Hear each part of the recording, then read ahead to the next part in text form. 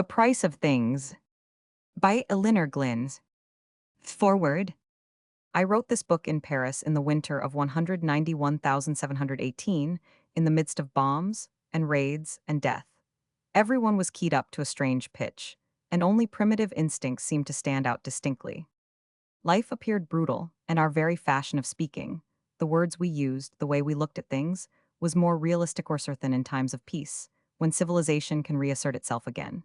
This is why the story shocks some readers. I quite understand that it might do so, but I deem it the duty of writers to make a faithful picture of each phase of the era they are living in, that posterity may be correctly informed about things and get the atmosphere of epics. The story is, so to speak, rough-hewn, but it shows the danger of breaking laws and interfering with fate, whether the laws be of God or of man.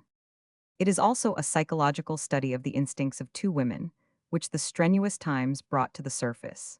Amaryllis, with all her breeding and gentleness, reacting to nature's call in her fierce fidelity to the father of her child and Henrietta, becoming in herself the epitome of the age-old prostitute. I advise those who are rebuffed by plain words and a ruthless analysis of the result of actions, not to read a single page. Signature Elinor Glyn. The Price of Things. Chapter 1. If one consciously and deliberately desires happiness on this plane, said the Russian, one must have sufficient strength of will to banish all thought. The moment that one begins to probe the meaning of things, one has opened Pandora's box, and it may be many lives before one discovers hope lying at the bottom of it. What do you mean by thought? How can one not think? Amaryllis Ardier's large gray eyes opened in a puzzled way. She was on her honeymoon in Paris at a party at the Russian embassy, and until now had accepted things and not speculated about them. She had lived in the country and was as good as gold. She was accepting her honeymoon with her accustomed calm, although it was not causing her any of the thrills which Elsie Goldmore, her school friend, had assured her she should discover therein. Honeymoons, heavens! But perhaps it was because Sir John was dull. He looked dull, she thought, as he stood there talking to the ambassador. A fine figure of an Englishman, beauty as dull. The Russian, on the contrary, was not dull. He was huge and ugly, and rough-hewn. His eyes were yellowish-green and slanted upwards, and his face was frankly comic.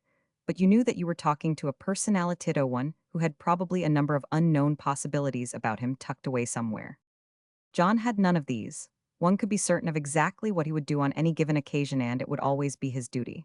The Russian was observing this charming English bride critically. She was such a perfect specimen of that estimable race, well-shaped, refined, and healthy. Chock full of temperament, too, he reflected when she should discover herself. Temperament and romance and even passion, and there were shrewdness and common sense as well. An agreeable task for a man to undertake her education, and he wished that he had time. Amaryllis Ardier asked again, "How can one not think? I am always thinking." He smiled indulgently. "Oh, no, you are not. You only imagine that you are. You have questioned nothing. You do right generally, because you have a nice character and have been well brought up, not from any conscious determination to uplift the soul. Yes, is it not so?" She was startled. "Perhaps. Do you ever ask yourself what things mean? What we are, where we are going? What is the end of it all? No, you are happy. You live from day to day, and yet you cannot be a very young ego. Your eyes are too wise. You have had many incarnations. It is merely that in this one life the note of awakening has not yet been struck. You certainly must have needed sleep. Many lives, you believe in that theory." She was not accustomed to discuss unorthodox subjects. She was interested. But of course, how else could there be justice? We draw the reflex of every evil action and of every good one, but sometimes not until the next incarnation. That is why the heedless ones cannot grasp the truth. These see no visible result of either good or evil, in fact, seems generally to win if there is a balance either way. Why are we not allowed memory then, so that we might profit by our lessons? We should in that case improve from self-interest and not have our faults eliminated by suffering. We are given no conscious memory of our last life, so we go on fighting for whatever desire still holds us until its achievement brings such overwhelming pain that the desire is no more. Why do you say that for happiness we must banish thought? That seems a paradox. She was a little disturbed. I said if one consciously and deliberately desired happiness, one must banish thought to bring oneself back to the condition of hundreds of people who are happy. Many of them are even elementals without souls at all. They are permitted happiness so that they may become so attached to the earth plane that they willingly return and gradually obtain a soul. But no one who is allowed to think is allowed any continued happiness. There would be no progress. If so, we should remain as brutes. Then how cruel of you to suggest to me to think. I want to be happy perhaps, I do not want to obtain a soul. That was born long agamy words may have awakened it once more, but the sleep was not deep. Amaryllis Ardere looked at the crowds passing and repassing in those stately rooms. Tell me, who is that woman over there? She asked. The very pretty one with the fair hair and jade green looks radiantly happy. And Ish is frankly an animal exquisitely preserved, damnably selfish, completely devoid of intellect, sugar, manners, the senses of a harem, Aurian the tenacity of a rat. You are severe. Not at all. Henrietta Bolsky is a product of that most astonishing nation across the Atlantic, none other could produce her. It is the hothouse of the world as regards remarkable types. Here for immediate ancestry we have a mother, from heaven knows what European refuse heap, arrived in an immigrant shipfather of the poor white trash of the South result.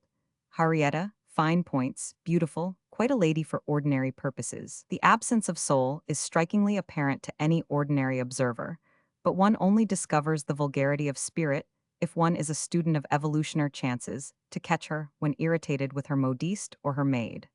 Other nations cannot produce such beings. Women with the attributes of Henrietta, were they European, would have surface vulgarity showing and so be out of the running, or they would have real passion which would be their undoing passion, is glorious it is aroused by something beyond the physical. Observe her nostril. There is simple, delightful animal sensuality for you. Look also at the convex curve below the underlip. She will bite off the cherry whether it is hers by right or another's, and devour it without a backward thought. Bolskithat is a Russian name, is it not?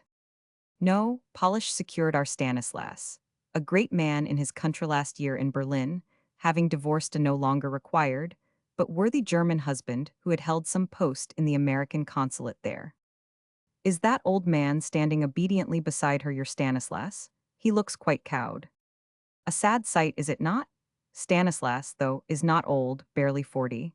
He had a big win for her. She put his intelligence to sleep and bamboozled his judgment with a continuous appeal to the senses. She has vampired him now. Cloying all his will with her sugared caprices, she makes him scenes and so keeps him in subjection. He was one of the Council de l'Empire for Poland. The aims of his country were his earnest work, but now ambition is no more. He is tired, he has ceased to struggle. She rules and eats his soul as she has eaten the souls of others. Shall I present her to you? As a type, she is worthy of your attention. It sounds as if she had the evil eye, as the Italians say. Amaryllis shuddered. Only for men, she is really an amiable creature, women like her. She is so frankly simple, since for her there are never two issuesly to be allowed her own desirous a riot of extravagance. The first place sends someone to gratify certain instincts without too many refinements when the mood takes her. For the rest, she is kind and good-natured and jolly, as you English say, and has no notion that she is a road to hell. But they are mostly dead, her other spider mates, and cannot tell of it. I am much interested, I should like to talk to her. You say that she is happy. Obviously, is an elementalsh, never thinks at all, except to plan some further benefit for herself. I do not believe in this life that she can obtain a soul, her only force is her tenacious will. Such force is good, though. Certainly, even bad force is better than negative good. One must first be strong before one can be serene. You are strong. Yes, but not good. Hardly a fit companion for sweet little English brides with excellent husbands awaiting them. I shall judge of that. Times so emancipated. If you are bad, how does your theory work that we pay for each action? Since by that you must know that it cannot be worthwhile to be bad. It is not I am aware of it, but when I am bad deliberately, knowing that I must pay. That seems stupid of you. He shrugged his shoulders. I take very severe exercise when I begin to think of things I should not, and I become savage when I require happiness. No, is our chance for making you acquainted with Henrietta. She is moving our way. Madame Bolsky swept towards them on the arm of an Austrian prince, and the Russian Veroshensko said, with suave politeness, Madame, let me present you to Lady Ardere. With me, she has been admiring you from afar. The two women bowed, and with cheery, disarming simplicity, the American made some gracious remarks in a voice which sounded as if she smoked too much. It was not disagreeable in tone, nor had she a pronounced American accent. Amaryllis Ardere found herself interested. She admired the superb attention to detail shown in Madame Bolska's whole person. Her face was touched up with the lightest art, not overdone in any way. Her hair, of that very light tone bordering on gold, which sometimes goes with hazel eyes, was quite natural and wonderfully done. Her dress was perfection, so were her jewels. One saw that her corsetiere was an artist, and that everything had cost a great deal of money. She had taken off one glove, and Amaryllis saw her bare hand. It was well-shaped, save that the thumb turned back in a remarkable degree. "So delighted to meet you," Madame Bolsky said. "We are going over to London next month, and I am just crazy to know more of you delicious English people." They chatted for a few moments, and then Madame Bolsky swept onwards. She was quite stately and graceful, and had a well-poised head. Amaryllis turned to the Russian and was startled by the expression of fierce, sardonic amusement in his yellow-green eyes. "But surely she can see that you are laughing at her?" she exclaimed, astonished. "It would convey nothing to her if she 999, but you looked positively wicked." "Possibly I feel it sometimes when I think of Stanislas. He was a very good friend of mine." Sir John Ardere joined them at this moment, and the three walked towards the supper room, and the Russian said good night. "It is not goodbye, madame. I, too, shall be in your country soon, and I also hope that I may see you again before you leave Paris." They arranged a dinner for the following night but one, and said au revoir. An hour later the Russian was seated in a huge English leather chair in the little salon of his apartment in the Rue Cambon, when Madame Bolsky very softly entered the room and sat down upon his knee. "I had to come, darling brute," she said. "I was jealous of the English girl, and she fitted her delicately painted lips to his. Stanislas wanted to talk over his new scheme for Poland, too, and as you know that always gets on my nerves." But Veroshensko threw his head back impatiently, while he answered roughly, "I am not in the mood for your chastisement tonight. Go back as you came. I am thinking of something real, something which makes your body of no use to mate wearies me, and I do not even desire your presence. Begone." Then he kissed her neck insolently and pushed her off his knee. She pouted resentfully, but suddenly her eyes caught a small case lying on a table near, and an eager gleam came into their hazel depths. "Oh, Stepan, is it the ruby thing? Oh, you beloved angel, you are going to give it to me after all. Oh, I will rush off at once and leave you if you wish it. Good night." And when she was gone, Veroshensko threw some incense into a silver burner, and as the clouds of perfume rose into the air, "Whoa," he said. Chapter 2. What are you doing in Paris, Denzel? "I came over for a bit of racing.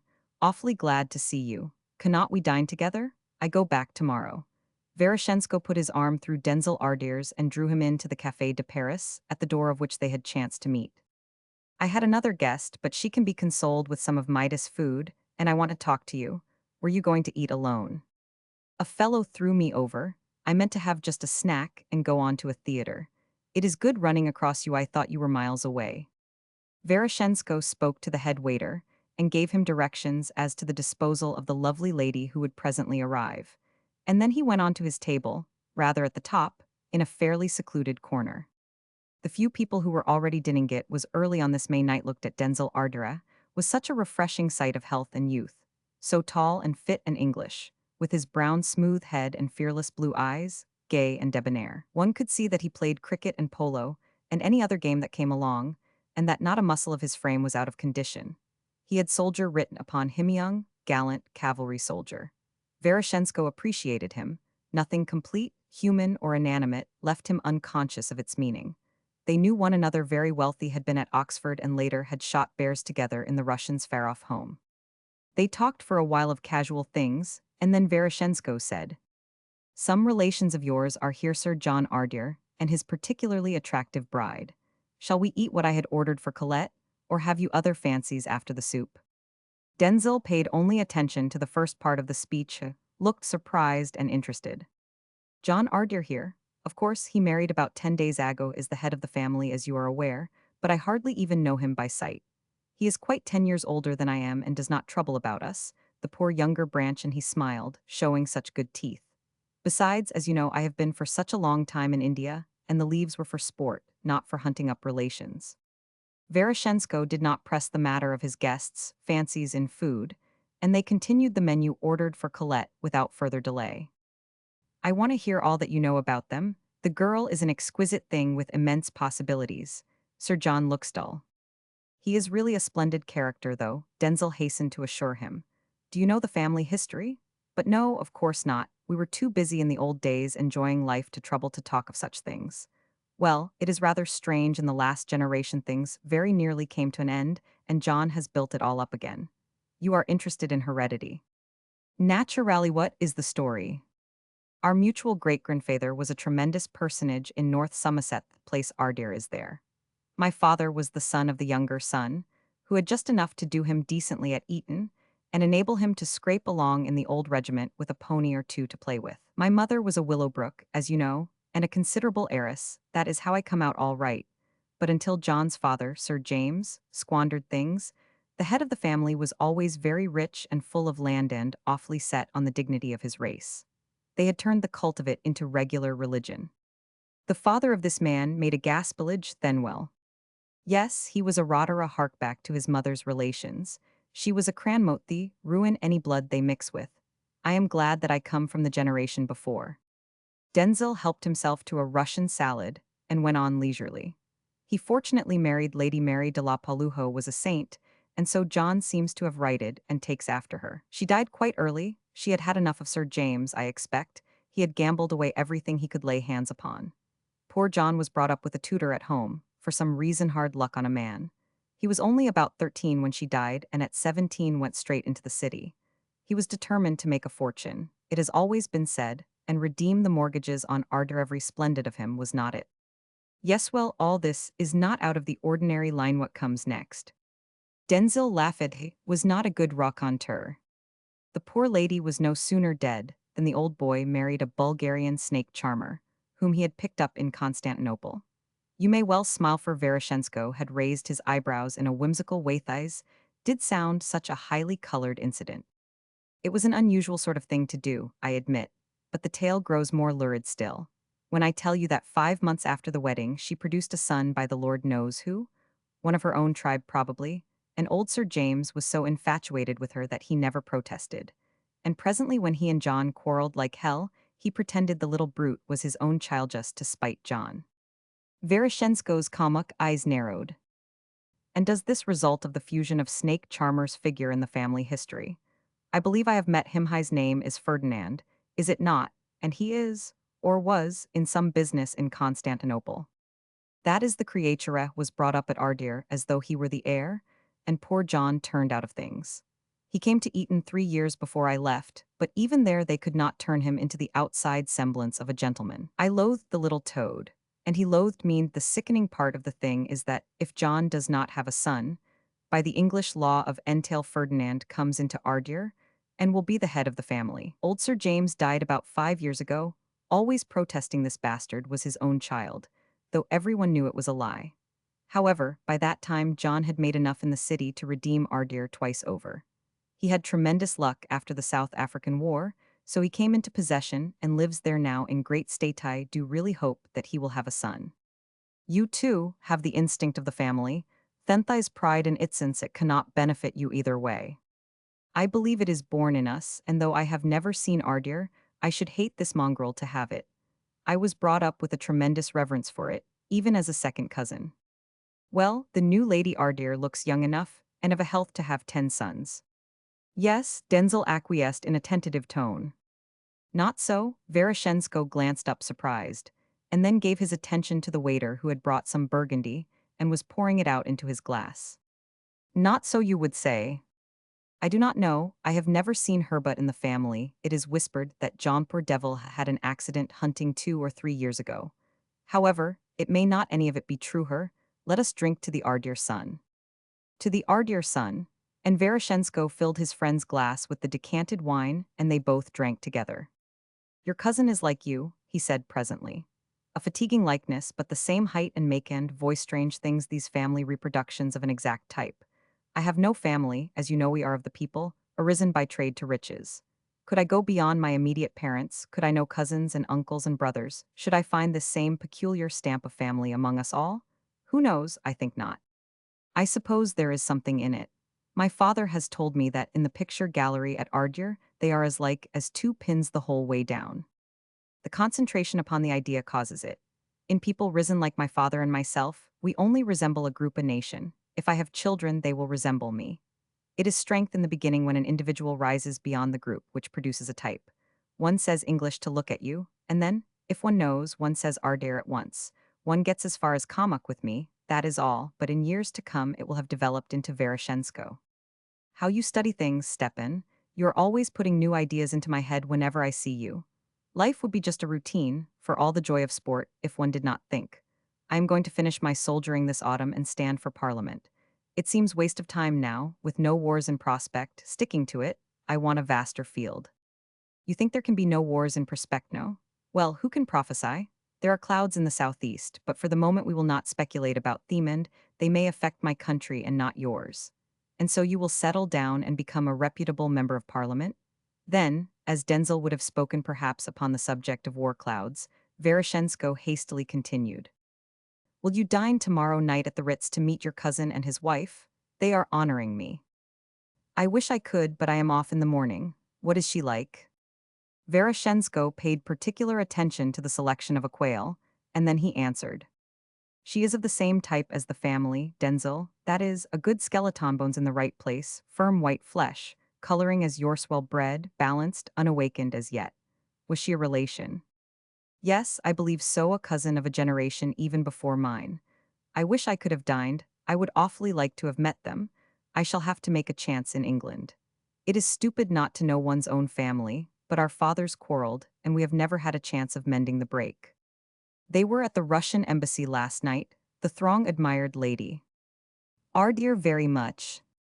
And what are you doing in Paris, Stepan? The last I heard of you, you were on your yacht in the Black Sea. I was cruising near countries whose internal affairs interest me for the moment. I returned to my apartment in Paris to see a friend of mine. Stanislas Bolske also has a lovely wife. Look, she has just come in with him. She is in the devil of a temper, observe her. If I sit back, the pillar hides me. I do not wish them to see me yet.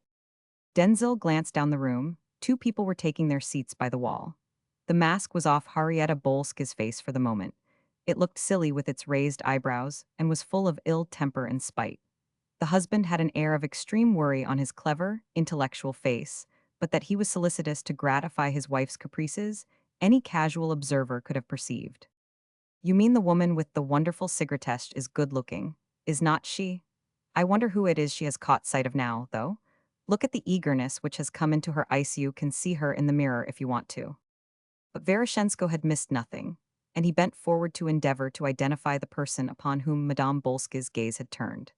There was nothing to distinguish any individual. The company were of several nations, German and Austrian and Balkan, and Russian scattered about here and there among the French and American habitués. The only plan would be to continue to watch Henrietta, but, although he did this throughout the dinner, not a flicker of her eyelids gave him any further clue.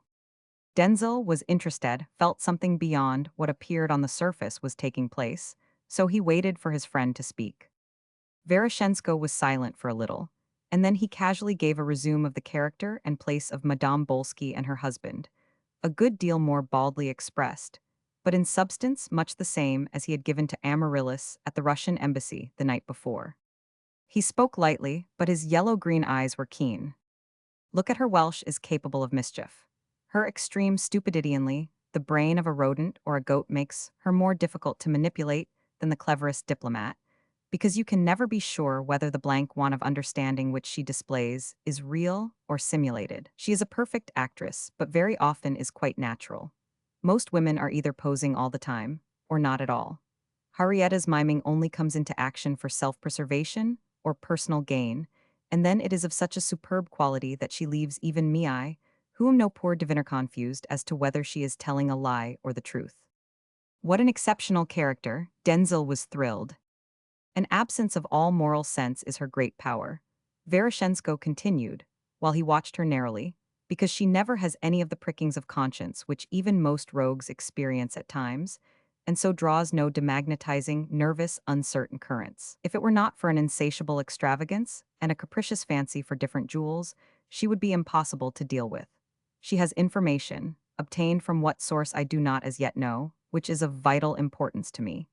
Were it not for that, one could simply enjoy her as a mistress and take delight in studying her idiosyncrasies.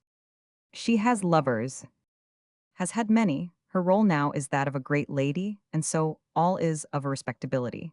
She is so stupid that if that instinct of self-preservation were not so complete as to be like a divine guide, she would commit betises all the time. As it is, when she takes a lover it is hidden with the cunning of a fox. Who did you say the first husband was? A German of the name of von Wendell used to beat her with a stick. It is said so naturally such a nature adored him. I did not meet her until she had got rid of him and he had disappeared. She would sacrifice anyone who stood in her way. Your friend, the present husband, looks pretty epuisone feels sorry for the poor man. Then, as ever, at the mention of the debacle of Stanislas, Veroshensko's eyes filled with a fierce light. She has crushed the hope of Pollenfer that, indeed, one day she must pay. But I thought you Russians did not greatly love the Poles. Denzil remarked. Enlightened Russians can see beyond their old prejudice and Stanislas was a lifetime friend. One day a new dawn will come for our northern world. His eyes grew dreamy for an instant, and then resumed their watch of Henrietta. Denzil looked at him and did not speak for a while. He had always been drawn to Stepan, from a couple of terms at Oxford before the Russian was sent down for a mad freak, and did not return. He was such a mixture of idealism and brutal common sense. A brain so alert, and the warm heart of a generous child capable of every frenzy and of every sacrifice. They had planned great things for their afterlives before the one joined his regiment and learned discipline, and the other wandered over many lands as they sat there in the Café de Paris. The thoughts of both wandered back to old days, gapping the encounters for sport in Russia and in India between. They were glorious times, Denzil, were not they? Veroshensko said presently, aware by that wonderfully delicately attuned faculty of his of what his friend was thinking. We had thought to conquer the sun, moon, and star-send. Who knows, perhaps we will yet. Who knows, I feel my real life is only just beginning. How old are we? Stepan, 29 years old. Afterwards, as they went out, they passed the Bolskis' close, and the two rose and spoke to Veroshensko with empressement. He introduced Captain Ardir and they talked for a few minutes. Henrietta Bolsky all smiles and flattering cajoleries, no and then they said good night and went out. But as Stepan passed, a man half hidden behind a pillar leaned forward and looked at him, and in his light blue eyes there burned a jealous hate. Ah, God in Himmel, he growled to himself. It is he whom she loves, not the pig-fool who we gave her tune day. I shall kill him, and he raised his glass of Rhine wine and murmured der Tag. That evening Sir John Ardare had taken his bride to dine in the boys, and they were sitting, listening to the Tzigans at Armenonville. Amaryllis was conscious that the evening lacked something. The circumstances were interesting, a bride of 10 days, and the environment so illuminating, and yet there was John smoking an expensive cigar and not saying anything. She did not like people who chattered, and she could even imagine a delicious silence wrought with meaning. But a stolid, respectable silence with Tzigans playing moving airs and the romantic background of this Paris out-of-door joyous nightlife surely demanded some show of emotion. John loved her, she supposed, of course. He did, or he never would have asked her to marry him, rich as he was and poor as she had been. She could not help going over all their acquaintance. The date of its beginning was only 3 months back. They had met at a country house and had played golf together, and then they had met again a month later at another house, in March. But she could not remember any lovemaking, she could not remember any of those warm looks and those surreptitious handclasps, when occasion was propitious, which Elsie Goldmore had told her men were so prodigal of in demonstrating when they fell in love. Indeed, she had seen emotion upon the faces of quite 2 or 3 young men, for all her secluded life and restricted means, since she had left the school in Dresden, where a worldly maiden aunt had pinched to send her. German officers had looked at her there with interest in the street, and the clergyman's 3 sons and the squire's 2, when she returned home. Indeed, Tom Clark had gone further than this. He had kissed her cheek coming out of the door in the dark one evening, and had received a severe rebuff for his pains. She had read quantities of novels, ancient and modern. She knew that love was a wonderful thing. She knew also that modern life and its exigencies had created a new and far more matter-of-fact point of view about it than that which was obtained in most books. She did not expect much, and had indulged in none of those visions of romantic bliss which girls were once supposed to spend their time in constructing. But she did expect something, and here was nothing, just nothing. The day John had asked her to marry him, he had not been much moved. He had put the question to her simply and calmly, and she had not dreamed of refusing him.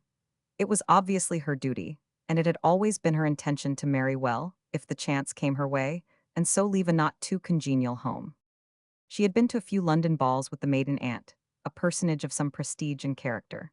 But invitations do not flow to a penniless young woman from the country, nor do partners flock to be presented to strangers in those days, and Amaryllis had spent many humiliating hours as a wallflower and had grown to hate balls.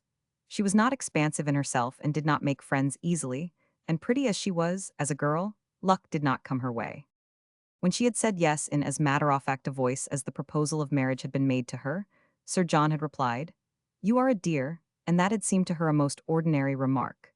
He had leaned over. They were climbing a steep pitch in search of a fugitive golf ballant, had taken her hand respectfully, and then he had kissed her forehead or her ear, forgot which, nothing which mattered much, or gave her any thrill. "I hope I shall make you happy," he had added. "I am a dull sort of a fellow, but I will try." Then they had talked of the usual things that they talked about, the most everyday, and they had returned to the house. And by the evening everyone knew of the engagement, and she was congratulated on all sides, and petted by the hostess. And she and John were left ostentatiously alone in a smaller drawing room after dinner, and there was not a grain of excitement in the whole conventional thing. There was always a shadow, too, in John's blue eyes. He was the most reserved creature in this world, she supposed. That might be all very well, but what was the good of being so reserved with the woman you liked well enough to make your wife, if it made you never able to get beyond talking on general subjects? This she had asked herself many times and had determined to break down the reserve. But John never changed, and he was always considerate and polite and perfectly at ease. He would talk quietly and with common sense to whoever he was placed next, and very seldom a look of interest flickered in his eyes. Indeed, Amaryllis had never seen him really interested until he spoke of Ardereth, his very voice altered.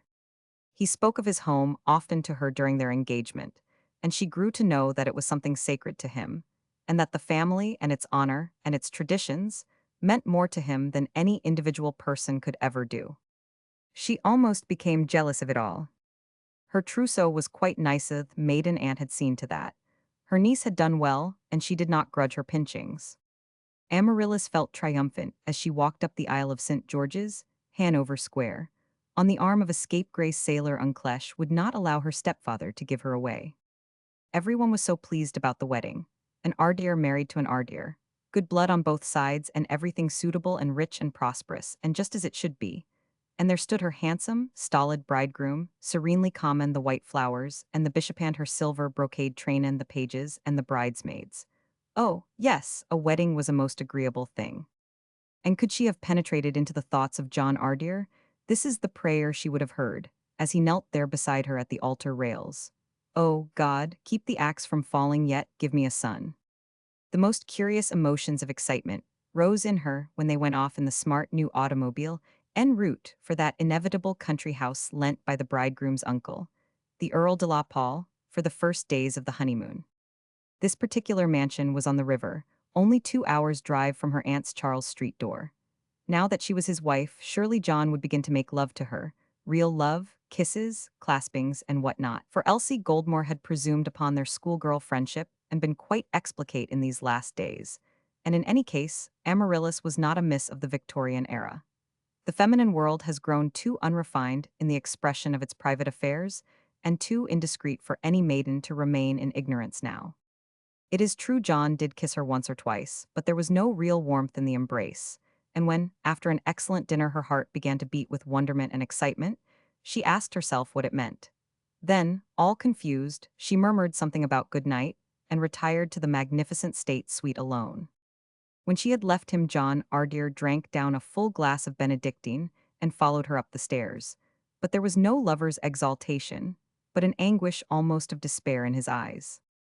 Amaryllis thought of that night and of other nights since his. She sat there at Armenonville, in the luminous, sensuous dusk. So this was being married. Well, it was not much of a joy, and why? Why did John sit silent there? Why? Surely this is not how the Russian would have sat, that strange Russian. Chapter 3. It was nearing sunset in the garden below the Trocadero. A tall German officer waited impatiently not far from the bronze of a fierce bull in a secluded corner under the trees. He was plainly an officer, although he was clothed in mufti of English make.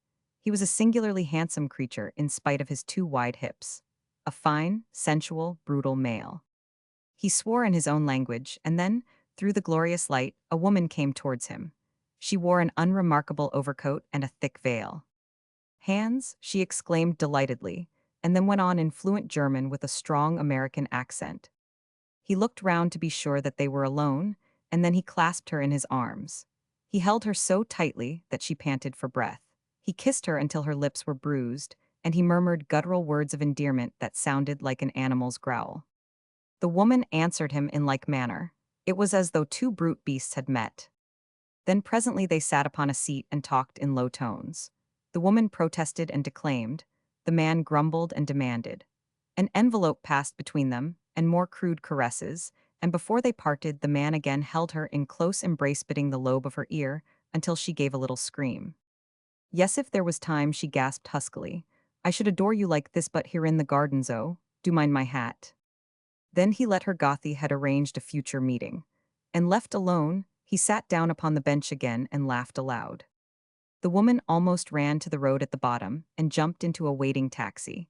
And once inside, she brought out a gold case with mirror and powder puff and red greases for her lips. My goodness, I cannot say that's a mosquito, and she examined her ear. How tiresome and imprudent of hands, but jingo, it was good, if there only had been time. Then she, too, laughed as she powdered her face, and when she alighted at the door of the Hotel du Rhin, no marks remained of conflict except the telltale ear. But on encountering her maid, she was carrying her minute Pekingese dog in her arms and was beating him well. Regardes, Marie, la villaine bite aime amour du Eloril. Tines, commented the affronted Marie, who adored Fuchu, et la chère petite chine de Madame est si doux. Stanislas Bolsky was poring over a voluminous bundle of papers when his wife, clad in a diaphanous wrap, came into his sitting room. They had a palatial suite at the Rhine. The affairs of Poland were not prospering as he had hoped, and these papers required his supreme attention. There was German intrigue going on somewhere underneath. He longed for Harrietta's sympathy, which she had been so prodigal in bestowing, before she had secured her divorce from that brute of a Teutonic husband, whom she hated so much. Now she hardly ever listened, and yawned in his face when he spoke of Poland and his high aims. But he must make allowances, for Hirsch was such a child of impulse, so lovely, so fascinating, and here in Paris, admired as she was, how could he wonder at her distraction? Stanislas, my old Stanny, she cooed in his ear, what am I to wear tonight for the Montevichini ball? You will want me to look my best, I know, and I just love to please you. He was all attention at once, pushing the documents aside as she put her arms around his neck and pulled his beard. Then she drew his head back to kiss the part where the hair was growing thin on the Topher eyes fixed on the papers. You do not want to bother with those tiresome old things anymore. Go and get into your dressing gown, and come to my room and talk while I am polishing my nails. We can have half an hour before I must dress. I will wait for you here. I must be petted tonight. I am tired and cross. Stanislas Bolsky rose with alacrity. She had not been kind to him for days, fretful and capricious and impossible to please. He must not lose this chance if it could only have been when he was not so busybut. Run along, do, she commanded, tapping her foot. And putting the papers hastily in a drawer with a spring lock, he went gladly from the room. Her whole aspect changed. She lit a cigarette and hummed a tune, while she fingered a key which dangled from her bracelet. No one eclipsed Madame Bolsky in that distinguished crowd later on. Her clinging silver brocade, and the one red rose at the edge of the extreme décolletage, were simply the perfection of art. She did not wear gloves, and on her beautifully manicured hands she wore no rings except a magnificent ruby on the left little finger. It was her caprice to refuse an alliance. Wedding rings, she had said to Stanislas. Bosh, they spoil the look. Sometimes it is chic to have a good jewel on one finger, sometimes on another, but to be tied down to that band of homely gold? Never. Stanislas had argued in those early days, seldom argued now. My love, he cried, as she burst upon his infatuated vision, when ready for the ball, let me admire you. She turned about, she knew that she was perfection. Her husband kissed her fingers, and then he caught sight of the ruby ring. He examined it. I had not seen this ruby before, he exclaimed in a surprised voice, and I thought I knew all your jewel case. She held out her hand while her big, stupid, appealing hazel eyes expressed childish innocence. No, I'd put it away. It was of other days, but I do love rubies, and so. I got it out tonight, it goes with my rose. He had perceived this. Had he not become educated in the subtleties of a woman's apparel?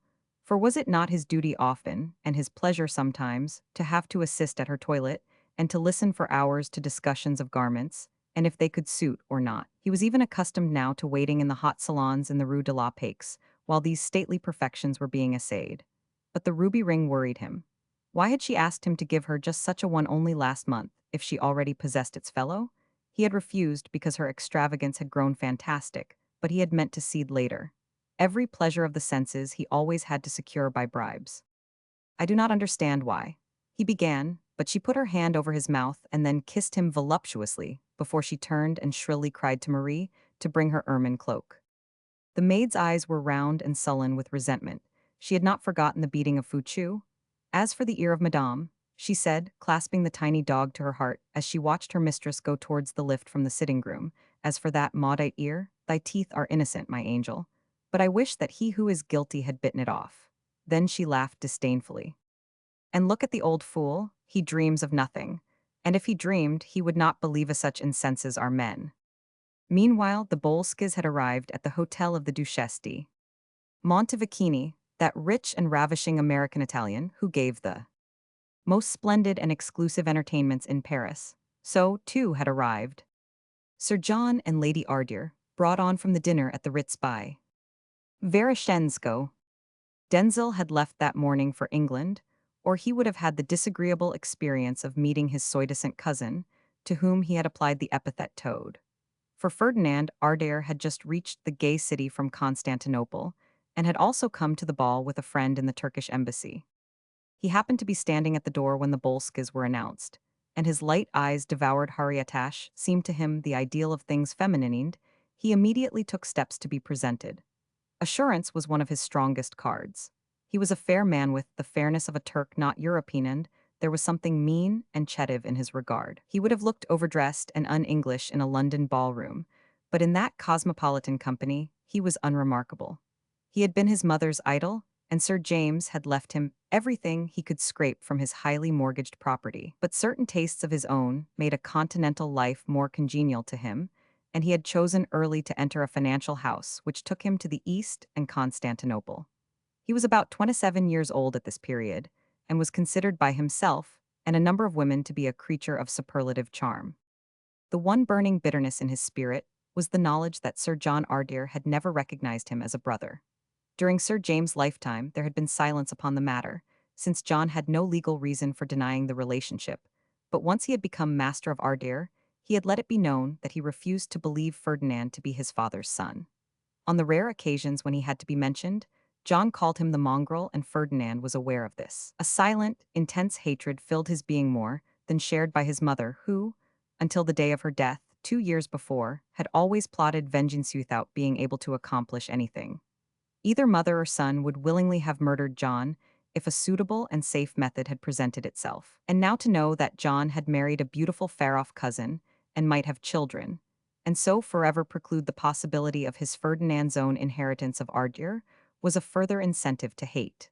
If only some means could be discovered to remove John, and soon. But while Ferdinand thought these things, watching his so-called brother from across the room, he knew that he was impotent. Poisons and daggers were not weapons which could be employed in civilized Paris in the 20th century, if they would only come to Constantinople. Amaryllis Ardeer had never seen a Paris ball before. She was enchanted. The sumptuous, lofty rooms, with their perfect Louis Roman 15 gilt boiseries, the marvelous clothes of the women, the gaiety in the air. She was accustomed to the new weird dances in England, but had not seen them performed as she now saw them. This orgy of mad people is a wonderful sight, Vereshchensko said, as he stood by her side. Paris has lost all good taste and sense of the fitness of things. Look, the women who are the most expert in the wriggle of the tango are mostly over 40 years old. Do you see that one in the skin-tight pink robe? She is a grandmother. All our painted all our feverish all would be young. It is ever thus when a country is on the eve of a cataclysm. It is a dance macabre. Amaryllis turned, startled, to look at him, and she saw that his eyes were full of melancholy, and not mocking as they usually were. A dance macabre? You do not approve of these tangos, then? He gave a small shrug of his shoulders, which was his only form of gesticulation. Tangos are one stepsy, neither approve nor disapprove dancing, should all have its meaning, as the Greek orchises had. These dances to the Greeks would have meant only one thing. I do not know if they would have wished this to take place in public.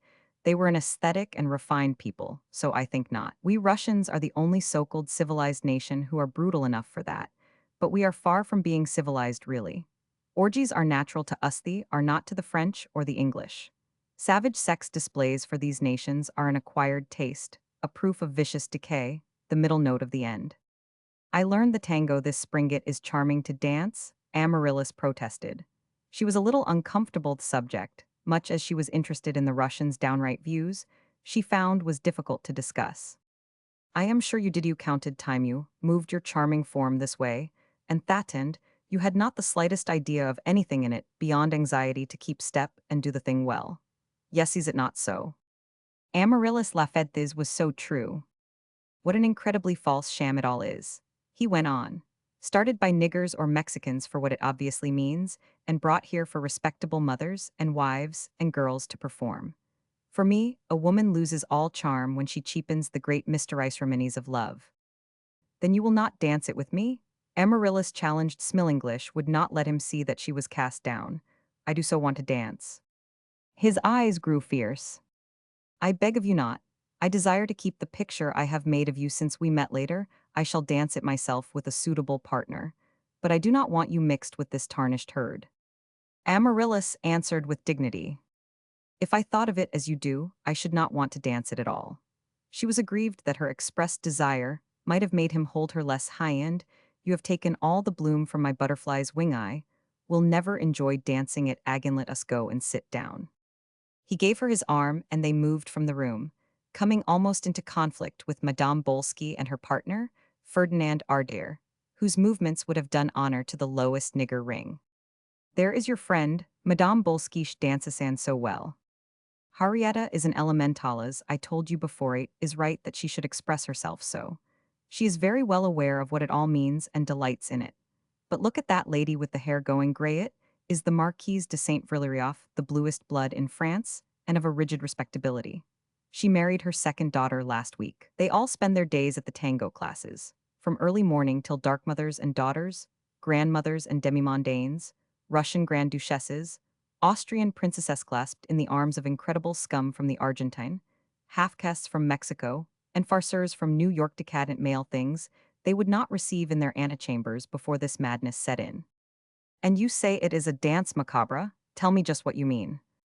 They had reached a comfortable sofa by now in a salon devoted to bridge, which was almost empty, the players, so eager to take part in the dancing, that they had deserted even this, their favorite game. When a nation loses all sense of balance, and belies the traditions of its whole history, and when masses of civilized individuals experience this craze for dancing and miming, and sex display, it presages some great upheaval, some calamity. It was thus before the Revolution of 1793, and since it is affecting England and America and all of Europe it seems, the cataclysm will be great. Amaryllis shivered. You frighten me, she whispered. Do you mean some war or some earthquake or some pestilence or what? Events will show, but let us talk of something else. A cousin of your husband's, who is a very good friend of mine, was here yesterday. He went to England today. You have not met him yet, I believe. Denzel Ardere. Nah, but I know all about him. He plays polo and is in the Zingari. He does other things, will even do more. I shall be curious to hear what you think of him. For me, he is the type of your best in England. We were at Oxford together. We dreamed dreams there, and perhaps time will realize some of them. Denzel is a beautiful Englishman, but he is not a fool. A sudden illumination seemed to come into Amaryllis' brain. She felt how limited had been all her thoughts and standpoints in life. She had been willing to drift on without speculation as to the goal to be reached. Indeed, even now, had she any definite goal? She looked at the Russian's strong, rugged face, his inscrutable eyes narrowed and gazing Ahidov. What was he thinking? Not stupid, ordinary things, that was certain.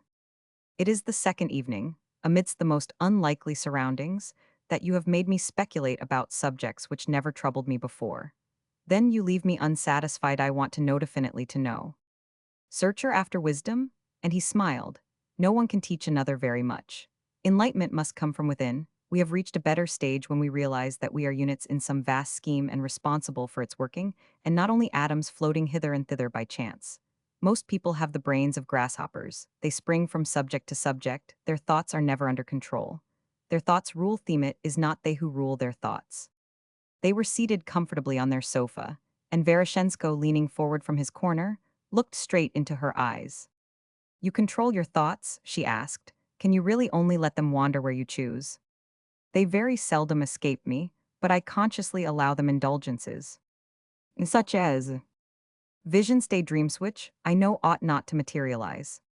Something disturbed her in his regard. It was not easy to meet, so full of magnetic emanation. Amaryllis was conscious that she no longer felt very calm. She longed to know what his dreams could be. Yes, but if I told you, you would send me away. It seemed that he could read her desire. I shall order myself to be gone presently, because the interest which you cause me to feel would interfere with work which I have to do. And your dreams, tell them first. She knew that she was playing with fire. He looked down now, and she saw that he was not going to gratify her curiosity. My noblest dream is for the regeneration of a nation in that I have ordered my thoughts to dwell. For the others, the time is not yet for me to tell you of theme it may never come. Now answer me, have you yet seen your new home, Ardir? No, but why should you be interested in that? It seems strange that you, a Russian, should even know that there is such a place as Ardir. Continue, I know that it is a wonderful place, and that your husband loves it more than his life. Amaryllis pouted slightly. He does indeed. Perhaps I shall grow to do so also when I know it. It is the family creed. Sir James me late father-in-law was the only exception to this rule. You must uphold the idea then, and live to do fine things. I will triff only. Then she paused. She could not say if only John would be human and unfreeze to me, and love me, and let us go on the road together hand in hand. It is quite useless for a family merely to continue from generation to generation piling up possessions and narrowing its interests. It must do this for a time to become solid, and then it should take a vaster view and begin to help the world. Nearly everything is spoiled in all civilization because of this inability to see beyond the nose, this poor and paltry outlook. People rave vaguely, Amaryllis argued, about one's duty and vast outlooks and those things, but it is difficult to get anyone to give concrete advice. Would you advise me to do, for instance? I would advise you first to begin asking yourself the reason of everything, each day, since Pandora's box has been opened for you in any case. What caused this? What caused that?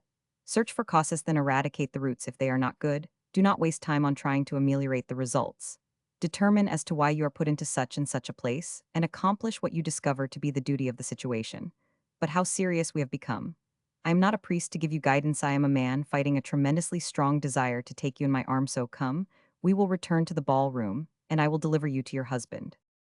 Amaryllis rose and stood facing him. Her heart was beating fast.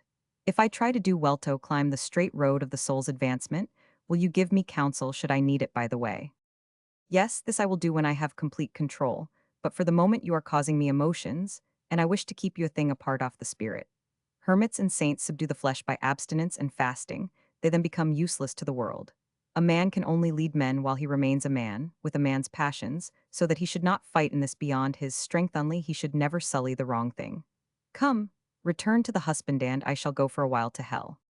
And presently Amaryllis, standing safely with John, saw Veroshensko dancing the maddest one-step with Madame Bolsky, their undulations outdoing all others in the room.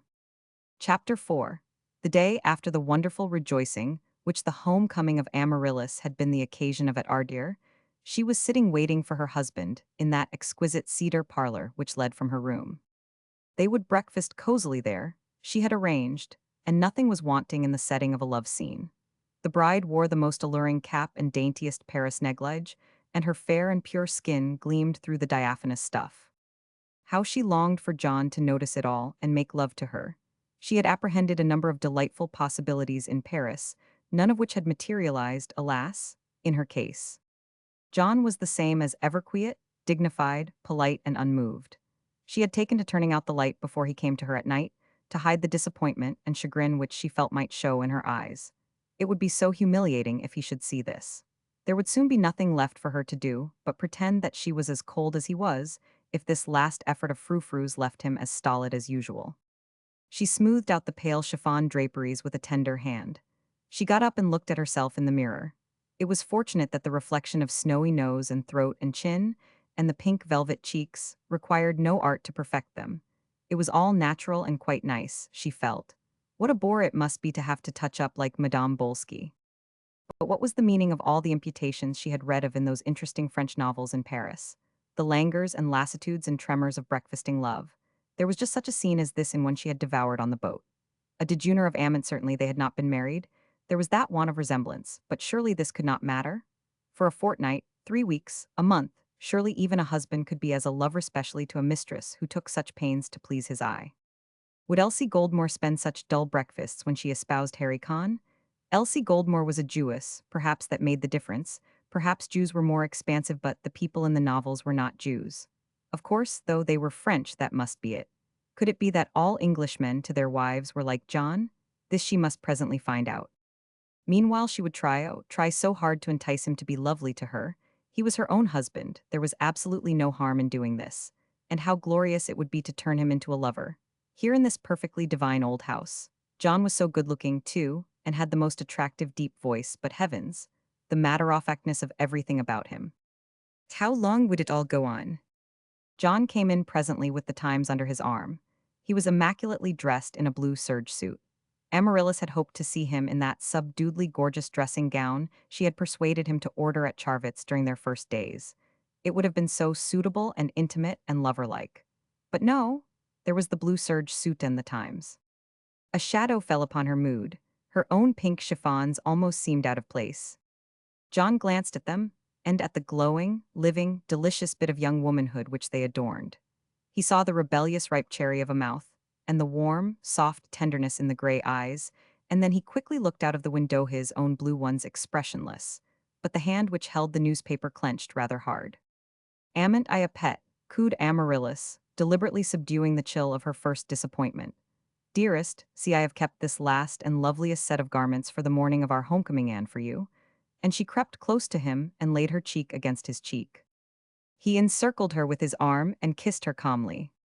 You look most beautiful, darling, he said. But then, you always do, and your frills are perfection. Now I think we ought to have breakfast. It is most awfully late. She sat down in her place, and she felt stupid tears rise in her eyes. She poured out the tea and buttered herself some toast, while John was apparently busy at a side table where dwelt the hot dishes. He selected the daintiest piece of sole for her and handed her the plate. I am not hungry, she protested. Keep it for yourself. He did not press the matter, but took his place and began to talk quietly upon the news of the day in a composed fashion between glances at the Times and mouthfuls of sole. Amaryllis controlled herself. She was too proud and too just to make a foolish scene. If this was John's way and her little effort at enticement was a failure, she must put up with it. Marriage was a lottery, she had always heard, and it might be her luck to have drawn a blank. So she choked down the rising emotion and answered brightly, showing interest in her husband's remarks, and she even managed to eat some omelette, and when the business of breakfast was quite over she went to the window and John followed her there. The view which met their eyes was exquisite. Beyond the perfect stately garden, with its quaint clipped yews and masses of spring flowers and velvet lawns, there stretched the vast park with its splendid oaks and browsing deer. It was a possession which any man could feel proud to own. John slipped his arm round her waist and drew her to him. Amaryllis, he said, and his voice vibrated, today I am going to show you everything I love here at Ardra because I want you to love it all too. You are of the family, so it must mean something to you, dear. Amaryllis kindled with reawakening hope. Indeed, it will mean everything to me, John. He kissed her forehead and murmured something about her dressing quickly, and that he would wait for her there in the cedar room. And when she returned in about a quarter of an hour in the neatest country clothes, he placed her hand on his arm and led her down the great stairs and on through the hall into the picture gallery. It was a wonderful place of green silk and chestnut wainscoting, and all the walls of its 100 feet of length were hung with canvases of value portraits, principally of those Ardeers who had gone on. Face after face looked down on Amaryllis of the same type as John's, and her own brown hair and eyes of gray or blue. Some were a little fairer, some a little darker, but all unmistakably stamped Ardeer. John pointed out each individual to her, while she hung fondly on his arm, from some doubtful crude 14th-century wooden panels of John's and Denzel's, on to Benedict in a furred Henry VII gown. Then came Henry's and Denzel's in Elizabethan armor and puffed white satin, and through Stuart and Commonwealth to Stuart again, and so to William and Mary numbers of Benedicts. and lastly to powdered Georgian James and Regency Denzils and Johns. And the name Amaryllis recurred more than once in stately dame or damsel, called after that fair Amaryllis of Elizabeth's days, who had been maid of honor to the Virgin Queen, and had sonnets written to her nut-brown locks by the gallants of her time. How little the women they married seemed to have altered the type, the young living Amaryllis exclaimed, when they came nearly to the end. It goes on ardear, ever since the very first one. Oh, John, if we ever have a son he ought to be even more soyu, and I being of the same blood, and then she hesitated and blushed crimson. This was the first time she had ever spoken of such a thing. John held her arm very tightly to his side for a second, and his voice was uncertain as he answered. Amaryllis, that is the profound desire of my heart, that we should have a son. A strange feeling of exaltation came over Amaryllis, half innocent, wholly ignorant as she was. She had been stupid French novels were all nonsense. Marriages in real life were always like this, of course, they must be, since John said plainly, and with such deep feeling that his profoundest desire was that they should have a son. That meant that she would surely have one. This was perfectly glorious. And it must simply be those silly books and Elsie Goldmore's too uxorious imagination which had given her some ridiculously romantic exaggerated ideas of what love hours would be. She would now be contented and never worry again. She nestled closer to her husband and looked up at him with eyes sweet and fond, the brown, curly lashes wet with tender dew. "Oh, darling, when do you think we shall have a son?" Then, for the first time in their lives, John Ardyar clasped her in his arms passionately and held her to his heart. "Ah, God," he whispered hoarsely, as he kissed her fresh young lips. "Pray for that, Amaryllis, pray for that, my own." Then he restrained himself and drew her on to the four last pictures at the end of the room. They were of his grandfather and grandmother, and his father and mother. And then there was a blank space, and the brighter color of the damask showed that a canvas had been removed. "Who hung there, John?" "The accursed snake charmer woman whom my father disgraced the family with by bringing home. She was his wife by the law, and a Frenchman painted her. It was a fine picture with the bastard Ferdinand in her arms, the proof of our shame. I had it taken down and burnt the day the place was mine." Amaryllis was receiving surprises today. John's face was full of emotion. His eyes were sparkling with hate as he spoke. How he must love everything connected with his home, and its honor, and its name could not be so very cold after all. She thought of the Russian's words about a family uselessness of its going on for generations, piling up possessions and narrowing its interests. What had the aims been of all these handsome men? She knew the earlier history a little, for even though she was of a distant branch they had been proud of the connection and treasured the traditions belonging to it. But these were just dry facts of history which she knew, so now she asked. "John, what did any of them do? Did they accomplish great deeds?" He took her back to the beginning again and began to tell her of the achievements of each one. There would be three perhaps, one after another, who had filled high posts in the state, and indeed had been worthy of the name. Then would come one or two quiet plodding ones, who seemed to have done little but sit still and hold on. Then Denzil Ardyar, knight of Elizabeth's time, pleased Amaryllis most of all, though there had been greater soldiers, and more able politicians than he later on, culminating in Sir John Ardyar of George IV. Days, who had hammered against pocket boroughs and corruption until he died an old man, the hour the Reform Bill swept aside abuses, and the road to freedom was won. How strange it seems that different ages produce more accentuated stamps of breeding than others, Amaryllis said, even in the same families where the blood is all blue. "Look, John, that Denzil and the rest of the Elizabethans are the most refined, aristocratic creatures you could imagine, in their little ruffs. Absolutely intellectual and cultivated faces, and of old race, and then comes a James period, less intelligent, more round-featured. And a Cavalier one, gay and gallant, aristocratic and chiseled also, but not nearly so clever-looking as the Elizabethan. Then we get cadaverous William and Mary ones. They might be lawyers or businessmen, not that look of great gentlemen, and the Annes and the first Georges are really bucolic. And then that wonderfully refined, cultivated, intellectual finish seems to crop up in the later 18th century again. Have you noticed this, John? You can see it in every collection of miniatures and portraits, even in the museums." John responded interestedly. "The Elizabethans were supremely cultivated gentlemen. Oh, wonder that they look as they down their lives were always in their hands, which gives them that air of insouciance." When the history of the family achievements had been told her down to John's father, she paused, still clinging to his arm, and said, I am so glad that they did splendid things, are not you? And we shall not drift either. You must teach me to be the most perfect mistress of Ardir, and the most perfect wife for the greatest of them, all because your achievement is the finest, John, to have won it all back and redeemed it by the work of your own brain. He pressed the hand on his arm. It was hard work and the home times were ugly in those days, Amaryllis, though the goal was worth it. And now we must carry on, and then his reserve seemed to fall upon him again. And he took her through the other rooms, and kept to solid facts and historic descriptions, and his bride had continuously the impression that he was mastering some emotion in himself, and that this stolidity was a mask.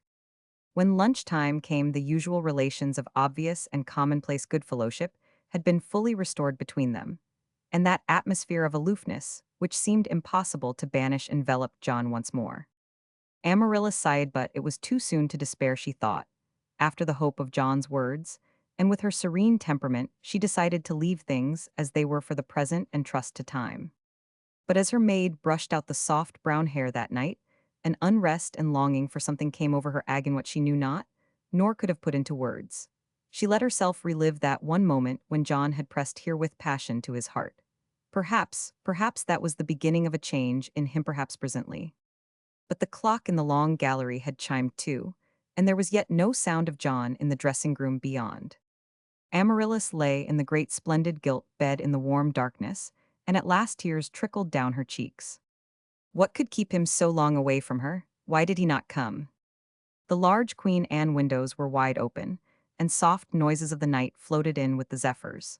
The whole air seemed filled with waiting expectancy for something tender and passionate to be. What was that? Steps upon the terrace, measured steps, and then silence, and then a deep sigh. It must be John out there alone. When she would have loved to have stayed with him, to have woven sweet fancies in the luminous darkness, to have taken and given long kisses, to have buried her face in the honeysuckle which grew there, steeped in dew. But he had said to her after their stately dinner in the great dining hall, "Play to me a little, Amaryllis, and then go to bed. Child, you must be tired out." And after that he had not spoken more, but pushed her gently towards the door with a solemn kiss on the forehead, and just a murmur of good night. And she had deceived herself and thought that it meant that he would come quickly, and so she had run up the stairs. But now it was after 2 in the morning, and would soon be growing towards dawn, and John was out there sighing alone. She crept to the window and leaned upon the sill. She thought that she could distinguish his tall figure there by the carved stone bench. "John," she called softly, "I am so lonely, John, dearest, won't you come?" Then she felt that her ears must be deceiving her, for there was the sound of a faint, suppressed sob, and then, a second afterwards, her husband's voice answering cheerily with its usual casual note. "You naughty little night bird, go back to Bedan to sleepy. I am coming immediately now." But when he did steal in silently from the dressing-room an hour later in a gray dawn, Amaryllis, worn out with speculation and disappointment, had fallen asleep. He looked down upon her charming face, long, curly brown lashes sweeping the flushed cheek, and at the rounded, beautiful girlish formal, his very own, to clasp and to kiss and to hold in his arms, and 2 scalding tears gathered in his blue eyes, and he took his place beside her without making a sound. Chapter 5. Here are the papers, Hans, but I think the whole thing stupid nonsense. What does it matter to anyone what Poland wants? What a nuisance all these old boring political things are. They always spoiled our happiness since the beginning. And now, if it was not for them, we could have a glorious time here together. I would love managing to come out to meet you under Stanislas' nose. None of the others I have ever had are as good in the way of a lover as you." The man swore in German under his breath. "Of a lightness always, Henrietta. No devoutment, no patriotism should I have agreed to the divorce, loving your body as I do, had it not been a serious matter. The pig dog who now owns you must be sucked dry of information, and then I shall take you back again." A cunning look came into Madame Bolska's hazel eyes. She had not the slightest intention of permitting Thisto go back to Hans, to the difficulty of making both ends meet.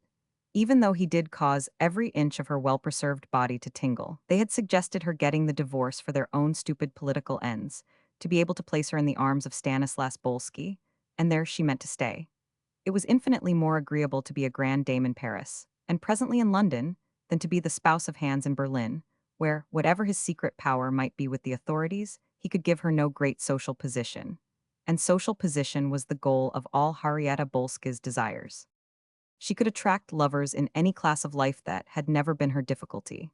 Her trouble had been that she could never force herself into good American society, even after she had married Hans, and they had dwelt there for a year or more. Her own compatriots would have none of her, and so she wanted triumph in other lands.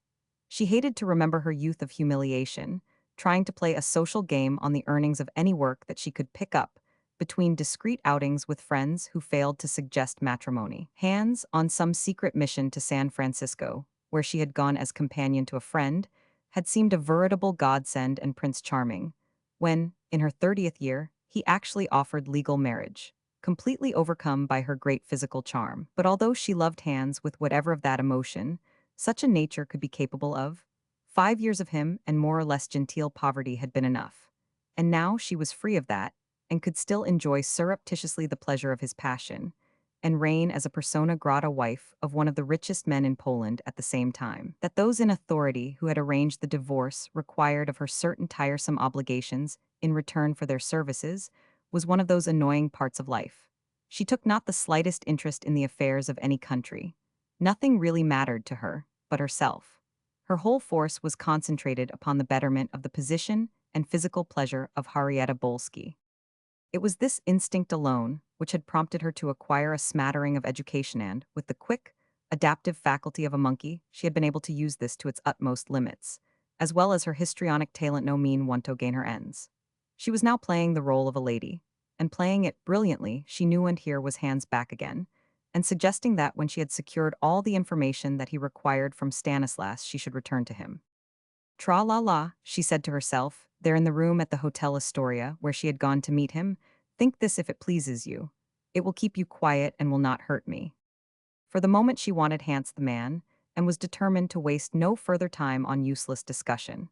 So she began her blandishments, taking pride in showing him her beautiful garments and her string of big pearls, each thing exhibited between her voluptuous kisses, until Hans grew intoxicated with desire and became as clay in her hands. It is not thy pig-dug of a husband I wish to kill, he said, after 1 hour had gone by in inarticulate murmurings. Him I do not fear. It is the Russian, Veroshensko, who fills me with hate. Have regard of him. He does not go unobserved, and if you allure him also among the rest, beyond the instructions which you had, then there will be unpleasantness for you. My little cat the hands will twist his bear's neck, and then also, if need be. Veroshensko, laughed Henrietta, why I hardly know him. He do not amount to a row of pins. He's Stanislas' friend, not mine. Then she smoothed back hands rather fierce, fair mustache from his lips, and kissed him again, her ruby ring flashing in a ray of sunlight. Look, is not this a lovely jewel, Hans? My old Stanny gave it to me only some days. Agate is my new toysy. Hans examined it. Thou art a creature of the devil, Henrietta. There is not one of thy evil qualities of greed and extortion which I do not know. Thou least to me, and to all men the only good thing in thee is thy body, and for that all men let thee lie. Henrietta pouted. I cannot understand when you talk like that. Hans, it's all warbash, as we said out west. What are qualities? What is there but the body anyway? Great sakes. That's enough for me, and the devil is only in storybooks to frighten children. I'm just like every other woman, and I want to have a good time. I hear that you are going to London soon, said Hans, dropping the tutelage and growing brutally severe, to conquer new lovers and to wear more dresses. But there you will be of great use to me. Your instructions will be all ready in cipher by Tuesday night, when you must meet me at whatever point is convenient to you, after 9 o'clock, perhaps. Henrietta Frownage had other views for Tuesday night. What shall I gain by coming, or by going on with this spying on Stan? I am tired of it all. It breaks my head trying to take in your horrid old cipher.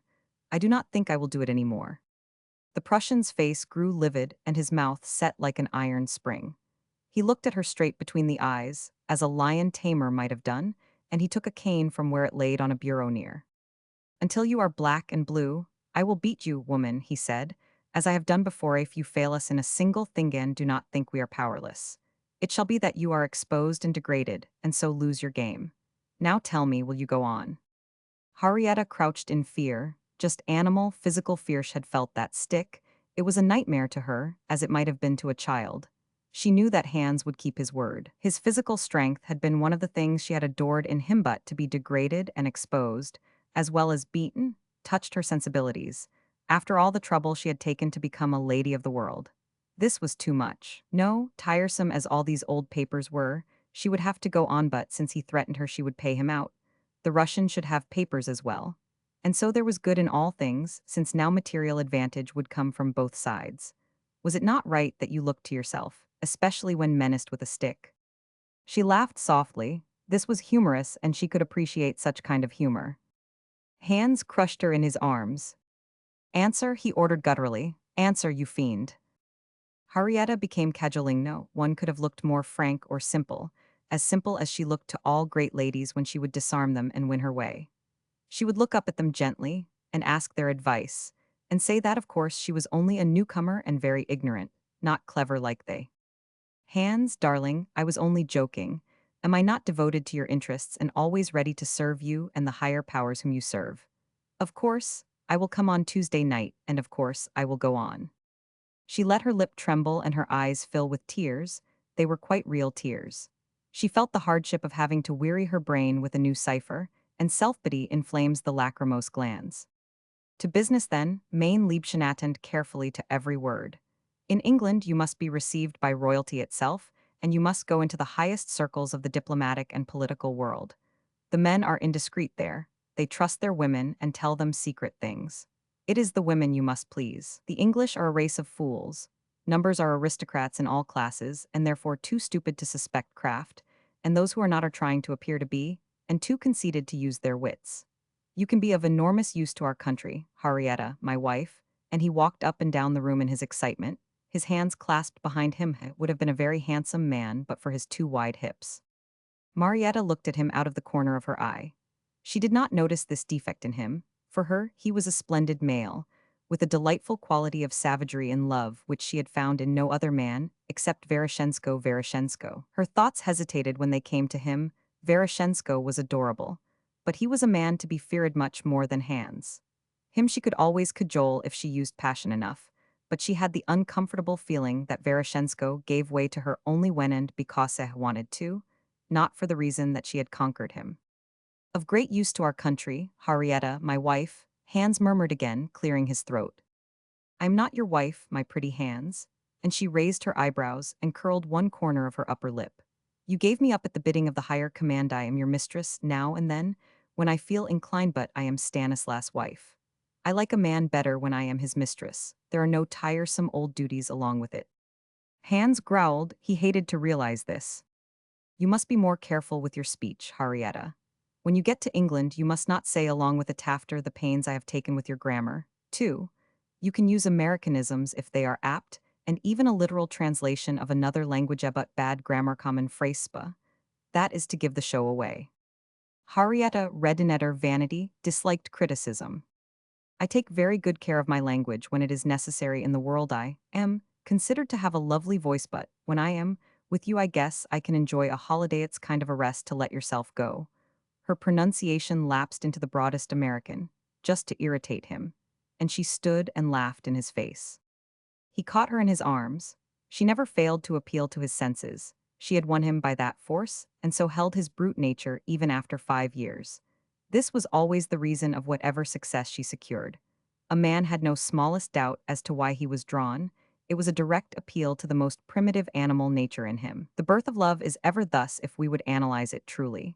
But the spirit, fortunately, so wraps things in illusion that generally both participants really believe that the mutual attraction is because of higher emotions of the mind, and so they are doomed to disappointment when passion is sated, unless the mind fulfills the ideal. But if the reality fails to make good, the refined spirit turns in disgust from the material, unconsciously resentful in that it has suffered deception.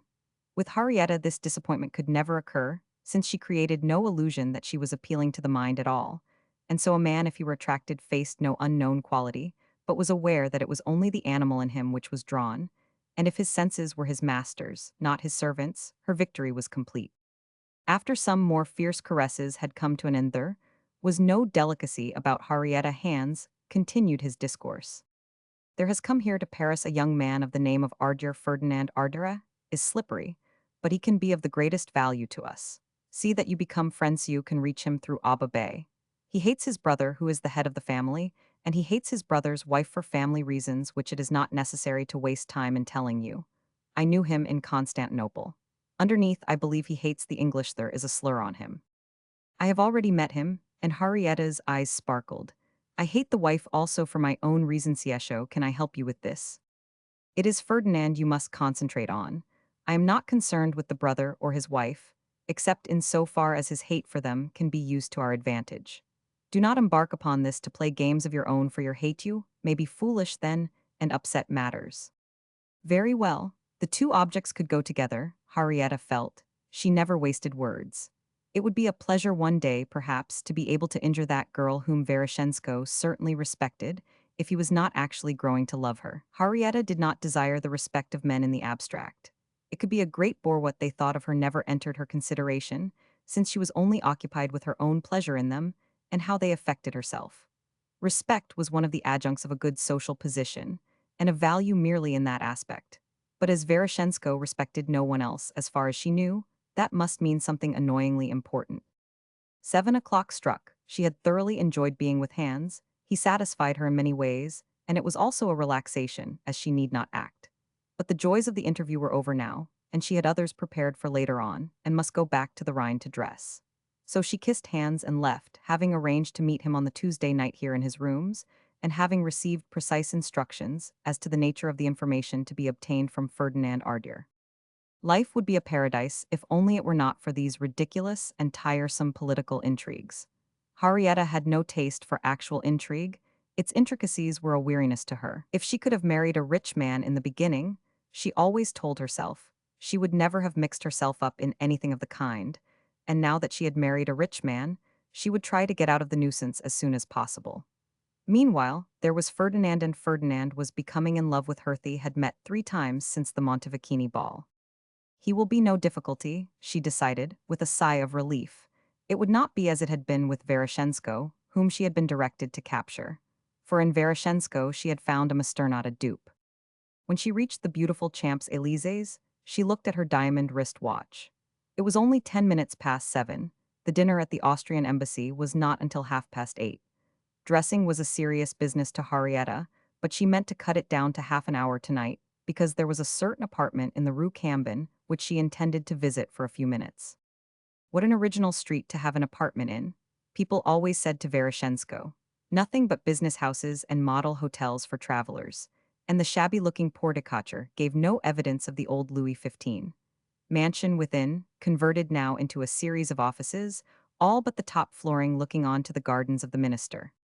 Veroshensko had taken it for its situation and its isolation, and had converted it into a thing of great beauty of paneling and rare pictures and the most comfortable chairs. There was absolute silence, too, there among the tree-tops. Madame Bolsky ascended leisurely. The shallow stairs. There was no lift, and rang her 3 short rings, which Peter, the Russian servant, was accustomed to expect. The door was opened at once, and she was taken through the quaint square hall into the master's own sitting room, a richly somber place of oak boiserie and old crimson silk. Veroshensko was writing, and just glanced up while he murmured Napoleon's famous order to Mademoiselle Georgia, but Harrietta Bolsky pushed out her full underlip and sat down in a deep armchair. Not this evening, I have only a moment. I have merely come, Stepan, you darling, to tell you that I have something interesting to say. Not possible, and he carefully sealed down a letter he had been writing and put it ready to be posted. Then he came over and took some cigarettes from a Faberger enamel box and offered her one. Harrietta smoked most of the day, but she refused now. You have come not for pleasure but to talk, sapristi, I am duly amazed. Another woman would have been insulted at the tone and the insinuation in the words, but not so Harrietta. She did not pretend to have a brain, that was one of her strong points, and she understood and appreciated the crudest methods, so long as their end was for the pleasure of herself. She nodded, and that was all. Veroshensko threw himself into the opposite chair, his yellow-green eyes full of a mocking light. I have seen a brooch even finer than the ruby ring at Cartier's. Just now I thought perhaps if I were very pleased with you, it might be yours. Harrietta bounded from her chair and sat upon his knee.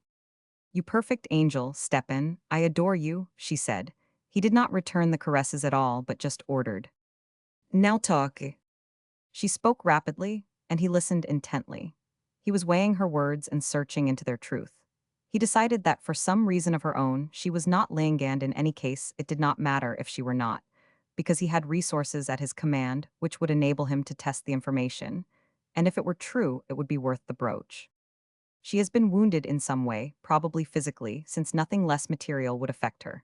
Physically and in her vanity, but who can have done it? The Russian asked himself. Who is her German correspondent? This I must discover, but since it is the first time she has knowingly given me information, it proves some revenge in her goat's brain.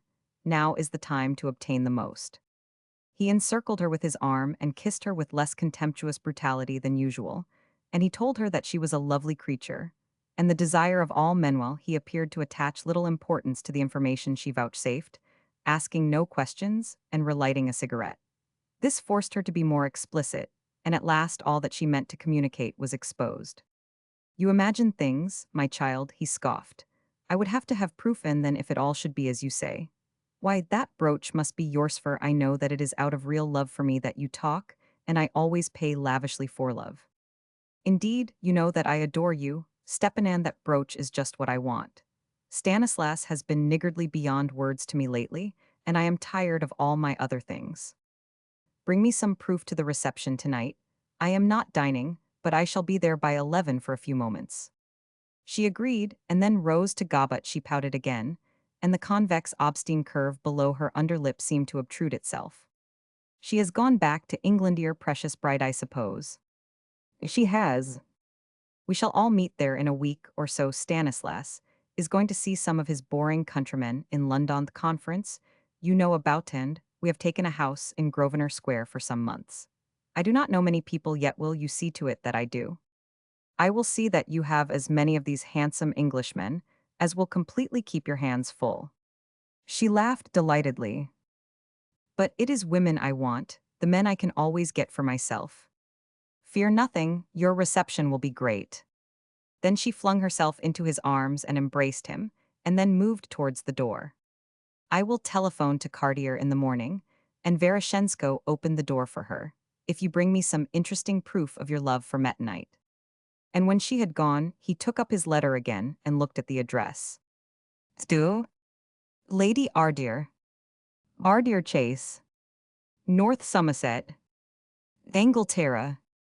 I must keep to the things of the spirit with you, precious lady. And when I cannot subdue it, there is Henrietta for the flesh woe, but she sickens me even for that. Chapter 6. Denzel Ardeer could not get any more leave for a considerable time, and remained quartered in the north, where he played cricket and polo to his heart's content. But the head of the family and his charming wife went through the feverish season of 1914 in the townhouse in Brook Street. Ardeer was too far away for weekend parties, but they had several successful London dinners, and Amaryllis was becoming quite a capable hostess, and was much admired in the world. Very fine of instinct and apprehension at all times, she was developing by contact with intelligent people. John had taken care that she only mixed with the most select of his friends. The de la Paul family had been more than appreciative of her, and had guided her, and supervised her visiting list with care. Everything was too much of a rush for her to think and analyze things, and if she had been asked whether she was happy, she would have thought that she was replying with honesty when she affirmed that she was. John was not happy and knew it, but none of his emotions ever betrayed themselves, and the mask of his stolid content never changed. They had gone on with their matter-of-fact relations, and when they returned to London after a week at Ardeer, all had been much easier, because they were seldom alone and at last Amaryllis had grown to accept the situation and try not to speculate about it. She danced every night at balls and continued the usual round, but often at the opera, or the Russian ballet, or driving back through the park in the dawn, some wild longing for romance would stir in her, and she would nestle close to John.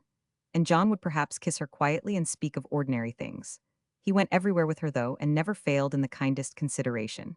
He seldom danced himself, and therefore must often have been weary, but no suggestion of this ever reached Amaryllis. What does he talk to his friends about, I wonder? She asked herself, watching him from across a room, in a great house after dinner one night. John was seated beside the American Lady Avonweir, a brilliant person who did not allow herself to be bored. He appeared calm as usual, and there they sat until it was time to go on to a ball. Everything he said was so sensible, so well informed perhaps that was a nice change for Peepling, then he was very good-looking and but oh, What was it which made it all so disappointing and tame? A week after they had come up to Brook Street, the Boleskis arrived at the Mount Leonard house which they had taken in Grosvenor Square, armed with every kind of introduction, and Henrietta immediately began to dazzle the world. Her dresses and jewels defied all rivalry. They were in a class alone, and she was frank and stupid and gracious and fitted in exactly with the spirit of the time. She restrained her movements in dancing to suit the less advanced English taste. She gave to every charity and organized entertainments of a fantastic extravagance which whetted the appetite of society, grown jaded with all the old ways. The men of all ages flocked round her, and she played with them ambassadors, politicians, guardsmen, all drawn by her own potent charm, and she disarmed criticism by her stupidity and good nature and the lavish amusements she provided for every one while the chef they had brought over with them from Paris would have ensured any hostess's success. Henrietta had never been so happy in all the 36 years of her life. This was her hour of triumph. She was here in a country which spoke her own language. Her French was deplorably bad, had an unquestioned position, and all would have been without flaw, but for this tiresome information she was forced to collect. Veroshensko had been detained in Paris. The events of the 28th of June at Sarajevo were of deep moment to him, and it was not until the second week in July that he arrived at the Ritz, full of profound preoccupation. Amaryllis had been to Harrietta's dinners and dances, and now the Boleskis had been asked down to Ardir in return for the 3 days at the end of the month, when the coming of age of the young Marquis of Bridgeborough would give occasion for great rejoicings, and Amaryllis herself would give a ball. You cannot ask people down to North Somerset in these days just for the pleasure of seeing you, my dear child, Lady de la Pole had said to her nephew's wife. Each season it gets worse. One is flattered if one's friends answer an invitation to dinner even, or remain for half an hour when it is done. I do not know what things are coming to. Etiquette of all sorts went long ago, manners, and even decency have gone. We are rapidly becoming savages, openly seizing whatever good thing is offered to us no matter from whom, and then throwing it aside the instant we catch sight of something new. But one must always go with the tide unless one is strong enough to stem it, and frankly I am not. Now Bridgeboro's coming of age will make a nice excuse for you to have a party at Ardir. How many people can you put up? 30 guests and their servants at least, and 7 or 8 more if you use the agent's house. So thus it had been arranged, and John expressed his pleasure that his sweet Amaryllis should show what a hostess she could be. None but the most interesting people were invited, and the party promised to be the greatest success. 2 or 3 days before they were to go down, Amaryllis, coming in late in the afternoon, found Veroshensko's card. "Oh, John," she cried delightedly, "that very thrilling Russian whom we met in Paris has called. You remember he wrote to me some time ago and said he would let us know when he arrived. Oh, would not it be nice to have him at our part? Let us telephone to him now." Veroshensko answered the call himself. He had just come in. He expressed himself as enchanted at the thought of seeing Harand. Yes, with pleasure, he would come down to Ardir for the ball. "We shall meet tonight, perhaps, at Carlton House Terrace at the German Embassy," he said, "and then we can settle everything." Amaryllis wondered why she felt rather excited as she walked up the stairs. She had often thought of Veroshensko, and hoped he would come to England. He was vivid and living, and would help her to balance herself. She had thought while she dressed that her life had been one stupid rush with no end, since that night when they had talked of serious things at the Montevecchini Hotel. She had need of the counsel he had promised to give her, for this heedless racket was not adding luster to her soul. Veroshensko seemed to find her very soon, was not one of those persons who miss things by vagueness. His yellow-green eyes were blazing when they met hers, and without any words, he offered her his arm, foreign fashion, and drew her out on to the broad terrace to a secluded seat he had apparently selected beforehand, as there was no hesitancy in his advance towards this goal. He looked at her critically for an instant when they were seated in the soft gloom. "You are changed, madame. Half the soul is awake now, but the other half has gone further to sleep." "Yes, I felt you would say that I do not like myself," and she sighed. "Tell me about it. I seem to be drifting down such a useless stream, and it is all so mad and aimless, and yet it is fun. But everyone is tired and restless, and nobody cares for anything real. I am afraid I am not strong enough to stand aside from it, though, and I wonder sometimes what I shall become." Veroshensko looked at her earnestly, was silent for some seconds. "Fate may alter the atmosphere. There are things hovering, I fear, of which you do not dream, little protected English bride. Perhaps it is good that you live while you can. What things? Sorrows for the world. But tell me, have you seen Harrietta Bolsky in her London role? Yes, is the greatest success. Everyone goes to her parties. She is coming to mine at Ardeer. Veroshenko raised his eyebrows, and nothing could have been more sardonically whimsical than his smile. I saw Stanislas this morning, is almost gaga. No, a mere cipher has destroyed his body, as well as his soul. They are both coming on the 23rd. It will be an interesting visit. I do not doubt, and I shall see the family house. I hope you will like it. I shall love to show it to you, and the pictures. It means so much to John. Have you met your cousin Denzel yet? Veroshenko was studying her face. It had gained something. It was a little finer, but it had lost something too, and there was a shadow in her eyes. Denzel Ardier, know what made you mention him now? I shall be curious as to what you think of him. He is so like your husband, you know. The subject did not interest Amaryllis. She wanted to hear more of the Russian's unusual views. You know London well, do you not? She asked. Yes, I often came up from Oxford when I was there, and I have revisited it since. It is a sane place generally, but this year it would seem to be almost as disequilibre as the rest of the world. You give me an uneasy feeling, as though you knew that something dreadful was going to happen. What is it? Tell me. One can only speculate how soon a cauldron will boil over. One cannot be certain in what direction the liquid will fly. The whole world seems feverish. The spirit of progress has awakened after hundreds of years of sleep and is disturbing everything. In all boilings, the scum rises to the top. We are at the period when this has occurred. We can but wait and watch. If we had a new religion, it will come presently. The reign of mystical make-believe is past. But surely it is mysticism and idealism which make ordinary things divine. Certainly when they are implanted upon a true basis. I said make-believe, if that is what kills all good things. Make-believe. Most of the present-day leaders are throwing dust in their followers' eyes or their own. Priests and politicians, lawyers and financiers, all of them are afraid of the truth. Everyone lives in a stupid atmosphere of self-deception. The religion of the future will teach each individual to be true to himself. And when that is accomplished, the sixth root race will be born. Look at that man over there talking to a woman with haggard eye skin. You see them in the gloom? They have all the ugly entities around them, the spirits of morphine and nicotine drawing, misfortune and bodily decay. Every force has to have its congenial atmosphere, or it cannot exist. Fishes cannot breathe on land. Amaryllis looked at the pair. They were well-known people. The man celebrated in the literary and artistic section of the world of fashion, the woman of high rank and of refined intelligence. Veroshenko looked also.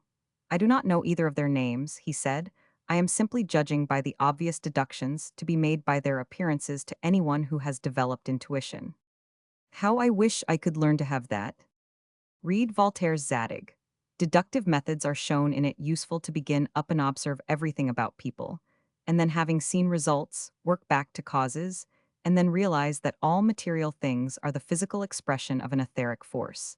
And as we can control the material, we need thus only attract what etheric waves we desire. Amaryllis looked again at the pair. Both were smoking idly, and she remembered having heard that they both took drugs. It was a phrase which had meant nothing to her until now. You mean that because they smoke all the time? And it is said they take morphine picaras, that they are not only hurting their bodies but drawing spiritual ills as well. Obviously, they have surrounded themselves with the drab demagnetizing current which envelops the body when human beings give up their wills. It would be very difficult for anything good to pierce through such ambience.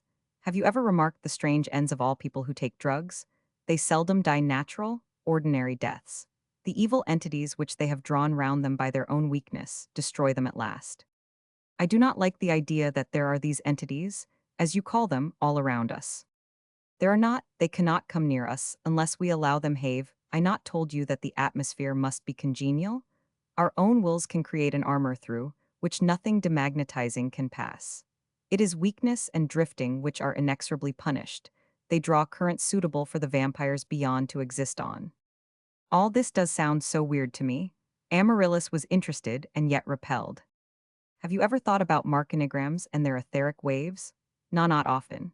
People just accept such things as facts as soon as they become commercial commodities, and only a few begin to speculate upon what such discoveries suggest, and the other possibilities which they could lead to. Nothing is supernatural. It is only that we are so ignorant. Someday I will take you to my laboratory in my home in Russia and show you the result of my experiments with vibrations and colored lights.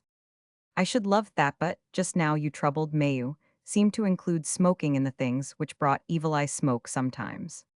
So do Iwil, you have a Russian cigarette?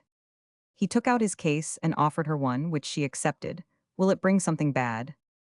Not more than a glass of wine, and he opened his lighter and bent nearer to her. One glass of wine might be good for you, but 20 would make you very drunk and me very quarrelsome. They laughed softly and lit their cigarettes. I feel when I am with you that I am enveloped in some strong essence. And Amaryllis lay back with a satisfied sighs, though I were uplifted, and awakened it is very curious because you have such a wicked face, but you make me feel that I want to be good. His queer, husky voice took on a new note.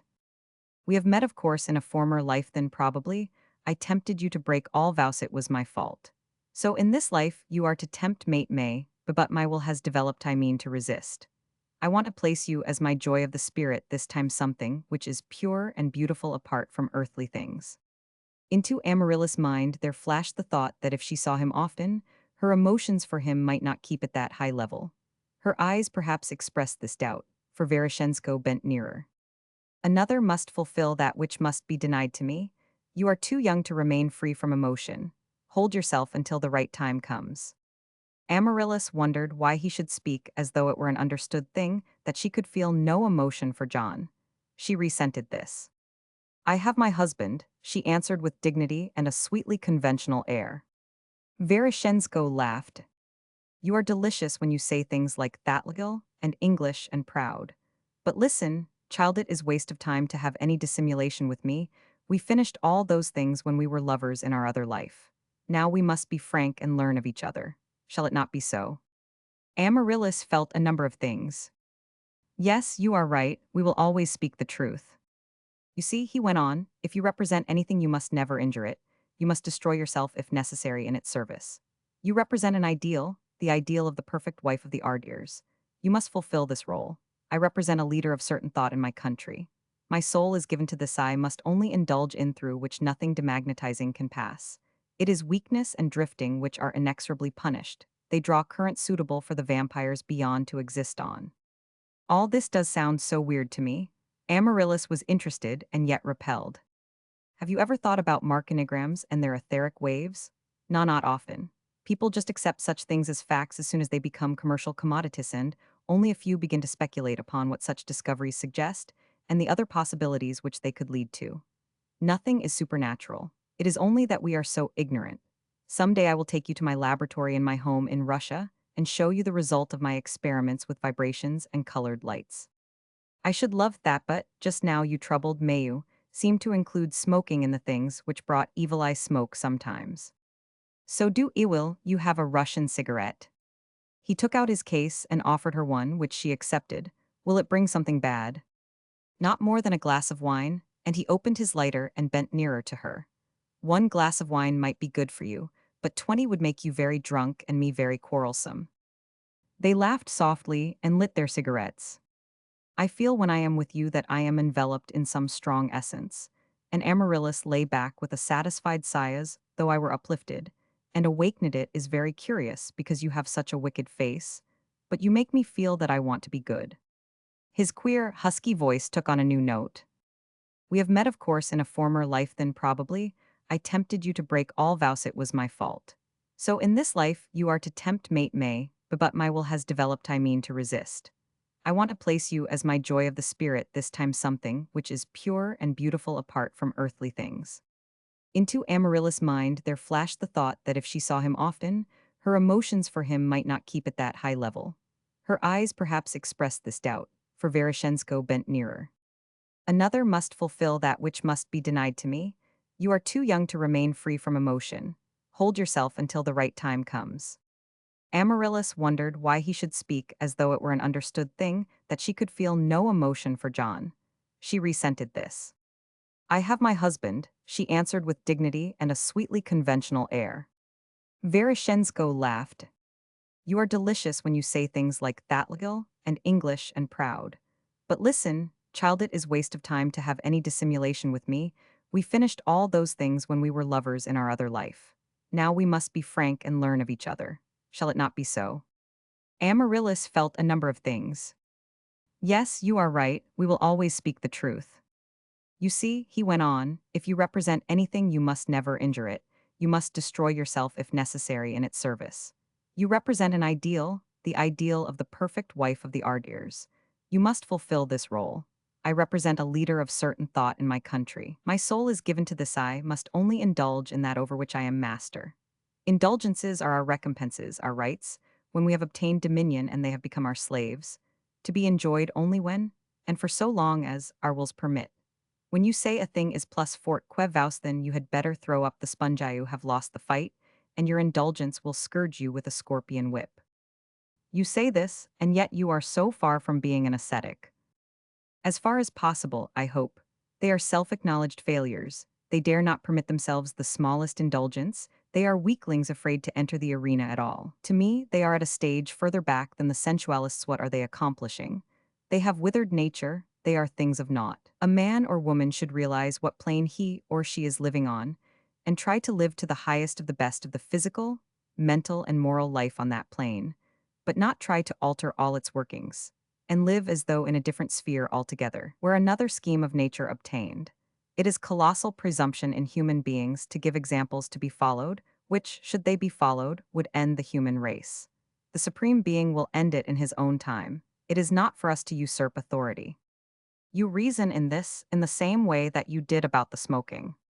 Naturalithat is the only form of sensible reasoning. You must keep your judgment perfectly balanced and never let it be obscured by prejudice, tradition, custom, or anything but the actual common sense view of the case. I think we English like that better than any other quality in people common sense. Veroshensko looked away from her to a new stream of guests who had come out on the terrace, a splendid-looking group of tall young men and exquisite women. With all your faults, you are a great nation, because although these latter years seem often to have destroyed the sense of duty in the individual in regard to his own life, the ingrained sense of it had become a habit, and the habit still continues in regard to the community. You are not likely to have upheavals of great magnitude here. Now all other countries are moved by different spirits, some by patriotism and gallantry like the French, some by superstition and ignorance worked on by mystic religion, as in my country some by ruthless materialism like Germany. But that dull, solid sense of duty is purely English, and it is really a glorious thing. Amaryllis thought how John represented it exactly. I feel that I want to do my duty, she said softly, but continue to feel that and fate will show you the way. Now I must take you back to your husband, whom I see in the distance. There he is with Henrietta Bolsky. I wonder what he thinks of her. I have asked him. He says that she is so obvious as to be innocuous, and that he likes her clothes. Veroshensko did not answer, and Amaryllis wondered if he agreed with John. They had to pass along a corridor to reach the staircase, upon the landing of which they had seen Sir John and Madame Bolsky leaning over the balustrade, and when they got there they had moved on out of sight, so Veroshensko, bowing, left Amaryllis with Lady de la Pole. As he retraced his steps later on, he saw Sir John Ardir in earnest conversation with Lemon Bridges, the fashionable rising surgeon of the day. They stood in an alcove, and Veroshensko's alert intelligence was struck by the expression on John Ardir's face. It was so sad and resigned, as a brave man's who has received death sentence. And as he passed close to them, he heard these words from John. It is quite hopeless, then I feared so. He stopped his descent for a moment, and looked agonized. Then a sudden illumination came into his yellow-green eyes, and he went on down the stairs. There is tragedy here, and how will it affect the lady of my soul? He walked out of the house and into Pall Mall, and there by the rag met Denzil Ardir. We seem doomed to have unexpected meetings, cried that young man delightedly. Here I am only up for one night on regimental business, and I run into you. They walked on together, and Denzil went into the Ritz with Veroshensko, and they smoked in his sitting room.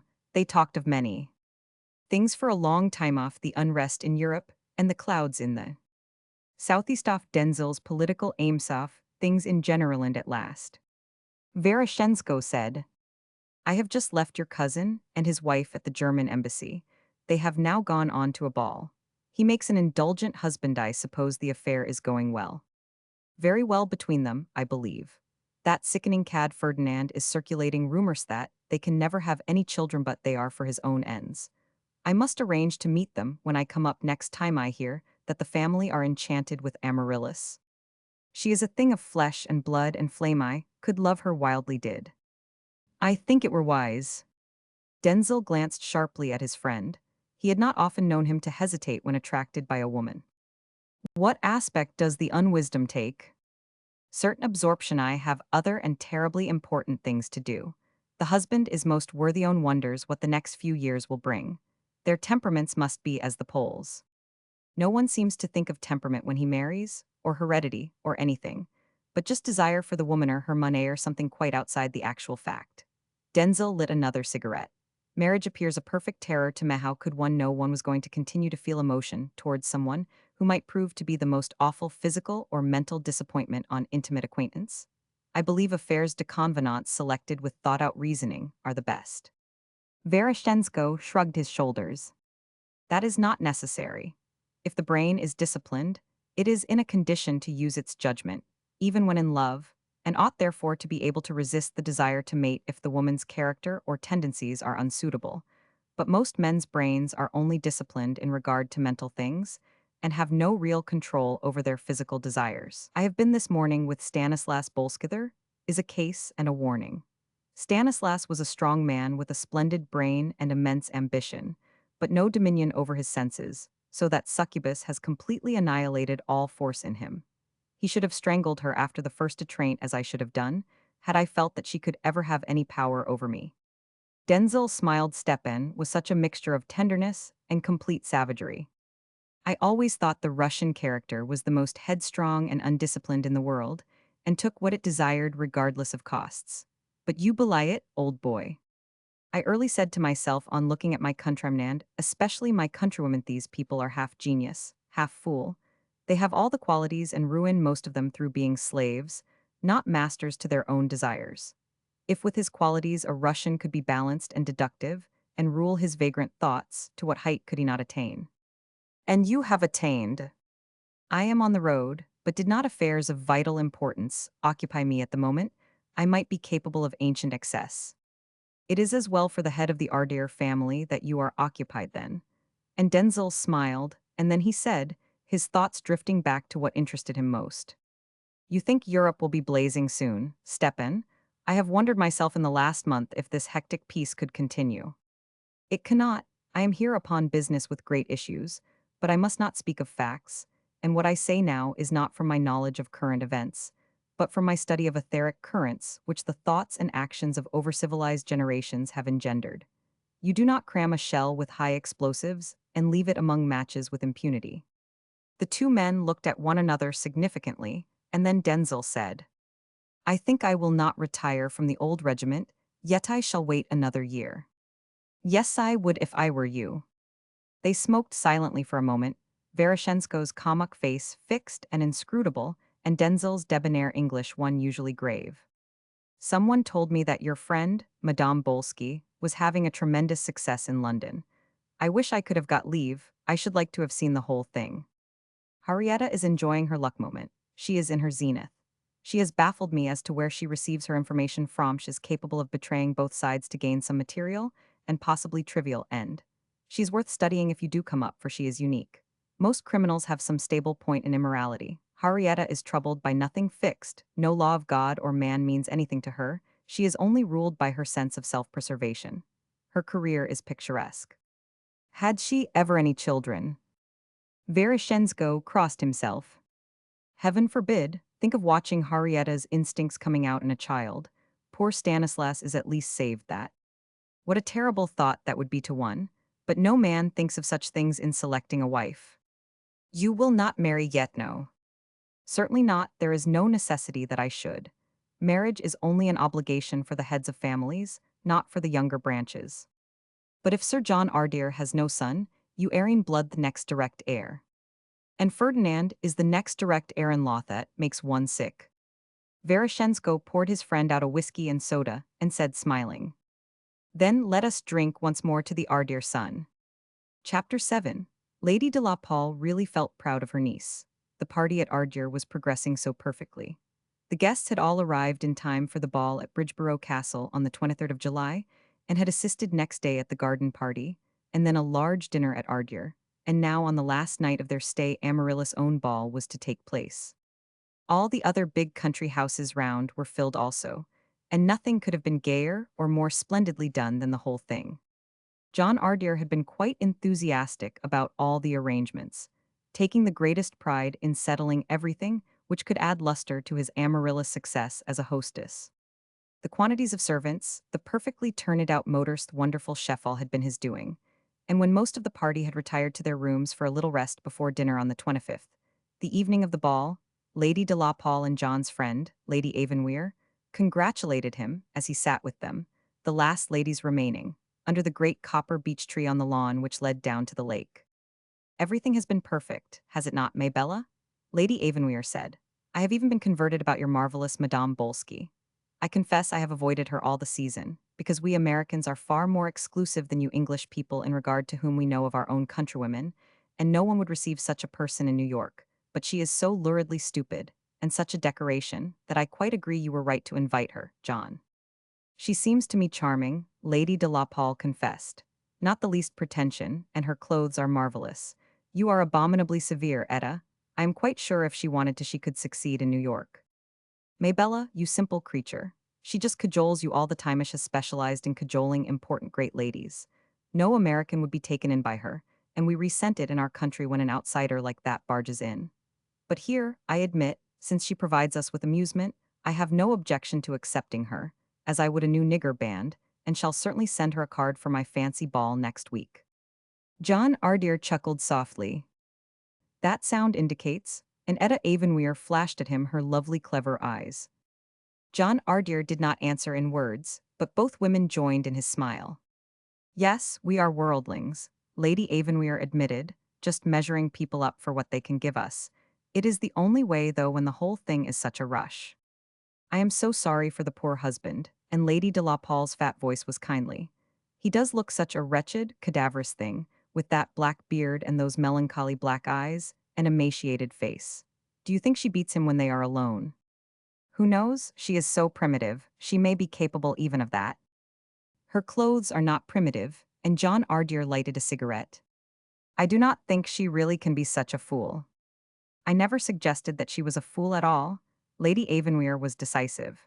"No one can be a fool who is as tenacious as she is. Fools are vague people, who let things go. She is merely illiterate and stupid as an owl." "I like your distinction between stupidity and foolishness." John Ardier often argued with Lady Avonweir. They were excellent friends. "A stupid person is often a great rest, and a rivus a fool makes one nervous and loses the game. But who is that walking with Amaryllis at the other side of the lake?" John Ardier looked up, and on over the water to the glory of the beech trees on the rising slope of the park, and there saw moving at the edge of them his wife and Veroshensko, accompanied by two of the great tawny dogs. "Oh, it is the interesting Russian whom we met in Paris, where all the charming ladies were supposed to be in love with him. He was to have come down for the whole 3 days. I suppose these Russian and Austrian rumors detained him. He has only arrived for tonight." And across the lake Amaryllis was saying to Veroshensko in her soft voice, deep as all the Ardier voices were deep, "I have brought you here so that you may get the best view of the house. I think, indeed, that it is very beautiful from over the water, do not you?" Veroshensko remained silent for a moment. His face was altered in this last week. It looked haggard and thinner, and his peculiar eyes were concentrated and intense.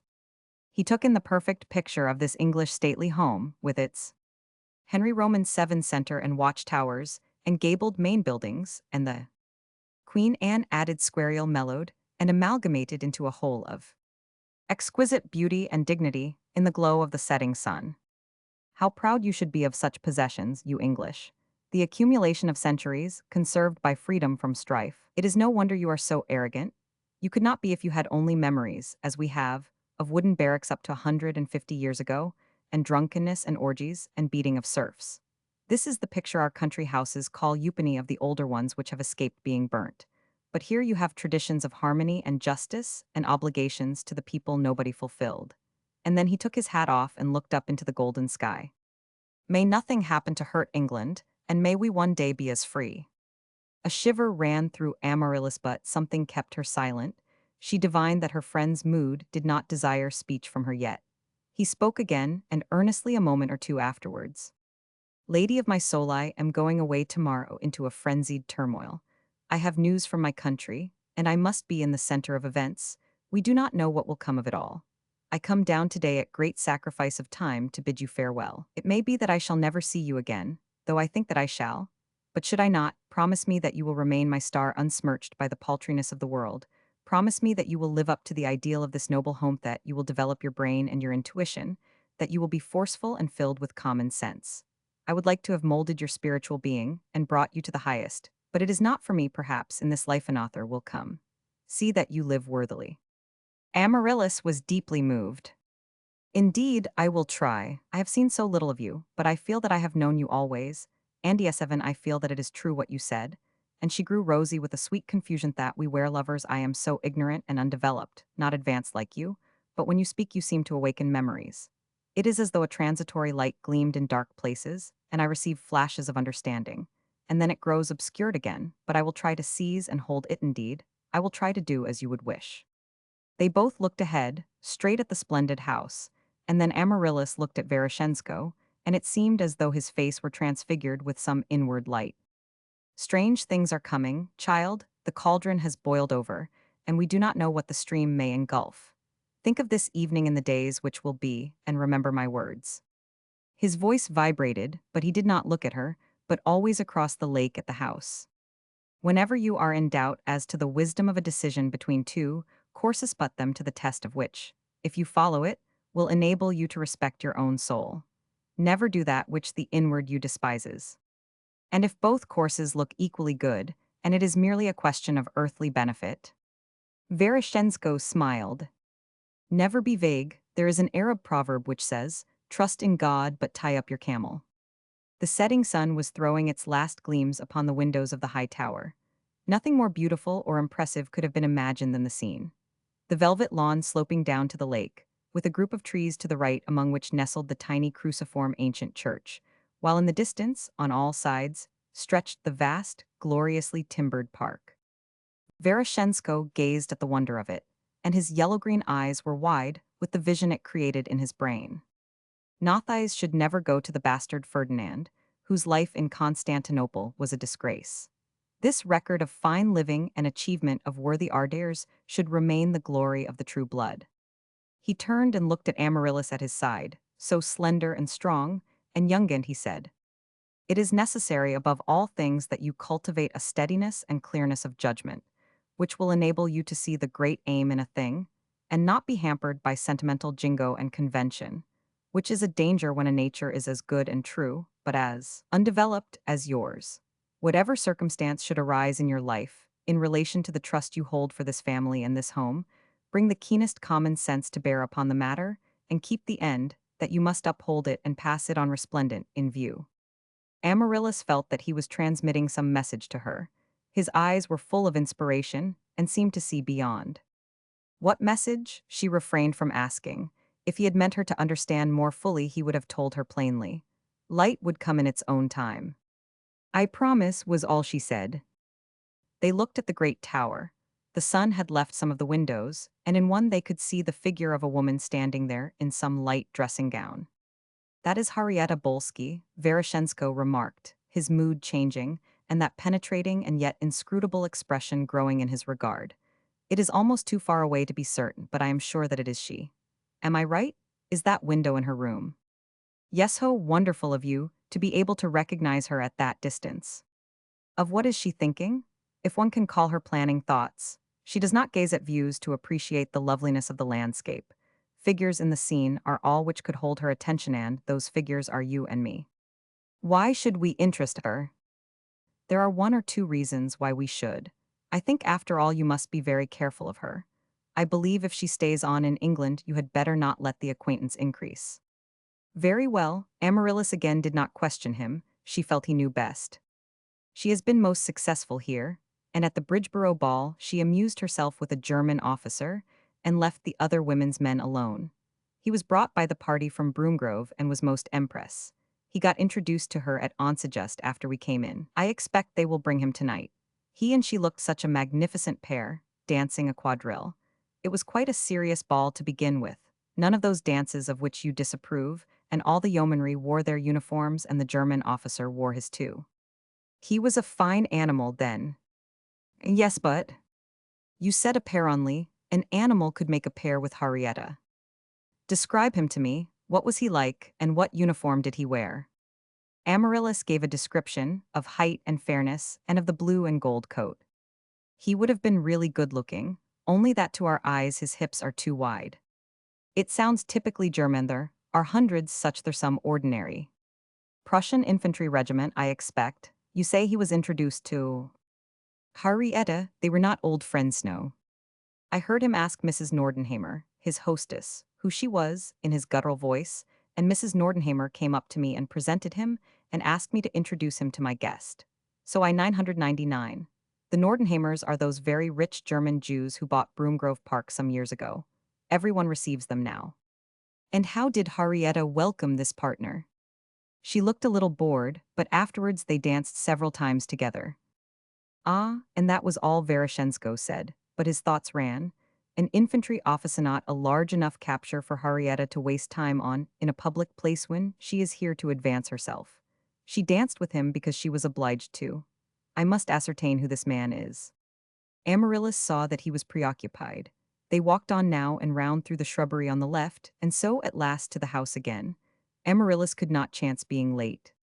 Veroshensko recovered from his abstraction presently, and talked of many things off the friendship of the soul, and how it can only thrive after there has been in some life a physical passionate love and fusion of the bodies.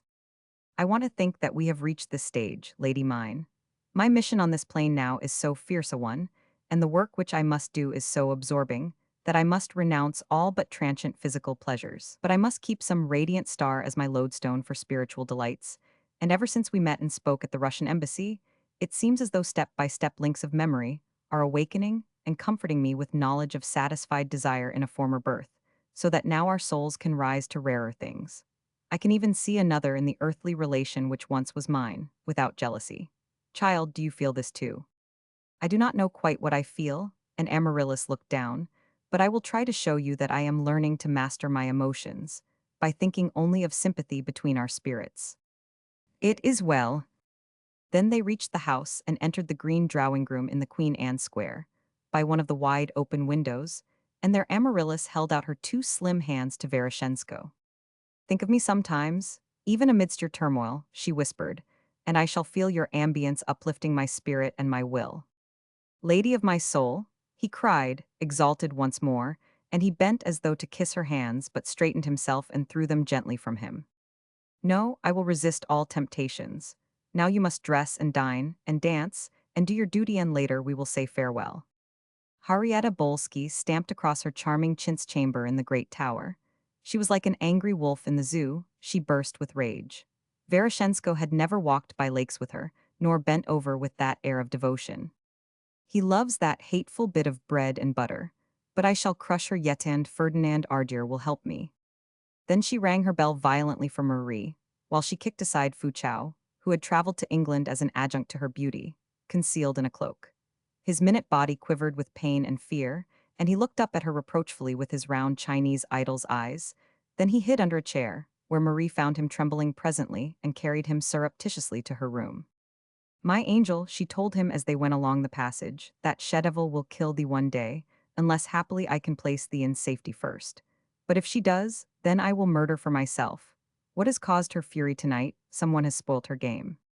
In the oak-paneled smoking room, deserted by all but these two, Veroshensko spoke to Stanislas hastily and in his own tongue. The news is of vital importance, Stanislas. You must return with me to London. Of all things you must show energy now and hold your men together. I leave in the morning. You hesitate. Impossible. Henrietta keeps you. Bah, then I wash my hands of you in Poland. Weakling, to let a woman rule you. Well, if you choose thus, you can go by yourself to hell. I have done with you. And he strode from the room, looking more comic and savage than ever in his just wrath. And when he had gone, the second husband of Henrietta leant forward and buried his head in his hands. The picture gallery made a brilliant setting for that gallant company. a collection of England's best, dancing their hardest to a stirring band, which sang when the tune of some popular revue chorus came in. The Song of the Swan, Veroshenko thought as he observed it all in the last few minutes before midnight. He must go away soon. A messenger had arrived in hot haste from London, motoring beyond the speed limit, and as soon as his servant had packed his things, he must return and not wait for the morning. All relations between Austria and Servia had been broken off, the conflagration had begun, and no time must be wasted further. He must be in Russia as soon as it was possible to get there. He blamed himself for coming down. And yet it was as well, he reflected, because he had become awakened in regard to possible double-dealing in Henrietta. But where were his host and hostess must bid them farewell. John Ardier was valsing with Lady Avenweir, and Henrietta Bolsky, undulated in the arms of the tall German, who had come with the party from Broomgrove, but Amaryllis, for the moment was absent from the room. If I could only know who the beast is before I go, and where she has met him previously. Veroshenko's thoughts ran. It is more than ever necessary that I master Heron, there is so little time. He waited for a few seconds, the dance was almost done, and when the last notes of music ceased and the throng of people swept towards him, he fixed Henrietta with his eye. Her evening so far had not been agreeable. She had not been able to have a word with Stepan, who had been far from her at the banquet before the ball. She was torn with jealousy of Amaryllis, and the advent of Hans, when she would have wished to have been free to regrab Veroshenko, was most unfortunate. It had not been altogether pleasant, his turning up at Bridgeborough, but at any rate that one evening was quite enough. She really could not be wearied with him more. His new instructions to her from the higher command were most annoyingly difficult to coming at a time when her whole mind was given to consolidating her position in England. It was really too bad. If only the tiresome bothers of these stupid old quarrelsome countries did not upset matters, she just meant to make Stanislas shut up his ugly old Polish home and settle in some splendid country house like this, only nearer London. Now that she had seen what life was in England, she knew that this was her goal. No bothersome old other language to be learned. Besides, no men were so good-looking as the English, or made such safe and prudent lovers because they did not boast. If any information she had been able to collect for Hans in the last year had helped his ober-lords to stir up trouble, she was almost sorry she had given Itunless indeed. Ructions between those ridiculous southern countries made it so that she could remain in England. Then it was a good thing, and Hans had assured her that England could not be dragged in. Then she laughed to herself, as she always did, if Hans coerced Herwin. She recollected how she had given his secrets away to Veroshenko, and that no matter how he seemed to compel her obedience, she was even with him underneath.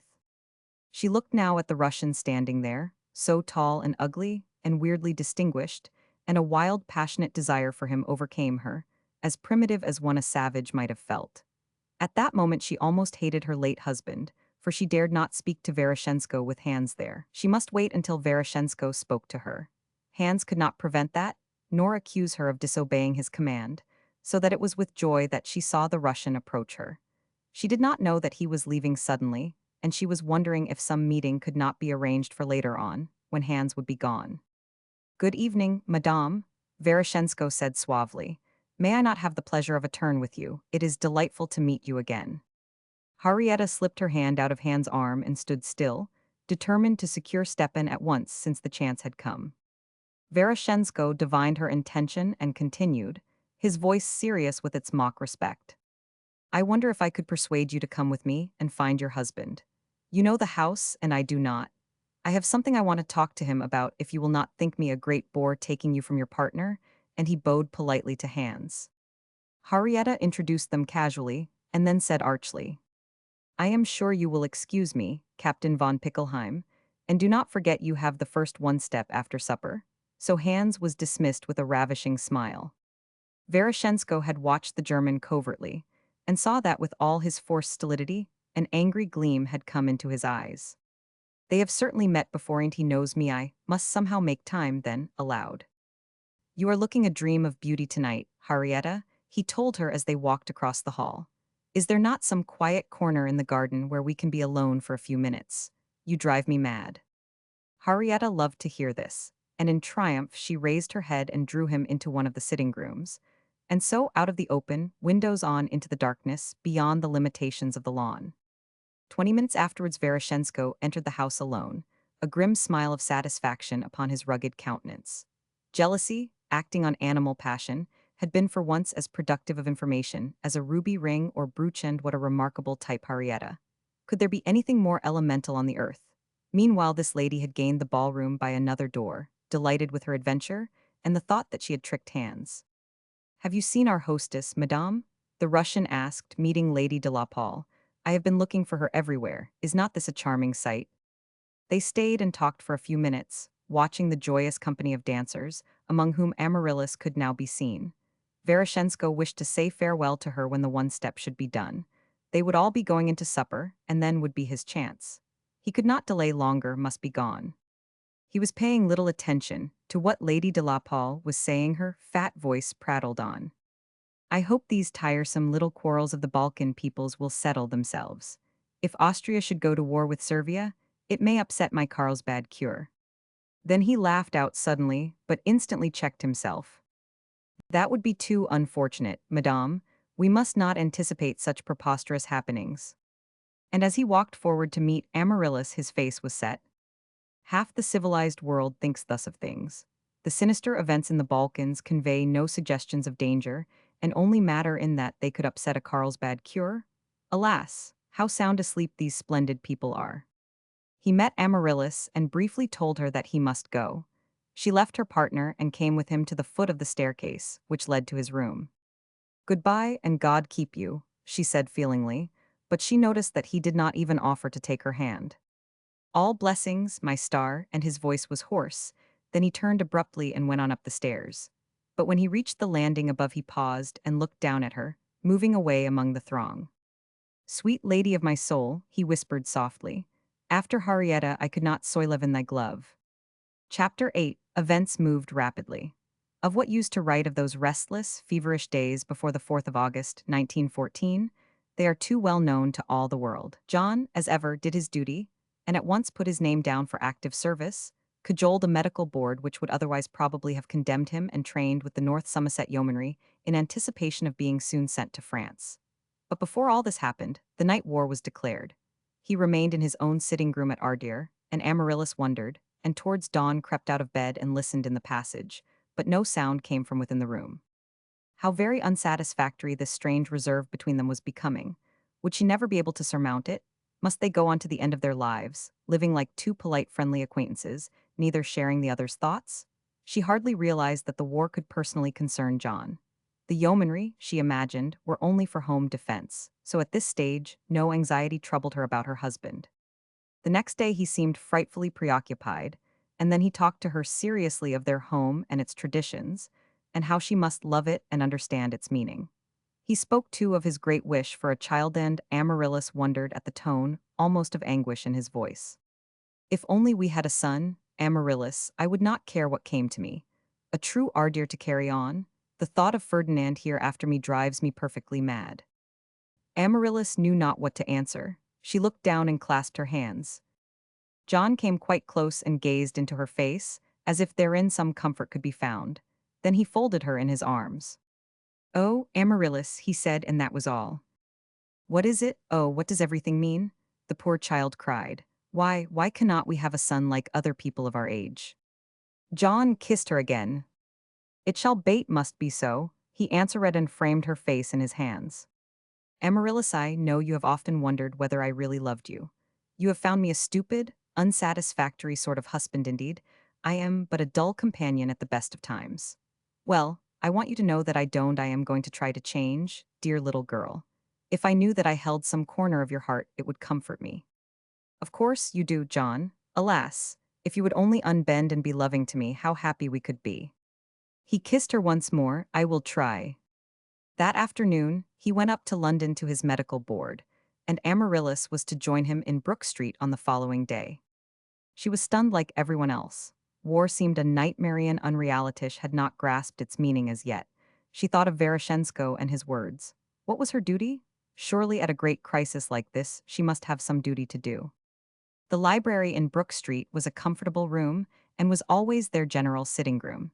Its windows looked out on the street. That evening, when John Ardeer arrived, he paced up and down it for half an hour. He was very pale, and lines of thought were stamped upon his brow. He had come to a decision. There only remained the details of a course of action to be arranged. He went to the telephone and called up the cavalry club. Yes, Captain. Ardir was in, and presently Denzel's voice said surprisedly, Hello. I heard by chance that you were in town. I suppose your regiment will be going out at once. It is your cousin, John Ardir, speaking. We have not met since you were a boy. I have something rather vital I want to say to you. Could you possibly come round? The two voices were so alike in tone it was quite remarkable. Each was aware of it as he listened to the other. Where are you, and what is the time? I am in our house in Brook Street, number 102, and it is nearly 7. Could you manage to come now? There was a second or two's pause, then Denzel said, All right, I will get into a taxi and be with you in about 5 minutes, and he put the receiver down. John Arger grew paler still and sank into a chair. His hands were trembling. This sign of weakness angered him, and he got up and rang the bell and ordered his valet, who had come up with him, to bring him some brandy. Murchison was an old and valued servant, and he looked at his master with concern, but he knew him too to make any remark. If there was anyone in the world beyond the great surgeon, Lemon Bridges, who could understand the preoccupations of John Ardir, Murchison was the man. He brought the old cognac immediately and retired from the room a moment or two before Denzel arrived. Very little trace of emotion remained upon the face of the head of the family when his cousin was shown in, and he came forward cordially to meet him. Standing opposite one another, they might have been brothers, not cousins. The resemblance was so strong. Denzel was perhaps fairer, but their heads were both small, and their limbs had the same long lines. But whereas John Ardir suggested undemonstrative stolidity, every atom of the younger man was vitally alive. His eyes were bluer, his hair more bronze, and exuberant perfect health glowed in his tanned, fresh skin. Both their voices were peculiarly deep, with the pronunciation of the words especially refined. John Ardir said some civil things with composure, and Denzel replied in kind, explaining how he had been most anxious to meet John and Amaryllis and heal the breach the fathers had made. John offered him a cigar, and finally, the atmosphere seemed to be unfrozen as they smoked. But in Denzel's mind, there was speculation. It was not for just this that he had been asked to come round. John began to speak presently with a note of deep seriousness in his voice. He talked of the war and of his yeomanry's going out, and of Denzel's regiment also. It was quite on the cards that they might both be killed. Then he spoke of Ferdinand and the old story of the shame, and he told Denzel of his boyhood and its great trials, and of his determination to redeem the family home, and of the great luck which had befallen him in the city after the South African War, and how that the thought of worthily handing on the inheritance in the direct male line had become the dominating desire of his life. At first his manner had been very restrained, but gradually the intense feeling which was vibrating in him made itself known, and Denzel grew to realize how profound was his love for Ardir and how great his family pride. But underneath all this some absolute agony must be wringing his soul. Denzel became increasingly interested. At last John seemed to have come to a very difficult part of his narration. He got up from his chair and walked rapidly up and down the room, then forced himself to sit down again and resume his original calm. I am going to trust you, Denzel, with something which matters far more than my life. John looked Denzel straight in the eyes, and I will confide in you because you are next in the direct line. Listen very carefully, please. It concerns your honor in the family as well as mine. It would be too infamous to let Ardir go to the bastard, Ferdinand, the snake charmer's son, if, as is quite possible, I shall be killed in the coming time. Denzel felt some strange excitement permeating him. What did these words portend? Beads of perspiration appeared on John's forehead, and his voice sunk so low that his cousin bent forward to be certain of hearing him. Then John spoke in broken sentences, for the first time in his life letting another share the thoughts which tortured him, but the time was not for reticence. Denzel must understand everything so that he would consent to a certain plan. At length, all that was in John's heart had been made plain, and exhausted with the effort of his innermost being's unburdenment, he sank back in his chair, deadly pale. The quiet, waiting attitude in Denzel had given way to keenness, and more than once as he listened to the moving narration, he had emitted words of sympathy and concern. But when the actual plan which John had evolved was unfolded to him, and the part he was to play explained, he rose from his chair and stood leaning on the high mantelpiece, an expression of excitement and illumination on his strong, good-looking face. Do not say anything for a little, John said. Think over everything quietly. I am not asking you to do anything dishonorable and, however much I had hated his mother, I would not ask this of you if Ferdinand were my father's son. You are the next real heir Ferdinand could not be. My father had never met the woman until a month before he married her, and the baby arrived 5 months afterwards, at its full time. There was no question of incubators or difficulties and special precautions to rear him, nor was there any suggestion that he was a 7 months child.